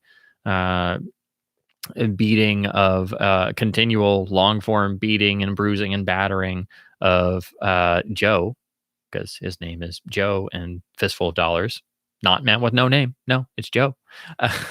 So, and then of course Leone took that to greater heights, with the Tuco sequence in GBU, and so on and so forth. And of course the other Italian directors took it from there, and it just kept going and going and going. But you could see the upping and upping continually of the violence. Sega getting Winchester 73 on the wish list. Yes, I would definitely recommend all. Just go ahead and go for all 5. LD wise, though, of course, there's only really the 2 releases: the Winchester and then the double feature of River and Far Country. But I definitely recommend, if you just want to get a good copy, you can get 3 of them in the Western collection set here from Universal, and all the transfers are great. You can get this for dirt cheap now. I've got this um, right after it came out. I had to save up for it because it's like with everything, and I saved up and finally got it on sale. I was so excited to get it. Now you can get it for like $15 or less, sometimes $10, and I'm like, crap, where were these prices when I started collecting? Um, just make sure to get the actual box set, not the one they sell now for $9.99 that has them all shoved onto like 3 discs instead of 6. But yeah, this is the easiest way to get most of them, and then get some other interesting films like Night Passage. You also get a copy of a really nice DVD. It's not the new restoration, but it is an older one of Destry Rides Again, which is one of the great westerns of the 30s. Then you also get the you get Night Passage and the Rare Breed, which again, not for everybody, not a great film, but I kind of liked it. It was Jimmy looking after a prize cow for a movie.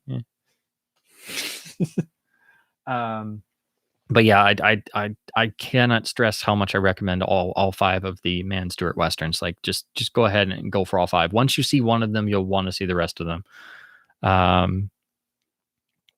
Oh, Wolf got the German Winchester. Oh, fantastic! Yeah, Criterion would be great. It's Criterion has been rumored to have Winchester and Destry Rides Again on of the 4K restorations. I'd say I first read about it like 3 or 4 years ago. It was rumored Universal had restored Winchester and Destry Rides Again at 4K, and that Criterion was going to do them. And I've been waiting ever since. And now they've done Destry Rides Again, so I'm like, come on, you can do it, come on. So, yeah, there's that. Because Universal's apparently been quietly doing 4K restorations of stuff, and they like leak out in like occasional DCP theatrical screenings. But yeah, that actually reminds me, I forgot to mention at the top of the show, my biggest disc news is that Kino just did one of their little mic drops when they just make a little blurb of their announcement. For the first time in 21 years, one of my favorite films of all time will finally be back in print in the US. And it's going to be from a Universal 4K negative scan. And Kino is going to release it. I don't know if there's going to be any new special features, but I have the UK Blu-ray that has the extant features so far. But Kino's doing a new 4K scan of the Ipcress file, which is super huge for me because it's like the Man films, one of my great obsessions in life. I think it's the best spy film ever made. I think it's the definitive Michael Caine film. I think it's one of the most iconic British films ever. I think it may be John Barry's finest score in a motion picture. I am obsessed with that and the other Harry Palmer films and the original Lynn Dayton novels and everything. But it's been out of print here in the U.S. since the Rare DVD came out back in '99. So I had to import the UK network Blu-ray and stuff, and nobody knows it here because they've never seen it because it's been out of print since 1999. So it's like the Man films. I bring it up and because I'm obsessed with it, and people don't know it, and I'm just like, and another piece of me has died inside. It's one of those. I've forced people to watch some of the Man films. But I've forced people to watch Ipcress File more times than I care to admit, and usually they get very confused because it's very British and for like spy nerds only. It should carry a disclaimer for spy nerds who understand Britain of the 60s only. But yeah, that's my big disc news of the year for sure. I'm just astonished. New scan, 4K. Universal's done it, and Kino's going to release it, and I'm just like, so hopefully that means they'll do the second film, Funeral in Berlin, which has no Blu-ray. They did the third film of the trilogy, which is Billion Dollar Brain, which is a really underrated acid trip of a movie because it was directed by Ken Russell. Each of the 3 Harry Palmer films had a different director, and so they're completely different from one another. But anyway, I just wanted to mention that because I thought of it. I meant to say it at the beginning.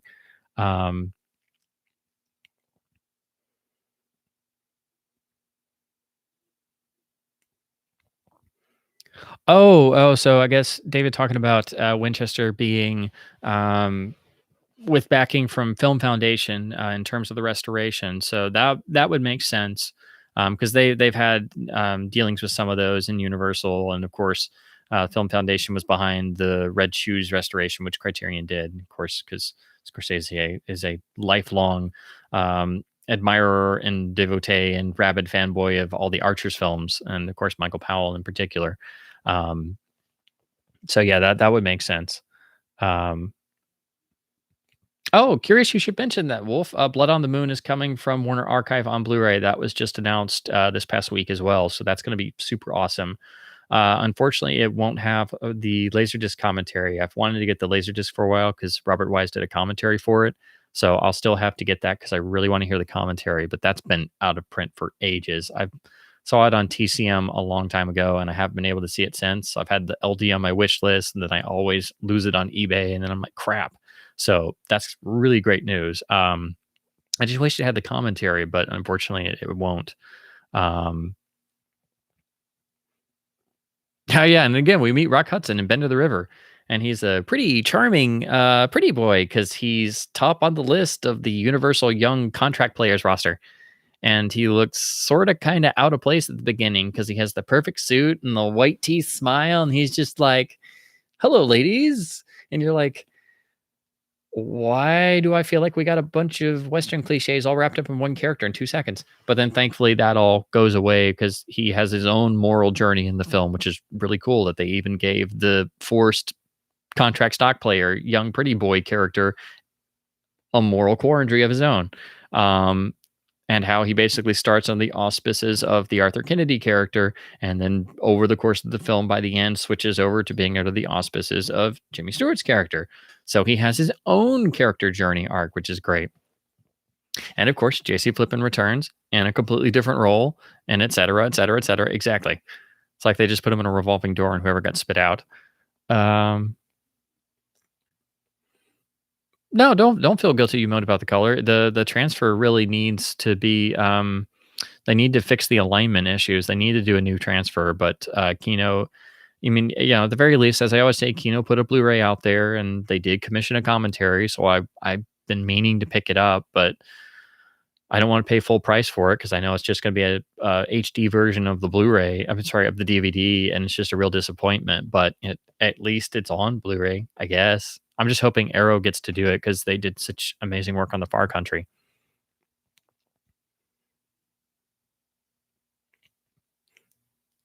Yeah, that's another thing. There's nuance because as you mentioned in Naked Spur, the Robert Ryan character, even though he's completely morally objectionable in every way, he's so darn likable.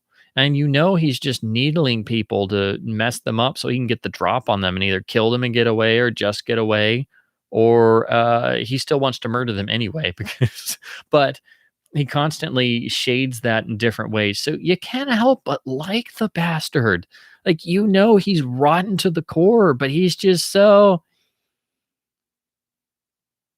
Why'd you tell them you were a sheriff? It's just like, you can't, he's so brilliant of a character, and he's so like so completely evil, but in the sort of delicious way. So in the way that, the man you love to hate, or the villain always being the juiciest role. I mean, he has a field day. It's one of his best performances in any movie. He's amazing.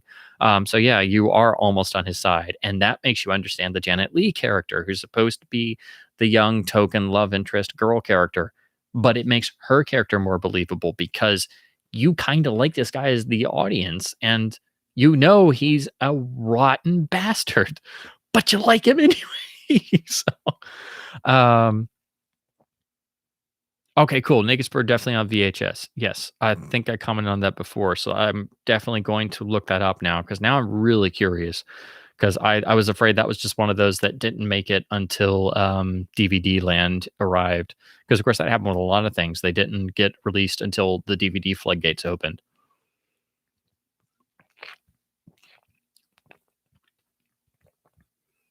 Oh, my dad's favorite was Glenn Miller. Yeah. Again, I knew of Glenn Miller and I knew of some of the music, but I didn't know his backstory. So I went into it going, "Oh man, this is going to be a studio biopic. They wrangled Mann into making it. Oh, this is like 2 hours plus. It's going to be a slog." But I was just like, "No, it's great.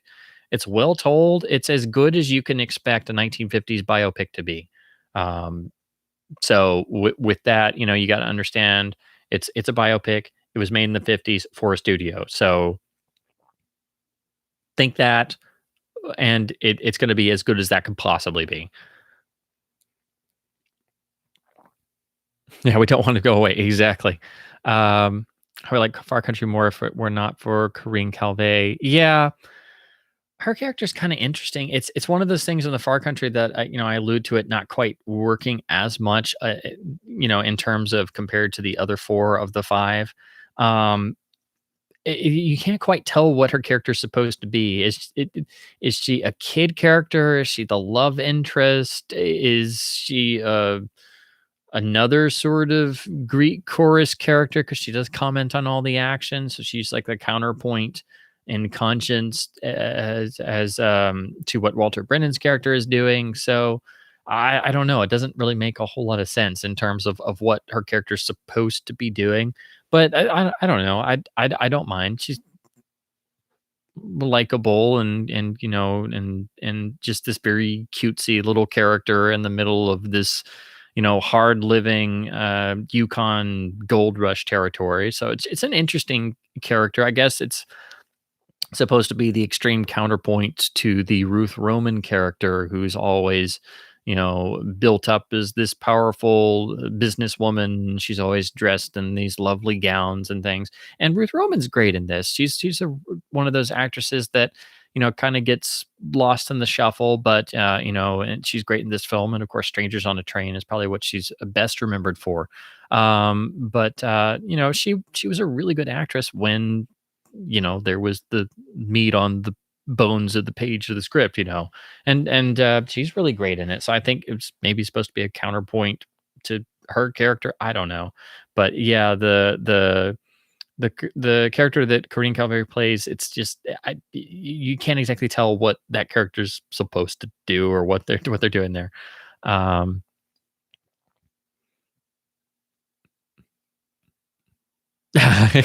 Who doesn't like Walter Brennan? Yeah, it's almost impossible to not like Walter Brennan in any movie. Although I can't help but agree with Walter Brennan's character in The Far Country. Coffee is very important. It's really, really, really, really, really important. Like you could be going off into the wilderness, not have any supplies, as long as you have coffee, you're good. So, oh, John McIntyre is amazing in the Man films.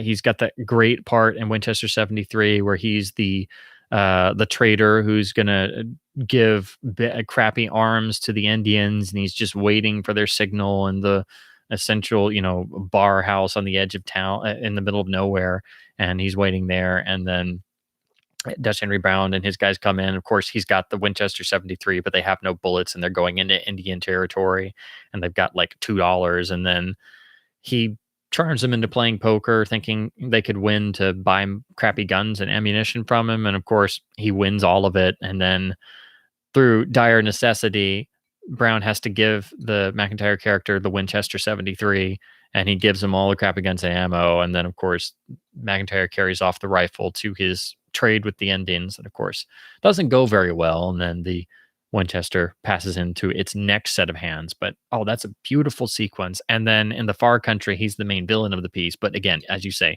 very affable, but the duplicity of the evil is right there, and he's basically set himself up as the governor of the whole town, judge, jury, and executioner, but in suit, tie, and top hat, and a mischievous grin. So it's just a beautiful setup, and just a great character. And then all the things that Stewart's character has to do to get around him. Doesn't want anything to do with him, but he's just a natural antagonist. So yeah, fantastic. Far Country shot on location in Jasper, Alberta, my hometown. Oh, cool. That's fantastic. I would totally be beside myself if that's my town's claim to fame. We moved around a lot when I was growing up, so I don't really have a specific hometown. It's just all in a certain state area. But yeah, there wasn't anything like that. I would totally be like absolutely beside myself, because I'd just run around and like find all the shooting locations and just be like, and this is where they did this setup, and this is where the avalanche was, and this is where they had and people would just look at you like a crazy person. I still would love to do like one of those vacation tours that some people have done where they go to just specifically locations like the Bond location tours and actually go to Peace Glory and things like that. Um, so I try to do that if I ever go anywhere near things where I know things were shot. I try to go find them, but of course, usually I'm not going anywhere near anything I really care about was shot. Specifically westerns. I haven't gone anywhere near where a western was shot because I'm on the East Coast, not the West Coast. But anyway, cold, yes, but you shoot in any direction, not take a bad photo, yes. Oh, cool. Pete dropped in. Hey, man. Sorry I didn't notice you earlier. I must have been mid spiel rant. uh, I'm very bad at snow, though. Little ladies on sticks zoom around me in snow. Yeah. Oh, man. I've always wanted to learn how to ski, but I know I would be absolutely horrible at it. So it's a very scary prospect. Um, yes. Pete joining in on the Man Stewart's best combo ever train. Yes. Like I said before, it's right up there. It's horribly underrated, but it's right up there. Personally, I think it's up there with Kurosawa and Toshiro Mifune. Absolutely. Um, yeah, and like Pete's saying, I think it's near impossible to be let down by a man picture. Even the early ones, the noirs that are low budget. I mean, T-Men is an astonishing picture. They made that for nothing. Um, I went into it. I saw it on the old Rome Group DVD, which was a port of their Laserdisc. So the print wasn't in the best shape. It was kind of contrasty and stuff, but that's the copy I was able to rent. And I watched that, and I just 2 seconds in, I was just completely into it. I'm like, my God, how is this good? It's got no major stars in it. They made it for no money. No wonder this became his calling card. Um, Yeah, Pete, I know I've mentioned several times the Criterion Blu-ray for Winchester 73 has been long rumored, and now that they've done Destiny Rides Again, hopefully it should happen soon. Um, yeah, so if you get the Far Country Arrow Blu-ray and then the Masters of Cinema Man from Laramie, those are the two best Blu-ray releases of the Man film so far, and then I would also group in the MOC Man of the West. Oh, personal favorite, man, that's hard. For me, it is probably Winchester 73, just because I think it's so taut and it has all the strengths of the early low budget independent noirs and it's in black and white, but it has the strengths of the westerns that were to come. So it's like the perfect middle point. Um, and just because it was the one I got hooked on and I have the most history with and yeah, so personally for me it's probably Winchester 73. I think I kind of would rank it as the best of the westerns and the most historically important. But Naked Spur, Man from Laramie, Bend of the River, Far Country, Man of the West, they're all right there, at like number two tied. So that's like my slight just personal preference, just because I came to it first, probably, and because I think it's just amazing. And then of course, T-Men and Raw Deal and Border Incident are really great, and The Furies is fantastic. Um, and then some of the other films, like I really love The Last Frontier. That's a great western nobody talks about. Beautiful CinemaScope widescreen western of the 50s, and again, location photography to die for. Beautiful, and great psychological storytelling.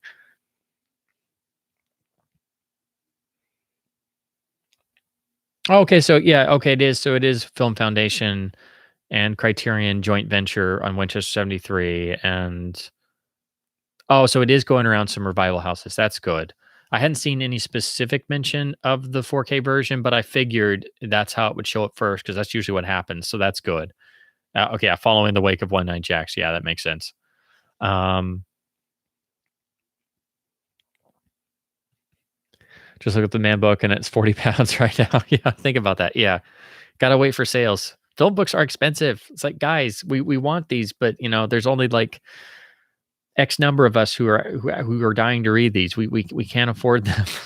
Like if you make them a little cheaper, we can buy them. Um, Pete loving Man of the West, excellent. Um, Still prefer Unforgiven though. That's understandable. And again, I didn't quite hit upon that until I read Glenn Erickson's article because he's a giant Man of the West fanboy. Um, it's always great. He's one of the ones I love reading because he has industry history and goes back quite a long ways. But we'll also talk about his personal history with films and then their video history some. And I always enjoy it when he champions unknown or cult films or things that people just don't talk about because I felt really vindicated when I got hooked on Major Dundee, which is such a picture, and it's definitely not for everybody because it was butchered beyond smithereens in like 5 different ways. But if you become a Peckinpah fan, you kind of have to become a Major Dundee fanatic. And I thought it was just me because I'm like, I know this picture has problems, but I think it's a masterpiece. And then I found his like tons of articles on Dundee, and I was like, yes, vindication. And then when he pointed out the similarities to Unforgiven, and I'm like, that's what it is. That's what I couldn't think of. I was sitting there the whole time. I'm like, why am I? This feels like something else. I feel like I've seen this somewhere, and the whole time it's Unforgiven, and I'm just an idiot. So yeah. But yeah, and Unforgiven. That's the whole point of the story. Whereas Man of the West, that's just part of the overarching story. There's a lot of other stuff going on. So but thematically, Unforgiven, I think, does follow in the steps of Man of the West, even though I'm sure they had no idea of its existence, probably because, again, it was not a financial success when it came out, and it just kind of came and went. And outside of Western nerds, people kind of forgot about it. Although, maybe Eastwood saw it. You never know.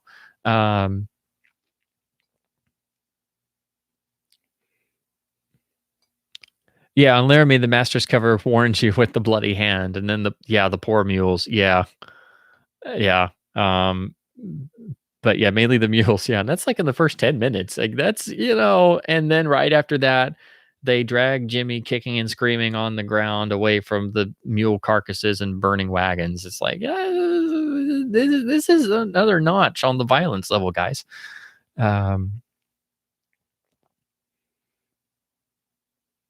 Yes, they might be the most obvious art house films. Man, films are great works of art nevertheless. I would play them in a theater if I could.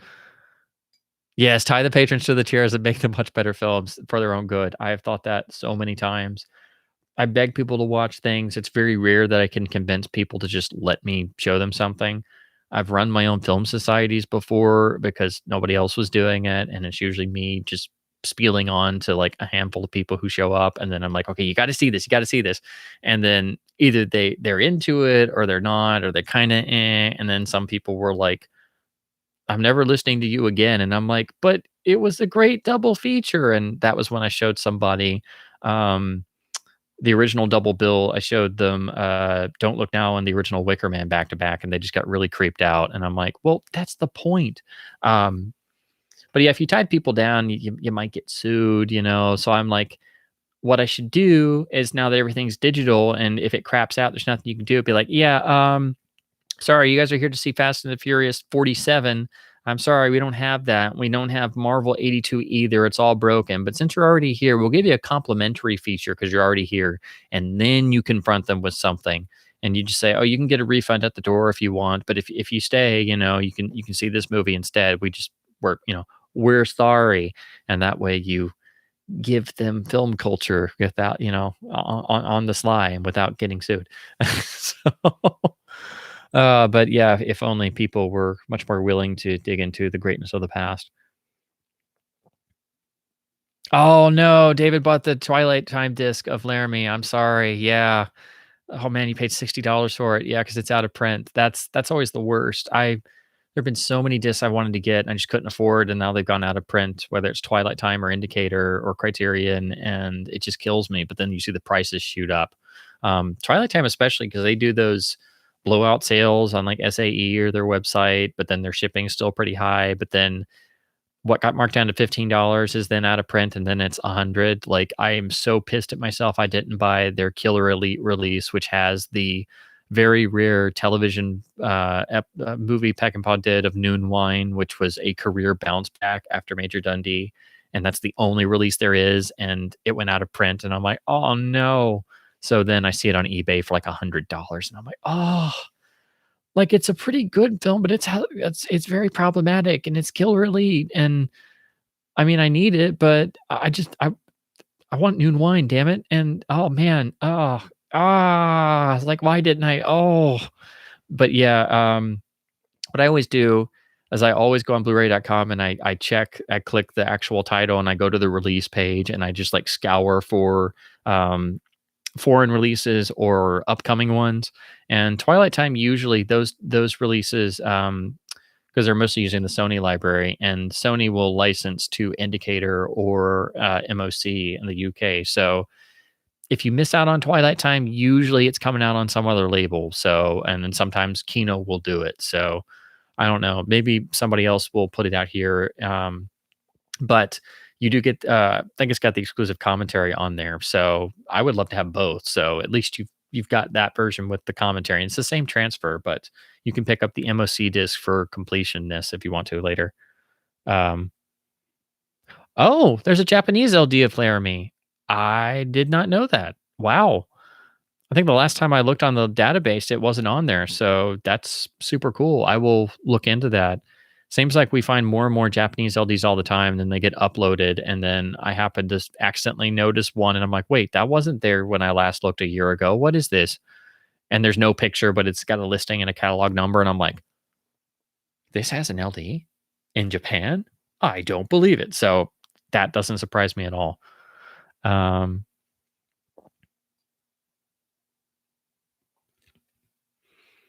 Oh gosh, I need to get a good Blu-ray burner. I just usually, if I look at project files and stuff, I'm just looking at them on PC, or then I have to go to the trouble of putting them on a flash drive and, separating them into files, and then having like 15 or 20 3 GB files on a 64 gig jump drive. And then I'm like, every 10 minutes, I got to wait for the dip and then the encoding and then making sure it's happy with the player and stuff. Yeah, I need to get a Blu-ray burner because I need to do that just finally and bite the bullet. Because I have so many things, different things I would like to watch in my home theater setup, but it's not quite easily connectable to my computer setup, or I don't know. I probably should just build a home theater PC just so I can run everything HDMI and everything is happy then. I don't know. I need to do that. But yeah, it's so much easier than trying to split it all up into chunks on a USB drive. I blame Donald Crisp's character for not remarrying Kate and having a strong female presence on the ranch. Yes, he's an idiot. Like that would have fixed a lot of things. And that's a beautiful character arc for both of them in relationship. And then I mean, I hate to give things away, but I love that.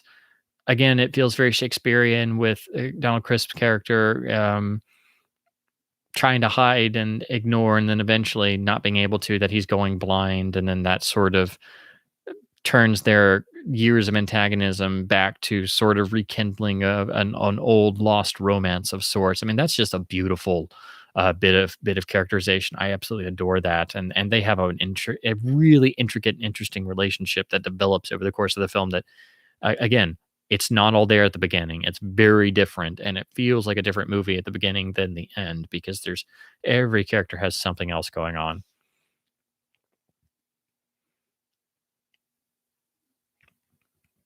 Pete's waiting for a burn copy to come in the mail, just jumping up and down. Yes, I can imagine that. Yeah. Hopefully it doesn't get too delayed with all this craziness going on. Kiss of Death with Audie Murphy. Yeah.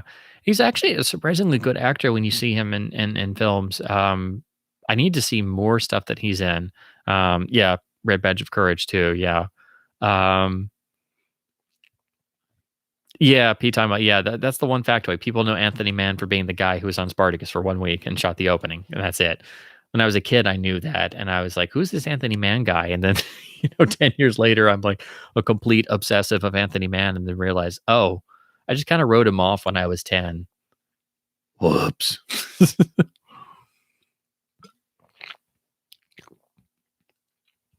Oh, that's a good question, Sega. Talking about Super Technorama and animation and Black Cauldron. Well, Disney had a history of using it because they used Super Technorama. Wow. You've been streaming for a while when you can't get your words out right. Super Technorama was used on Sleeping Beauty, which is why that was run 70 millimeter. And I don't know all the ins and outs of why they chose it, but I think it was because of the better grain structure, the higher detail, because of it running horizontally through the camera. And they wanted to do a widescreen animated film. Um, but I'm sure using the CinemaScope lenses with the inherent lens distortion and the fact that it was not as sharp as standard spherical lenses that you would get in widescreen for 185 titles is probably the reason why they were looking for an alternative process. And so Super Technorama solved that because you're still using spherical lenses. There was no anamorphic problems like you got with early CinemaScope. There was a squeeze to get a wider image on the film, but it wasn't the same as the CinemaScope anamorphic lens that was eventually corrected by Panavision for Panavision lenses. But since we're talking about the 50s, they had great success on Sleeping Beauty, and that's why it's actually a wider ratio than 235. It's actually 255, which is the early form of CinemaScope before they changed the sound magnetic striping to make it 235 and made it a little narrower. So I guess they just stuck with it for a while. And Black Cauldron was also the last fully traditional hand animated film that the animator spent a long time on. And of course, Jeffrey Katzenberg hated its guts and it bombed horribly. And of course, that was after he recut it some. And that was the last gasp of traditional Disney hand drawn animation for that time period. And then, of course, that was the point where the company was going bankrupt. And I wish to God it had gone bankrupt and we never got the Disney Renaissance until we didn't have the corporate monstrosity that is the current Disney Corporation that has absolutely no soul. But that's a rant for another day. And I could get on a soapbox over that.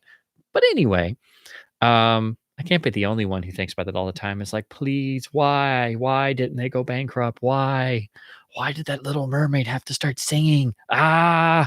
Like we were so close. We wouldn't have had the Disney Mouse Destroyer of Worlds. But anyway, I think that's why, and I think they were also trying to do 70 millimeter prints and make it like a big prestige thing because it was going to be their big return to form and the next great Disney classic. And the people saw Black Cauldron and were like, "What?" I think Black Cauldron is beautifully animated. I think it's amazing because it's all hand drawn, and I love that it is ridiculously dark in tone, and it's not afraid to be like a full on Grimm's fairy tale full of death for children because kids aren't stupid. They need gravitas like the original Disney films had, with psychological obsession and death of parents and murder and torture and death and madness. Like you need that. Without that, all you have is cookie cutter garbage, which is the Disney Corporation. Sorry. I feel like that should be their trademark logo. I'm sorry, slogan. But anyway, that's probably why they were doing that because they had used it several times before. But of course, Black Cauldron was not the success they hoped for. So then there went that, and then they started using the cap system, which was, partially digital.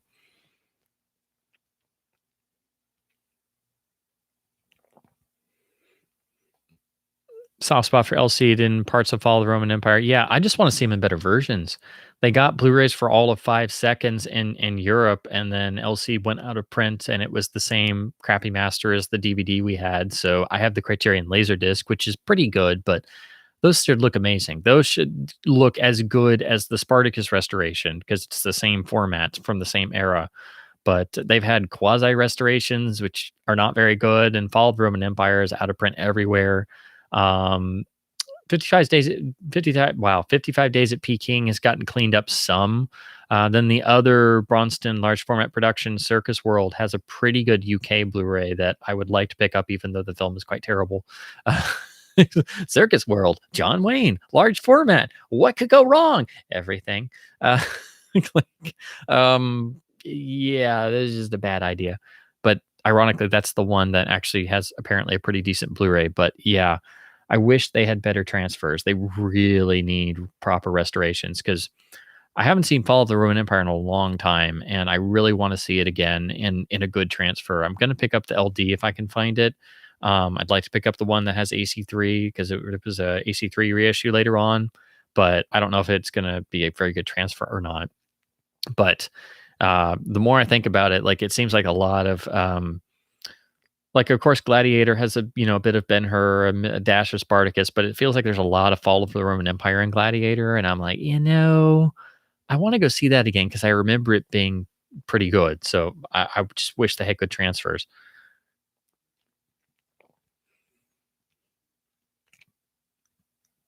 Against that compromise Kubrick against many great filmmakers, and Kubrick was still wiped the floor with them 50 times despite the compromise. Yeah, yeah. And you can see what he brought to Spartacus, which he didn't really acknowledge or realize was fully there for a long, long time. But it's definitely there. I think what makes Spartacus so special is all of the different talents. Dalton Trumbo's writing, Stanley's directing, Alex North's score. My gosh, Kirk's performance and him, hand on the tiller as producer, and then having to keep the squabbles of the actors and their whims and desires between Olivier and Ustinov and Lawton, always rewriting their own parts and stuff, trying to keep everything all in balance. But all those different voices, I think, are what makes Spartacus special and help elevate it over all the other historical, sword and sandal epics. Yeah.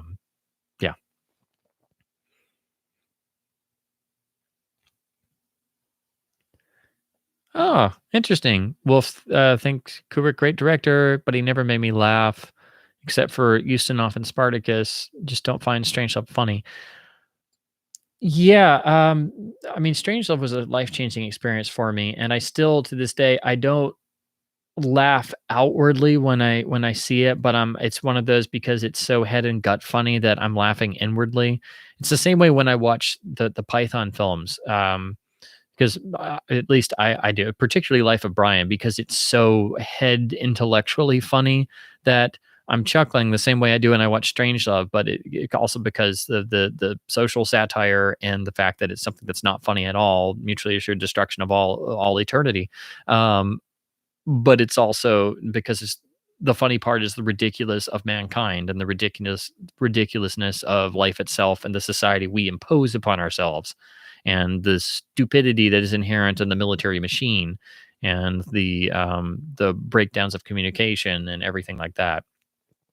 So that's the funniest and most mad part of it, and why they decided to make it a comedy in the first place, because it was just staring them in the face. Um, but again, I think Strangelove and Life of Brian, they're the two funniest films I've ever seen, but they're not, laugh out loud comedies where you're rolling on the floor in laughter. You're rolling in your chair in your head because you just can't take it all in at once because it's just so much. Like, at least that's the way I look at it. So, but I always compare it to Brian, because Brian is the only other film that's come close to me for feeling in that same sort of way that I do about Strangelove.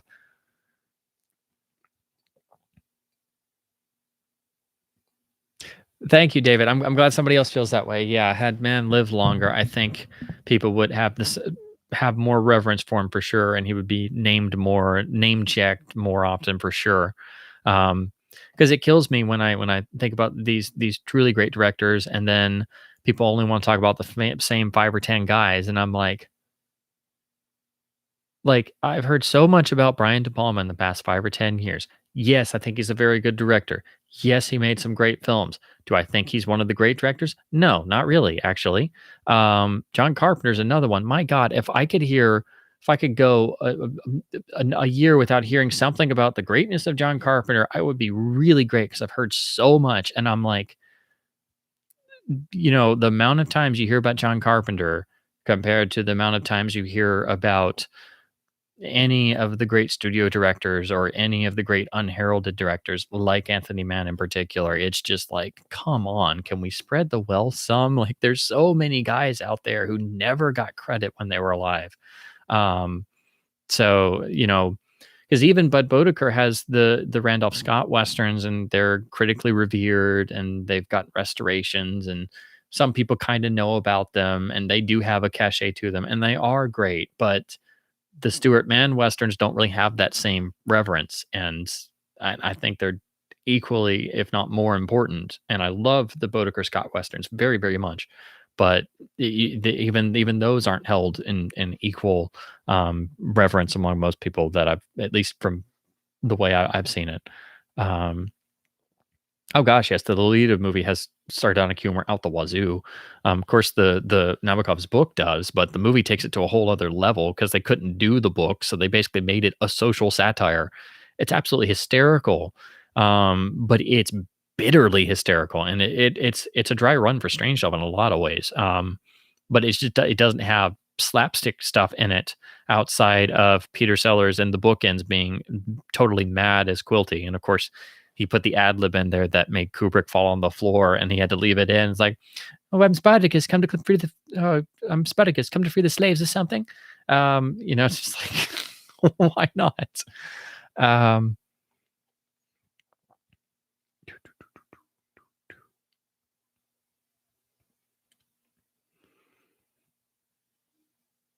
yeah, most of the Man films never. Mm, I don't know about impact. I think they impacted certain ones. Certain people, myself, obviously, because I've been talking almost 5 hours. Um, but I think because they're mostly westerns, and westerns aren't taken seriously unless they're certain examples, because they're like, oh, it's just another genre product. Um, and because they were, being made in the 1950s when you had to be making serious dramas, otherwise you weren't doing anything important. Um, and people don't name check westerns as far as in terms of being about certain story elements like they would about, say, for example, 12 Angry Men being one of the great courtroom dramas and being about social problems. Well, they're not going to talk about a revisionist western or a psychological 1950s western, which is about social problems, but they're just going to say, oh, it's a western, you can't talk about that.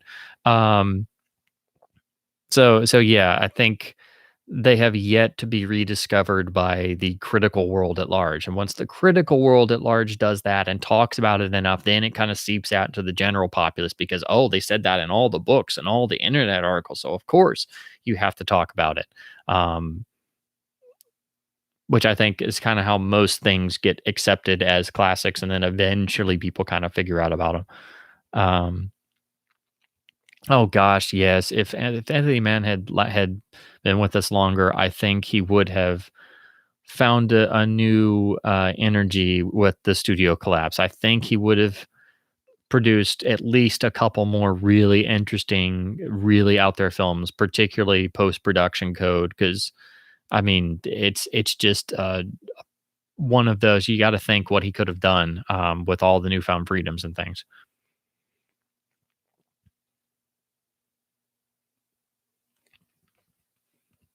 Oh yeah, yeah. Just for being a studio contract director for any number of years, you're going to make more than 14 pictures, and that was something that killed Kubrick to the day he died. That he only he it took him so long to make something, but he couldn't do what other people did. He couldn't do what Sidney Lumet did. Sidney Lumet had to keep working, and he always worked. And sometimes he took work just to keep working, and then even he regretted that. So, and of course, you compare anybody to, Hitchcock's, 50 plus features, but nobody else lasted that long from the silent era all the way up.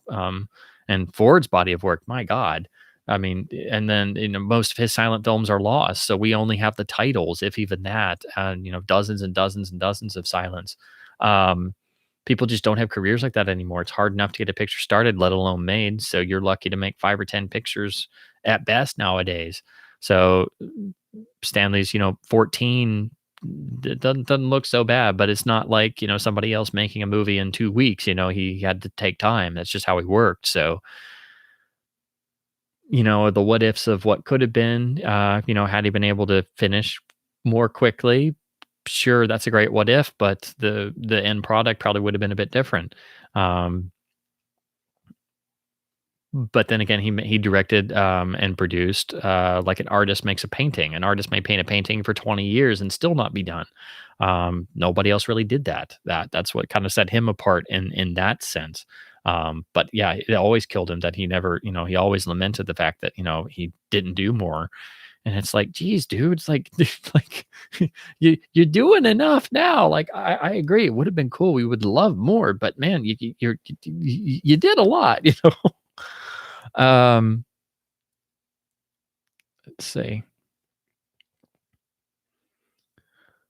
Oh yeah, Man of the West is so dark that if people see it, if you see it, you don't forget it. But I think the distribution just didn't strike a chord, and then it just came and went. And it was United Artists who had great distribution, but it just kind of laid an egg and went away, and then everybody just kind of gave up on it, unfortunately.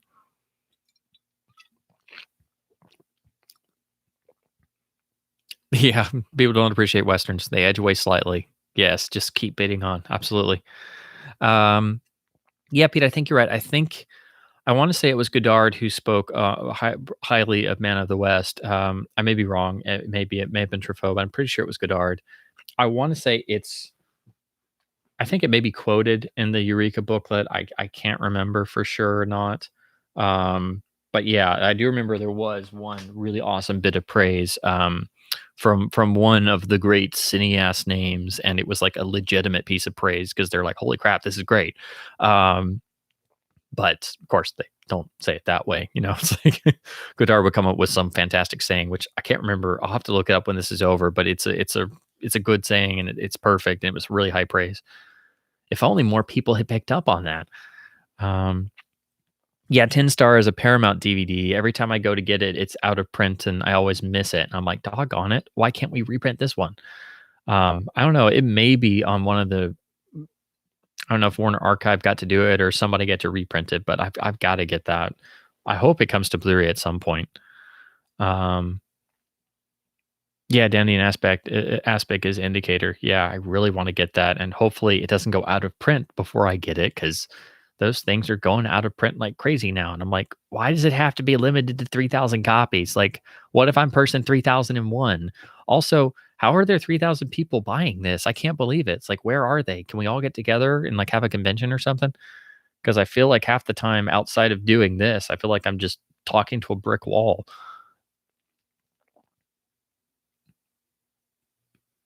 Let's see. Oh, I think I jumped some. Let me see. Da, da, da, da, da, da, da. Okay, good. When somebody posts one of them, I'm like scrolling down. It jumps and then I have to like pick my place back up. I'm just trying to scroll through these so I get to most of them, because I never want to skip over somebody's comment. I always hate that I might miss something, but I just try to scroll through and hit the high points once I get to this near 5 hour mark. So, because it's definitely getting late in the evening for me, but I want to always try and get through as many as I can. Oh, I didn't know Aspect was on LD. That's really cool. I will look that up on the database. Yeah, I think it's got a few special features, and it's got really cool original poster art on the cover. Indicator's really good about that. Um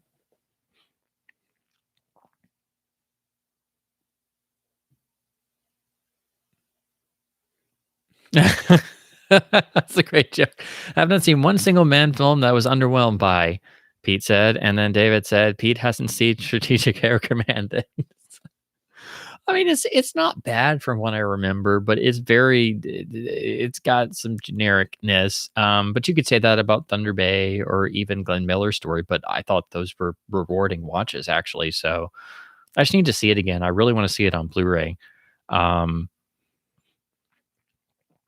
yeah, I do remember, and some of the Making of Spartacus books that I've read, I don't know which one because I've read so many things, but I know David Lean was discussed and approached, but I think Kirk Douglas went after him first, because this was after Bridge on the River Kwai, and he either couldn't do it or was already engaged. And I think he was already by then probably already working on Lawrence, because that was 2 years in the desert shooting. So that came out in '62. So I think he was already gearing up to do Lawrence.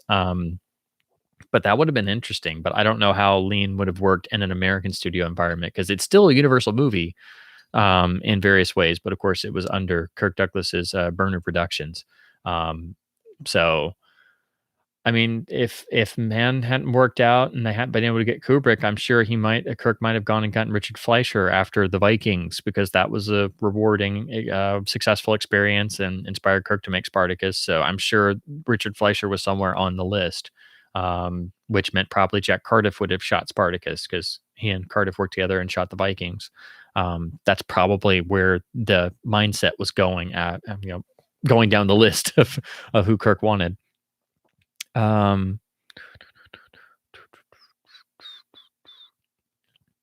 yeah, had Kubrick been given full control over Spartacus, people would looked at as one of Kubrick's best films.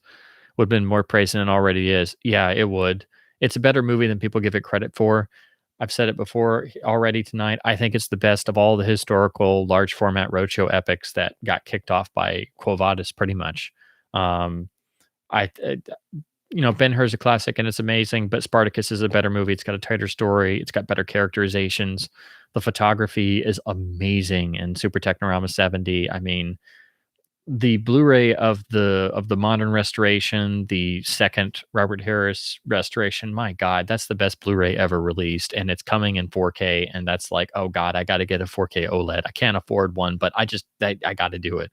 I mean, I never thought it would look that good in the home environment. The first time I saw it was on VHS, and then the first DVD that was non-anamorphic, and I was just like, my God, this is amazing. I don't have to switch tapes. Oh my gosh. And then I got the Criterion DVD with all the special features. This is even better. And then the first Blu-ray came out. That was a nightmare. And then I was just like, wow. Yeah, people don't give it enough credit. It's an amazing film. It's a masterpiece. Yeah, like anything, it's got a couple things that I wish were a little better. I wish the scenes in the slave camp were a little bit more interesting sometimes, because it kind of gets dwarfed in terms of the Roman scenes are so dramatic and so amazing and so interesting and invigorating, because you have Charles Laughton and Olivier going toe to toe with Peter Ustinov in the middle. I'm like, it doesn't get much better than that. The directional dialogue cutting, the 6-track mix that's 7.1 on the Blu-ray is amazing. Again, the Alex North score is phenomenal. I wish I could afford the big 6 CD Varese set that has like his complete score and all the recordings, and it's like $300 or something. And I'm like, oh man, why? I can't afford that.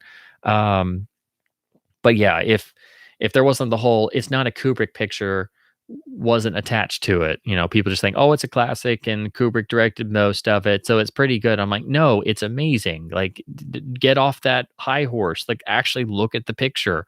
And like, if you get to the end of Spartacus and the final, close up of Kirk's face, I mean, if you're not just a blubbering puddle by that point, and then the credits come on, and then the exit music is a reprise of the love theme, and you're not an emotional wreck, then you haven't been paying attention. But anyway, I think I've talked a ton about Spartacus already. Yeah,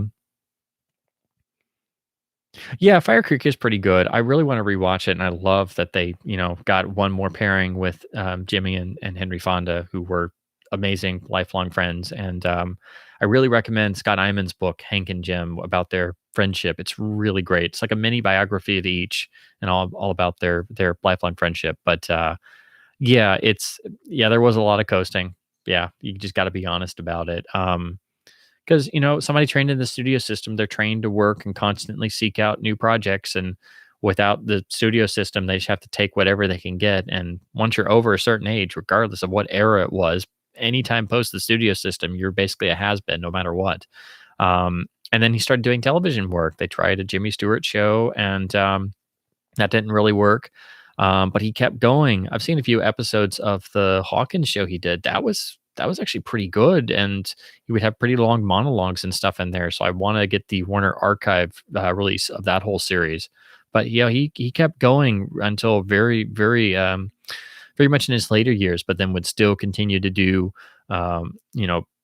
PR tours and interviews and things. And anytime they would do an anniversary thing or bring out It's a Wonderful Life again, it was like he would do his dutiful bit and still go and promote it, because he came up through the MGM ranks and he got all the old school studio training drilled into him of, this is what you do, and you just go and do it, and you do it the best you can because it's your job.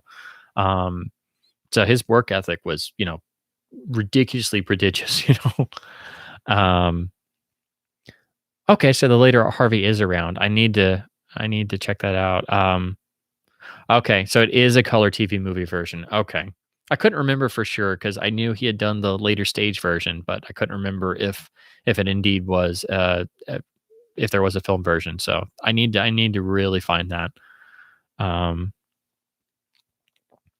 for some reason in my mind, I believe that in an alternate universe, she would have been a perfect film critic from the 40s and 50s. Oh gosh, I would try. But somehow I get the feeling because film criticism was definitely not taken seriously then, outside of like the top two names.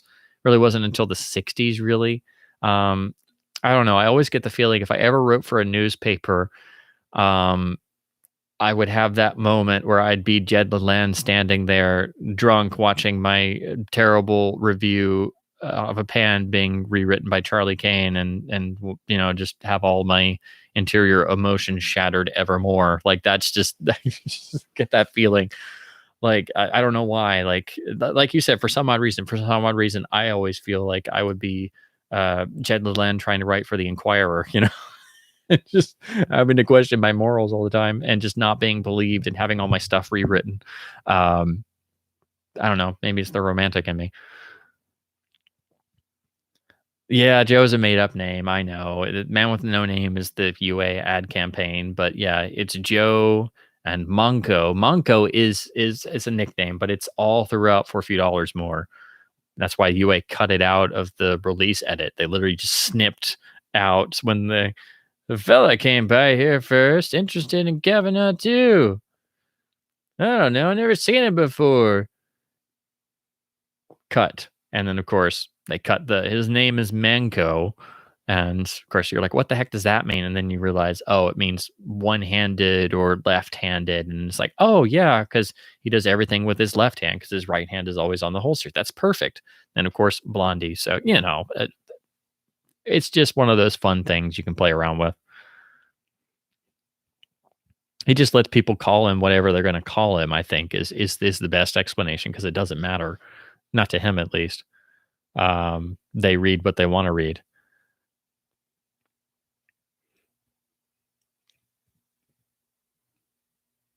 Yeah.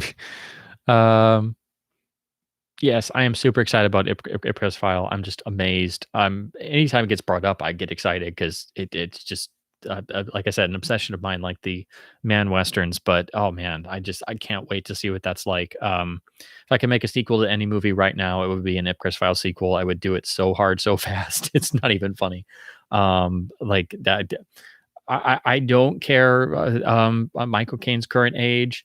He is Harry Palmer. He will always be Harry Palmer, and I'd make a picture with Harry Palmer in a wheelchair. I'd still make it work. I don't care how it would work. I swear. I would pitch that until the end of time to every studio in the world, and of course get thrown out of every studio and never allowed to come back. But I'd do it anyway.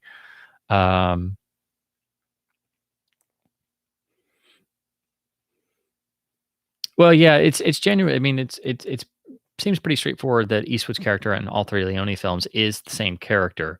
The only thing we have is that the first two films are set post Civil War, whereas GBU is during the Civil War. So technically, GBU, if you looked at it on a timeline, would be a prequel, and it also explains why he's not as effective as a killer, and he gets one upped and then beaten to near death by Tuco. Whereas in the other two films, it takes a whole gang of guys to take him on.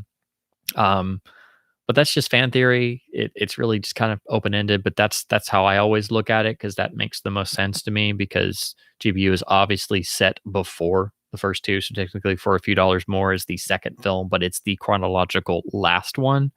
But again, this is all loose. They didn't make these as a series that wasn't really planned. So, um, yeah. Oh gosh, Criterion Blu-ray of Great Escape is really exciting. It's not out yet. But I think it doesn't come out for another month or so. I may be wrong, but it's supposed to be a brand new master with none of the color problems, none of the image problems of the MGM Blu-ray and current restoration. It's supposed to have the original mono track and most of the old extras and the phenomenal Criterion LD commentary. So that's very exciting. The only downside is they're only doing one disc, and it is a longer film. So some people have already, questioned that the compression may not be the greatest. But I'm just happy there's a new version coming out because a lot of fans have been really upset. I didn't like the old Blu-ray. I just watched the old Criterion Laser if I want to watch it. Um, and some people have tried to do color fixes, but they've only been able to do so much on the first MGM Blu-ray. So it's exciting. I hope it's good. I really do. Um, Wolf, yes, you will not regret Virginia City. And if I will recommend, this will probably be a little cheaper in the long run. Virginia City came out in the Errol Flynn Western Collection here, which has 4 of the Flynn Westerns.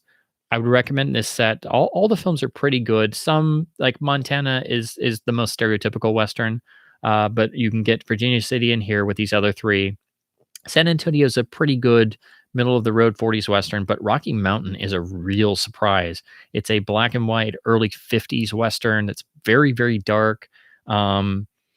Not quite the level of a man Western, but it does have some of that flavor. I was really surprised, and Errol's great in it. So I would recommend just getting this whole box set. They didn't seem to make very many of these, so it's kind of on the rarer side.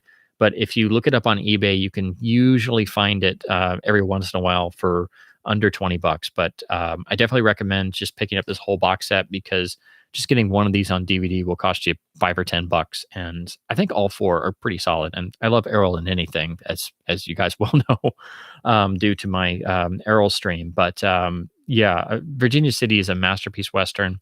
I'd recommend go ahead and get this Western box set from Warner Brothers, and I hope they do some of these on Blu-ray because I mean, Virginia City needs Blu-ray. Like, it would be amazing. That's got beautiful photography.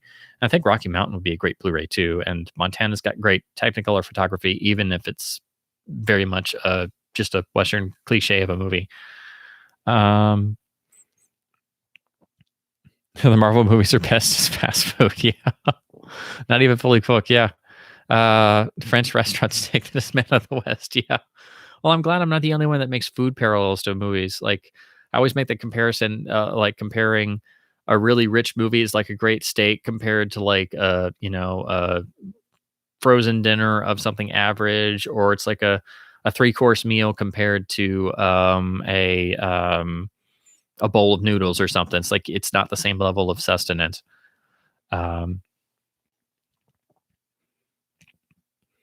I mean, yeah, Sleeping Beauty, I think you gotta appreciate more for the technological achievements and the beauty of the art and the animation and the widescreen scope, scale of everything, and that it's so big and vibrant.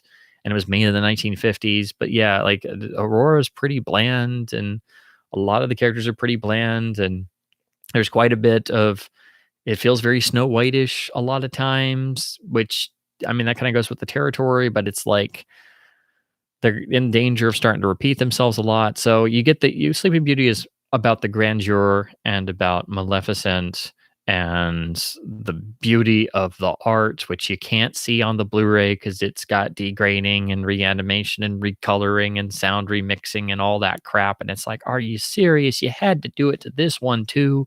I mean, it's not as bad as some of the others, but it's like, oh. You go back to the LD box set, which is amazing. The big, beautiful collector box, which is one of the couple that I've gotten in. Oh my God, it's just a beautiful box set. If you've never gotten it, look it up on the database.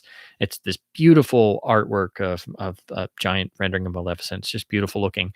It's a pretty good transfer, but it's not the full 255. It's like cropped to 235, and the color's not perfect, and the sound is pretty good, but that's the version I still watch. It's unfortunately not perfect, but it's still, you can still get some of the sense of the grandeur. But I will admit, story-wise, Sleeping Beauty is not one of the stronger ones. That's one of the ones I watch more for just the wow, man, they pulled this off. This is amazing.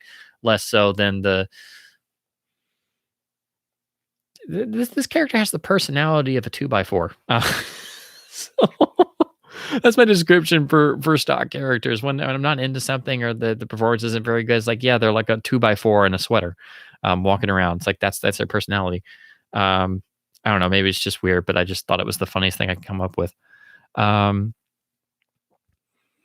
Oh yeah, well, it's not just Disney. Everybody around is hurting because of coronavirus and everything. But yeah, you're right. Some people are using that as an excuse, and of course, it gives other people with their movies a big grace period to rework stuff and fix stuff. And like, if No Time to Die is indeed supposed to be 165 minutes long, my God, there's problems, and please fix them.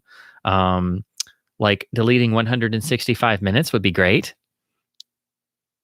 but that's just me. But yeah, that's the rumored runtime of No Time to Die, and of course, that was the first major one that got pushed back. And of course, the big quantifier was that the Chinese market, is basically, um, and that being the main source of income for everybody now. No matter if your picture is a piece of flaming garbage, as most are, that was what pushed everybody over the edge to be like, okay, yeah, we're this is a full on pandemic. We gotta just pull it. And I've been amazed how many theatrical features are doing the stream in your home right now. It was going to be in theaters trailers, so you can actually just they already put it on platforms because they're not going to recoup their money later, so they're going to try now already. So it's a really interesting time we're in right now for just the industry and how people are struggling to cope. And this is going to go on for quite a while. And the longer it goes, people are going to run out of production schedules in terms of television shows are going to run out of episodes produced and films produced for studios and things. So, it's going to have repercussions that last for quite some time. So it's going to be interesting to see how things go. Um,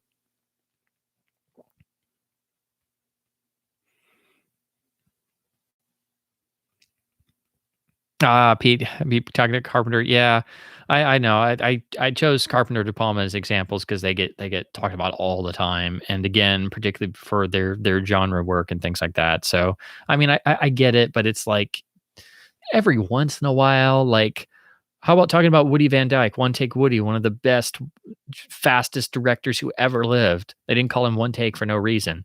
Um, and if you want to talk about genre, people love talking about horror, but the last thing they'll ever do is talk about classic horror. And I always get people go, "Oh, I'm such a horror nerd," and I'm like, "Yeah, I'm a total James Whale disciple." And of course, I love Lon Chaney Jr. as much as I love Lon Chaney Sr., who is still amazing. And of course, Todd Browning was really visionary in a lot of ways, and Freaks is really interesting. And of course, I love some of the later sequels, and Son of Frankenstein is really great, and Roland Lee did some great stuff there, and Basil Rathbone is fantastic. And of course, Karloff had the great performance in the British film The Ghoul, but is astonishing in The Black Room, which is one of the great unheralded B horror films. And they're just I'm speaking a different language. I'm like, but you said you liked horror. Come on. um but yeah, it's just like I wish people would dig into things more and be open to talking about things that other people didn't say were great and they didn't see on Cinema Blend or all the major websites or on somebody's social media account or something. It's like if more people dug into stuff and researched stuff and looked for new things or open to new things of the past, I'd feel a lot better. you know? Um, Uh, yeah, I don't know. I like things about the Carpenter thing. I just I don't know. Maybe I'm just too much of a wimp for all the gross out stuff. I appreciate it technically, and yeah, the atmosphere it creates is really great. But I don't know. Yeah, no. I've tried. I try again every once in a while, but it's Lovecraftian. Eh, I'm I don't know. I've read like some Lovecraft short stories, but I've not like read I'm not like a Lovecraft scholar or giant fan. My biggest excursion into Lovecraft is actually Corman's Haunted Palace. So maybe that says something about me. It's yeah, the Lovecraft movie that they didn't want to the studio swore was a Poe movie, and Corman was like, "I made a Lovecraft movie. What are you doing?"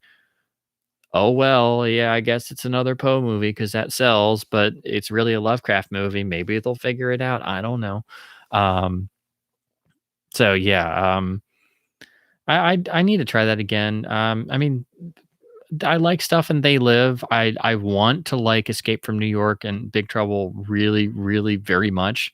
Every time I rewatch them, I love things in them and I want to love them, but I just find them frustrating.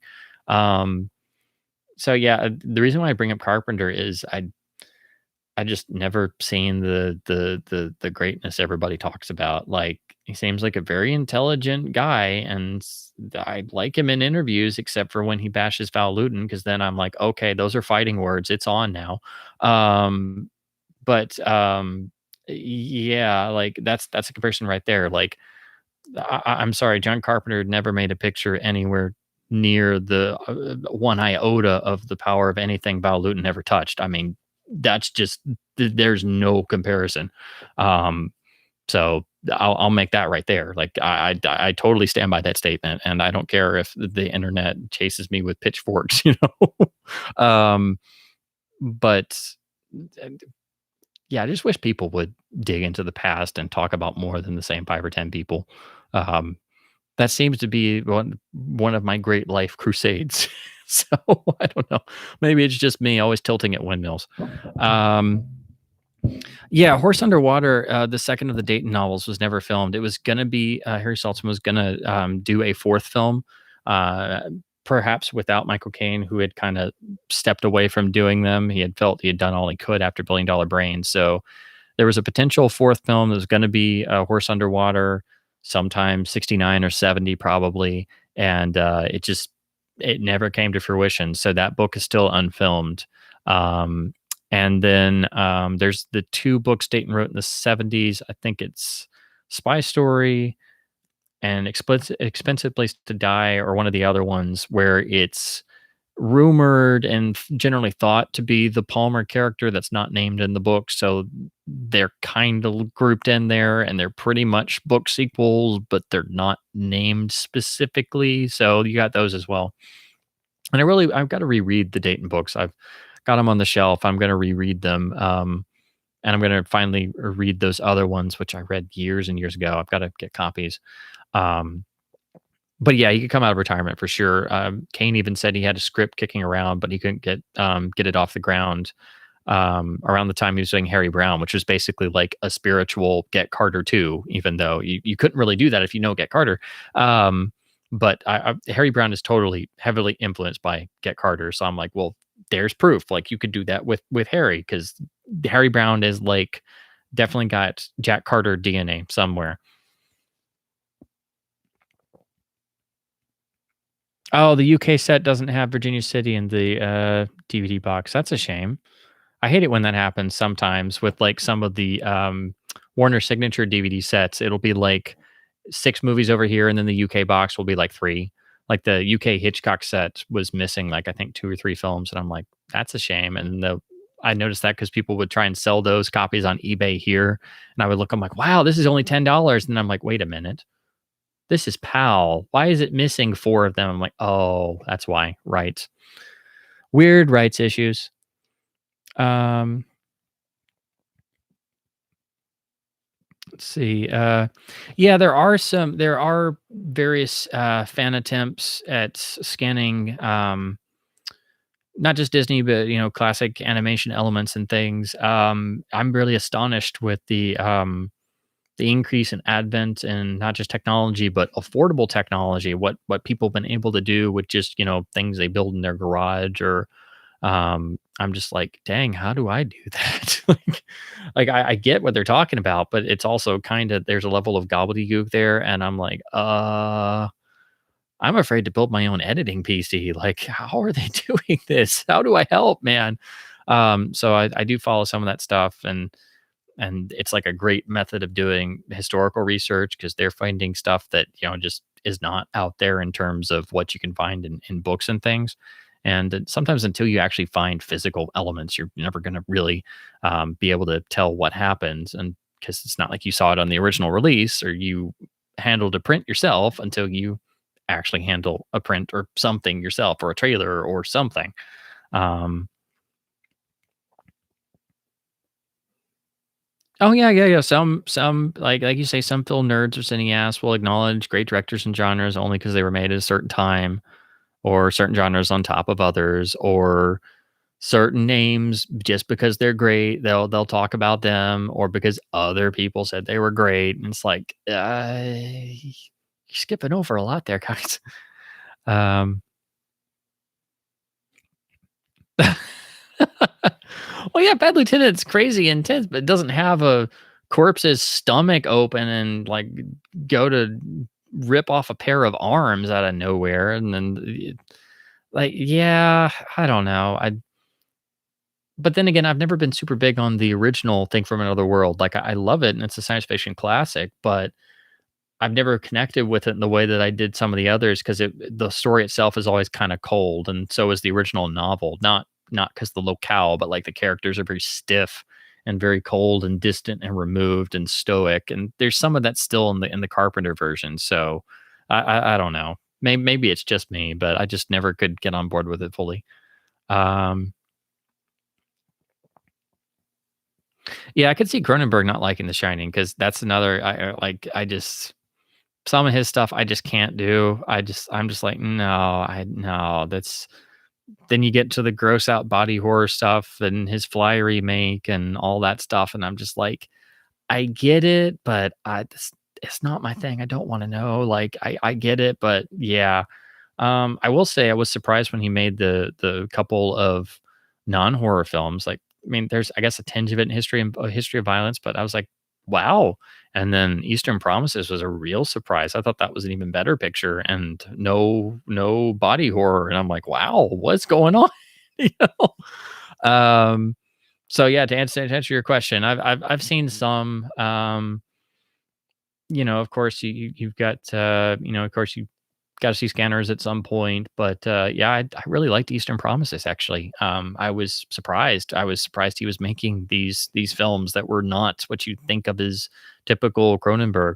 Um, and then again, I appreciate the ideas behind some of them.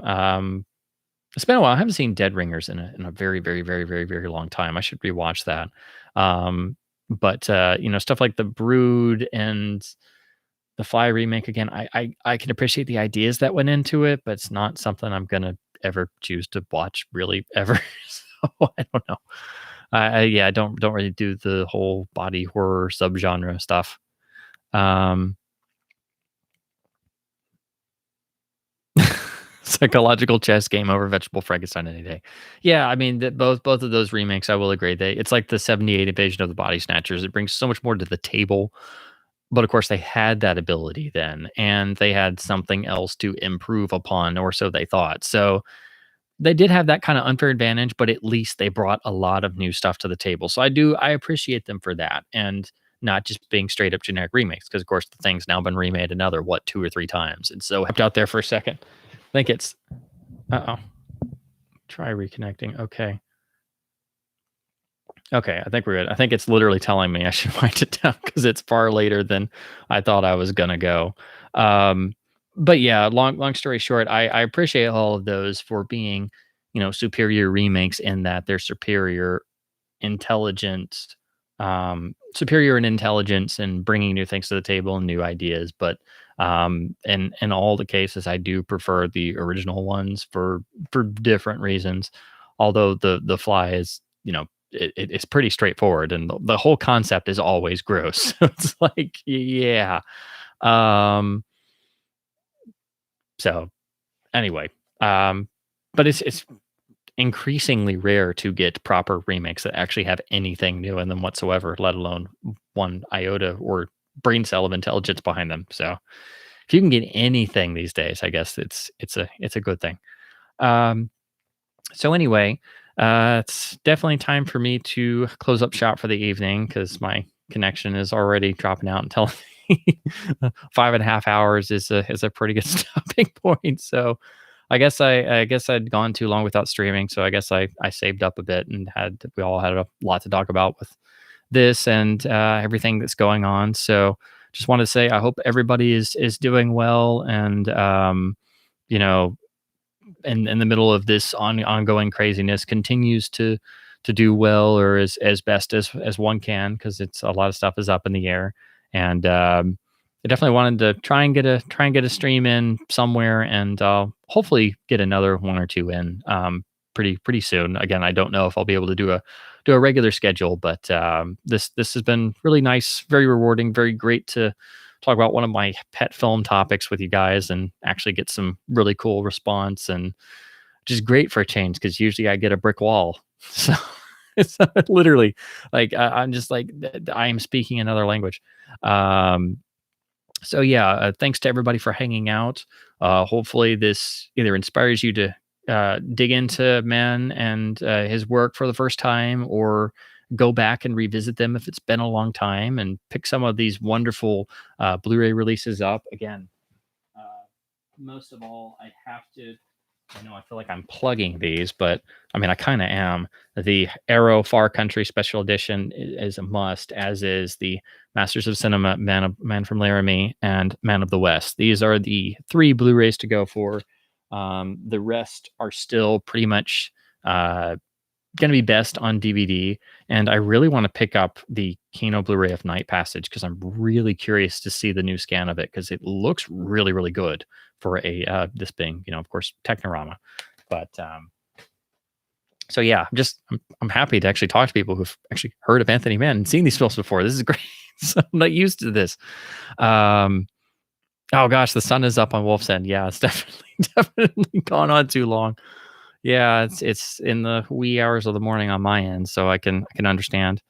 Oh, thank you. I try to be charming. I try to make jokes at my own expense every once in a while, so I don't sound too pretentious. So, yes, definitely, Wolf. Give Night Passage another try, especially if you've never got to see it in widescreen before, because I know the first time I saw part of it, it was like on some pan and scan TV version, and it looked terrible. So, yeah, definitely give it another chance. It's been a while since I've watched it, so I was going to rewatch it anyway. And then this Blu-ray has come out, and I'm like, yet another one I've got to get. So anyway, thanks for hanging out, everybody. I hope you continue to do well in these trying times, and please dig into the career of Anthony Mann and Jimmy Stewart's other great films of his post-war period, because there are so many.